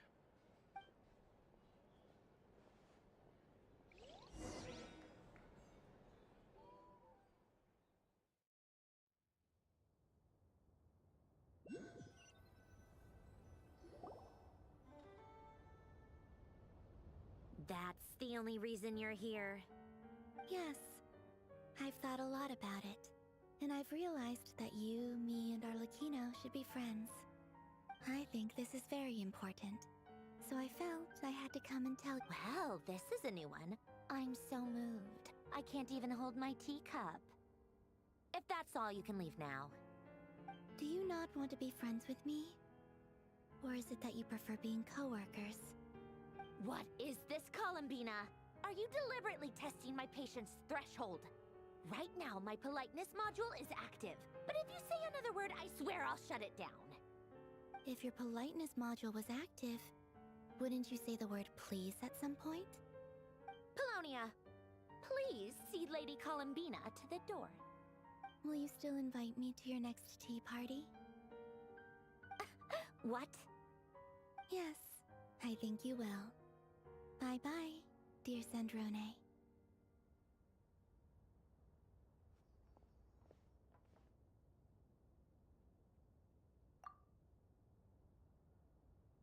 Last time, the Wild Hunt escorted you out. Would you rather I handled it myself this time? We just wanted to, see how you were doing now that it's all over. Why? Out of concern for my safety?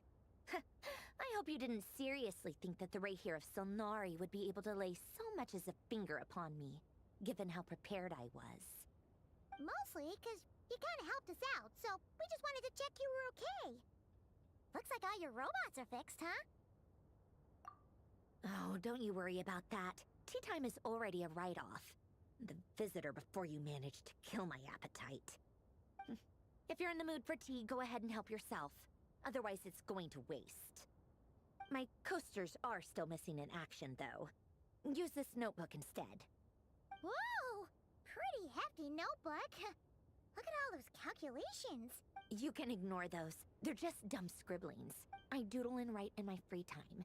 Sometimes I remember the distant, dreamlike past. Sometimes I imagine the far-flung future. And other times, I grit my teeth and note down all the crazy nonsense going on in the present. Some people do the crosswords in the newspaper. This is my trying to predict the future is like daydreaming. And writing about the present just makes me furious. The past is my favorite. If nothing else, it's already set in stone, so I don't have to rack my brains trying to figure... Although, having said that, the only vaguely interesting memory in my past is probably that guy they call Lord Artificer. Who else? Pretty much all the mecha and Fontaine are his personal handiwork. Wait, are you saying you know him? Like, I mean, I guess we were friendly enough. Yep. In fact, I'm probably the only normal person left who knew him at all. We used to chat occasionally back when he was still around. Before he passed away, he asked me to destroy all his manuscripts. I honored his request, but I did read through everything first before destroying them. I mean, I couldn't let the genius of Lord Artificer Alain Guillotin disappear like that. Would have been... So... that's where the formula's in your notebook are from? I just told you. Those are my equivalent of crossword puzzles. They're just dumb formulas that Alain's work was like epic poetry. The formulas in my notebook are just silly little riddles and not that there's anything bad about them. I mean, at least, solving those riddles isn't going to hurt anyone.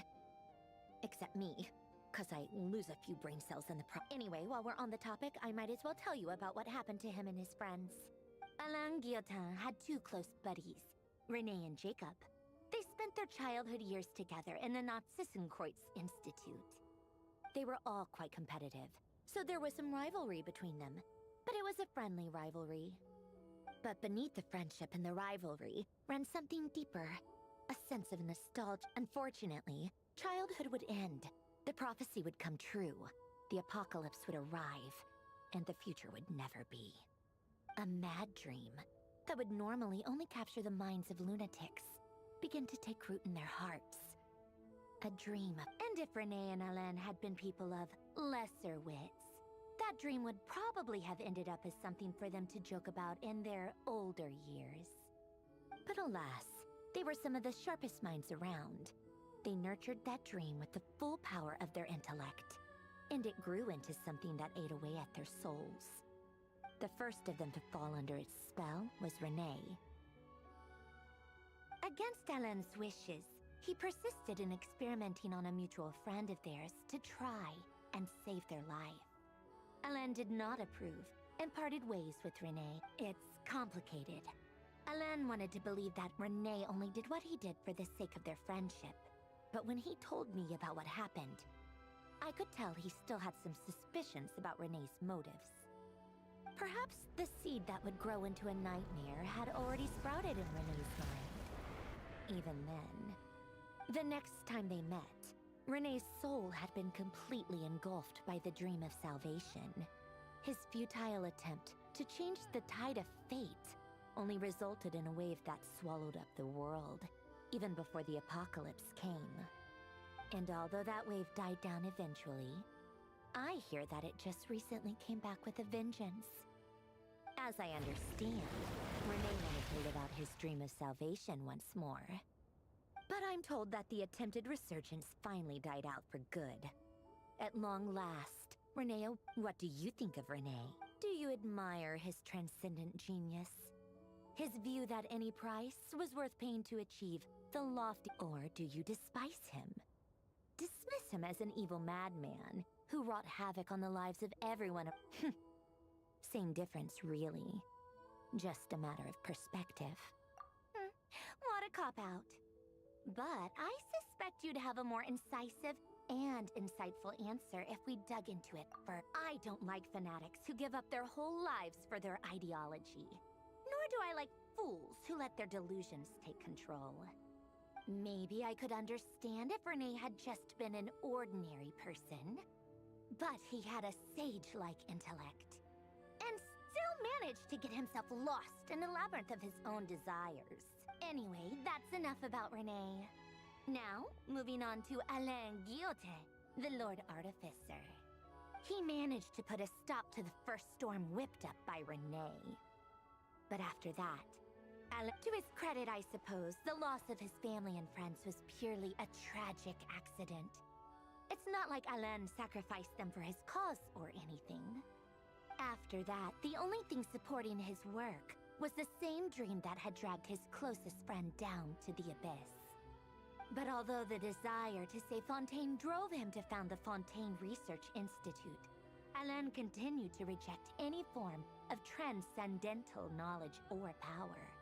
He was suspicious and fearful of it, having seen the way it had affected his closest friend. I think that formulas and machines derived solely from human intellect were the only thing that gave him a sense of spiritual comfort.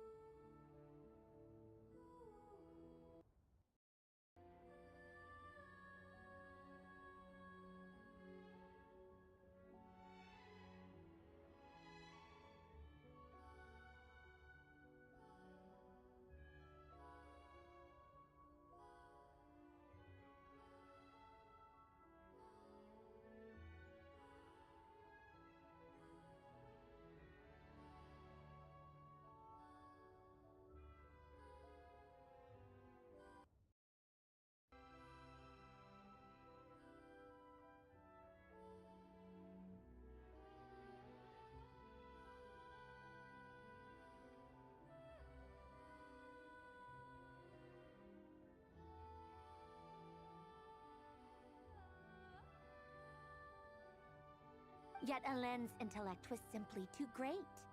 It barely left him space to breathe in his lifetime.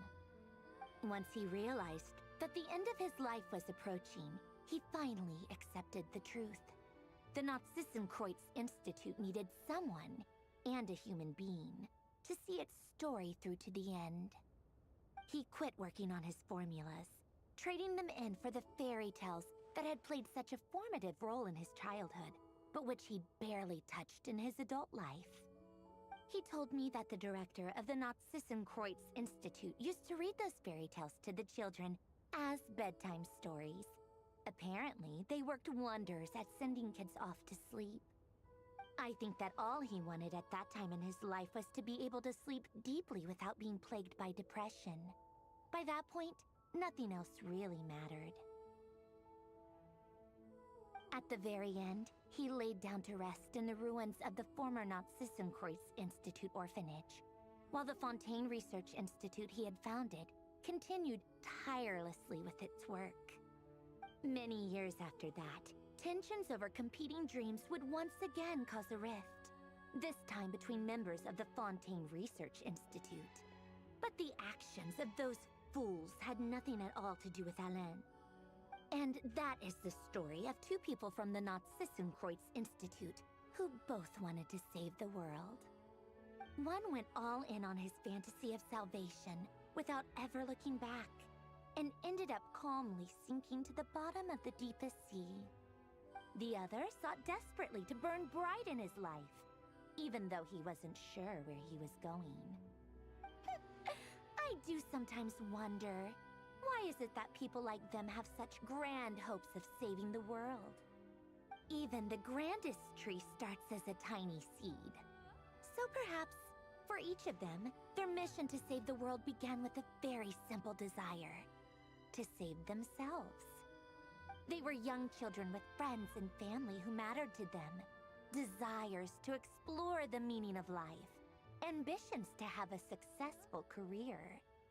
They didn't want to see all of that taken away in one fell swoop. Or maybe they just wanted to find something to anchor themselves within the chaos, to stop them getting quietly swept away by the storms of life. But instead, the search for their own salvation took them down the rocky road laid out by fate. Do you think the desire to save oneself is enough of a justification to try and save the world?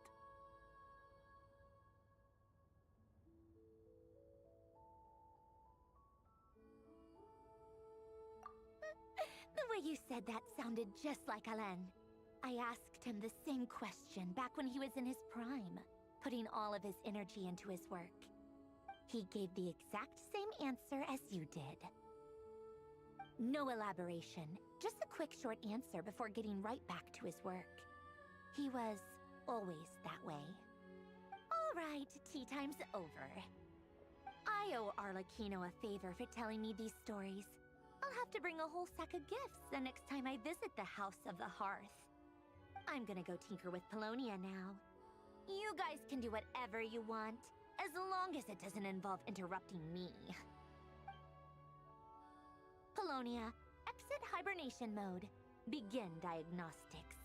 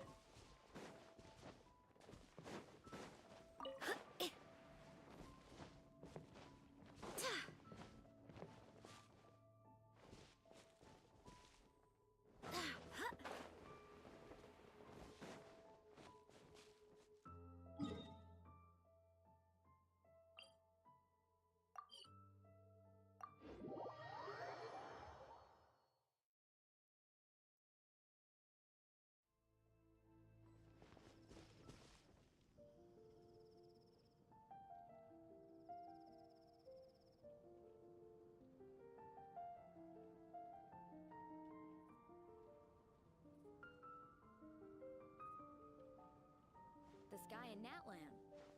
Oh. Did you What hear happened what now? happened with the sky in Natlan?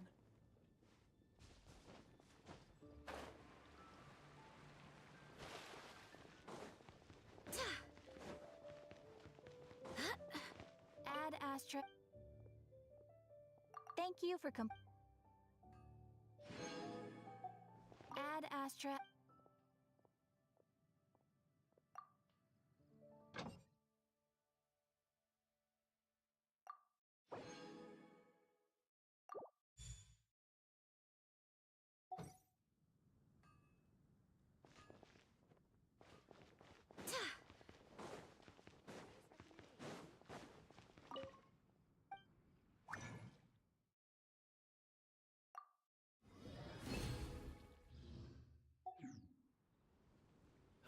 Ancient Alpha.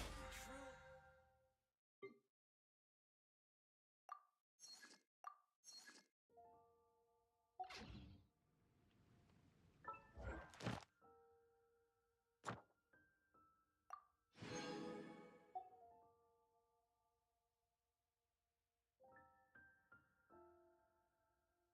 I do hope the Knights of Favonius are all working hard.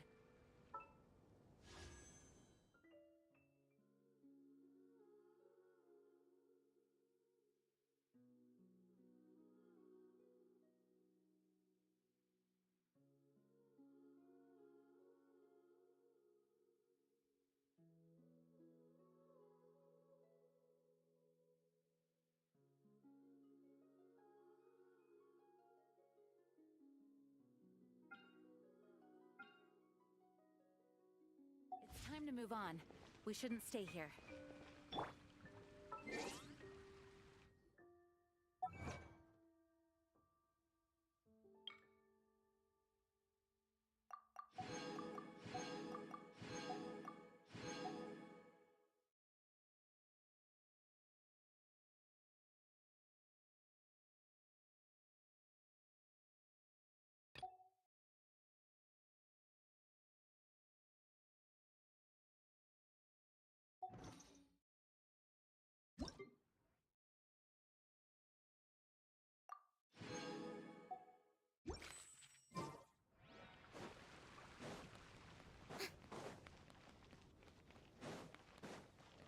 Ad Astra.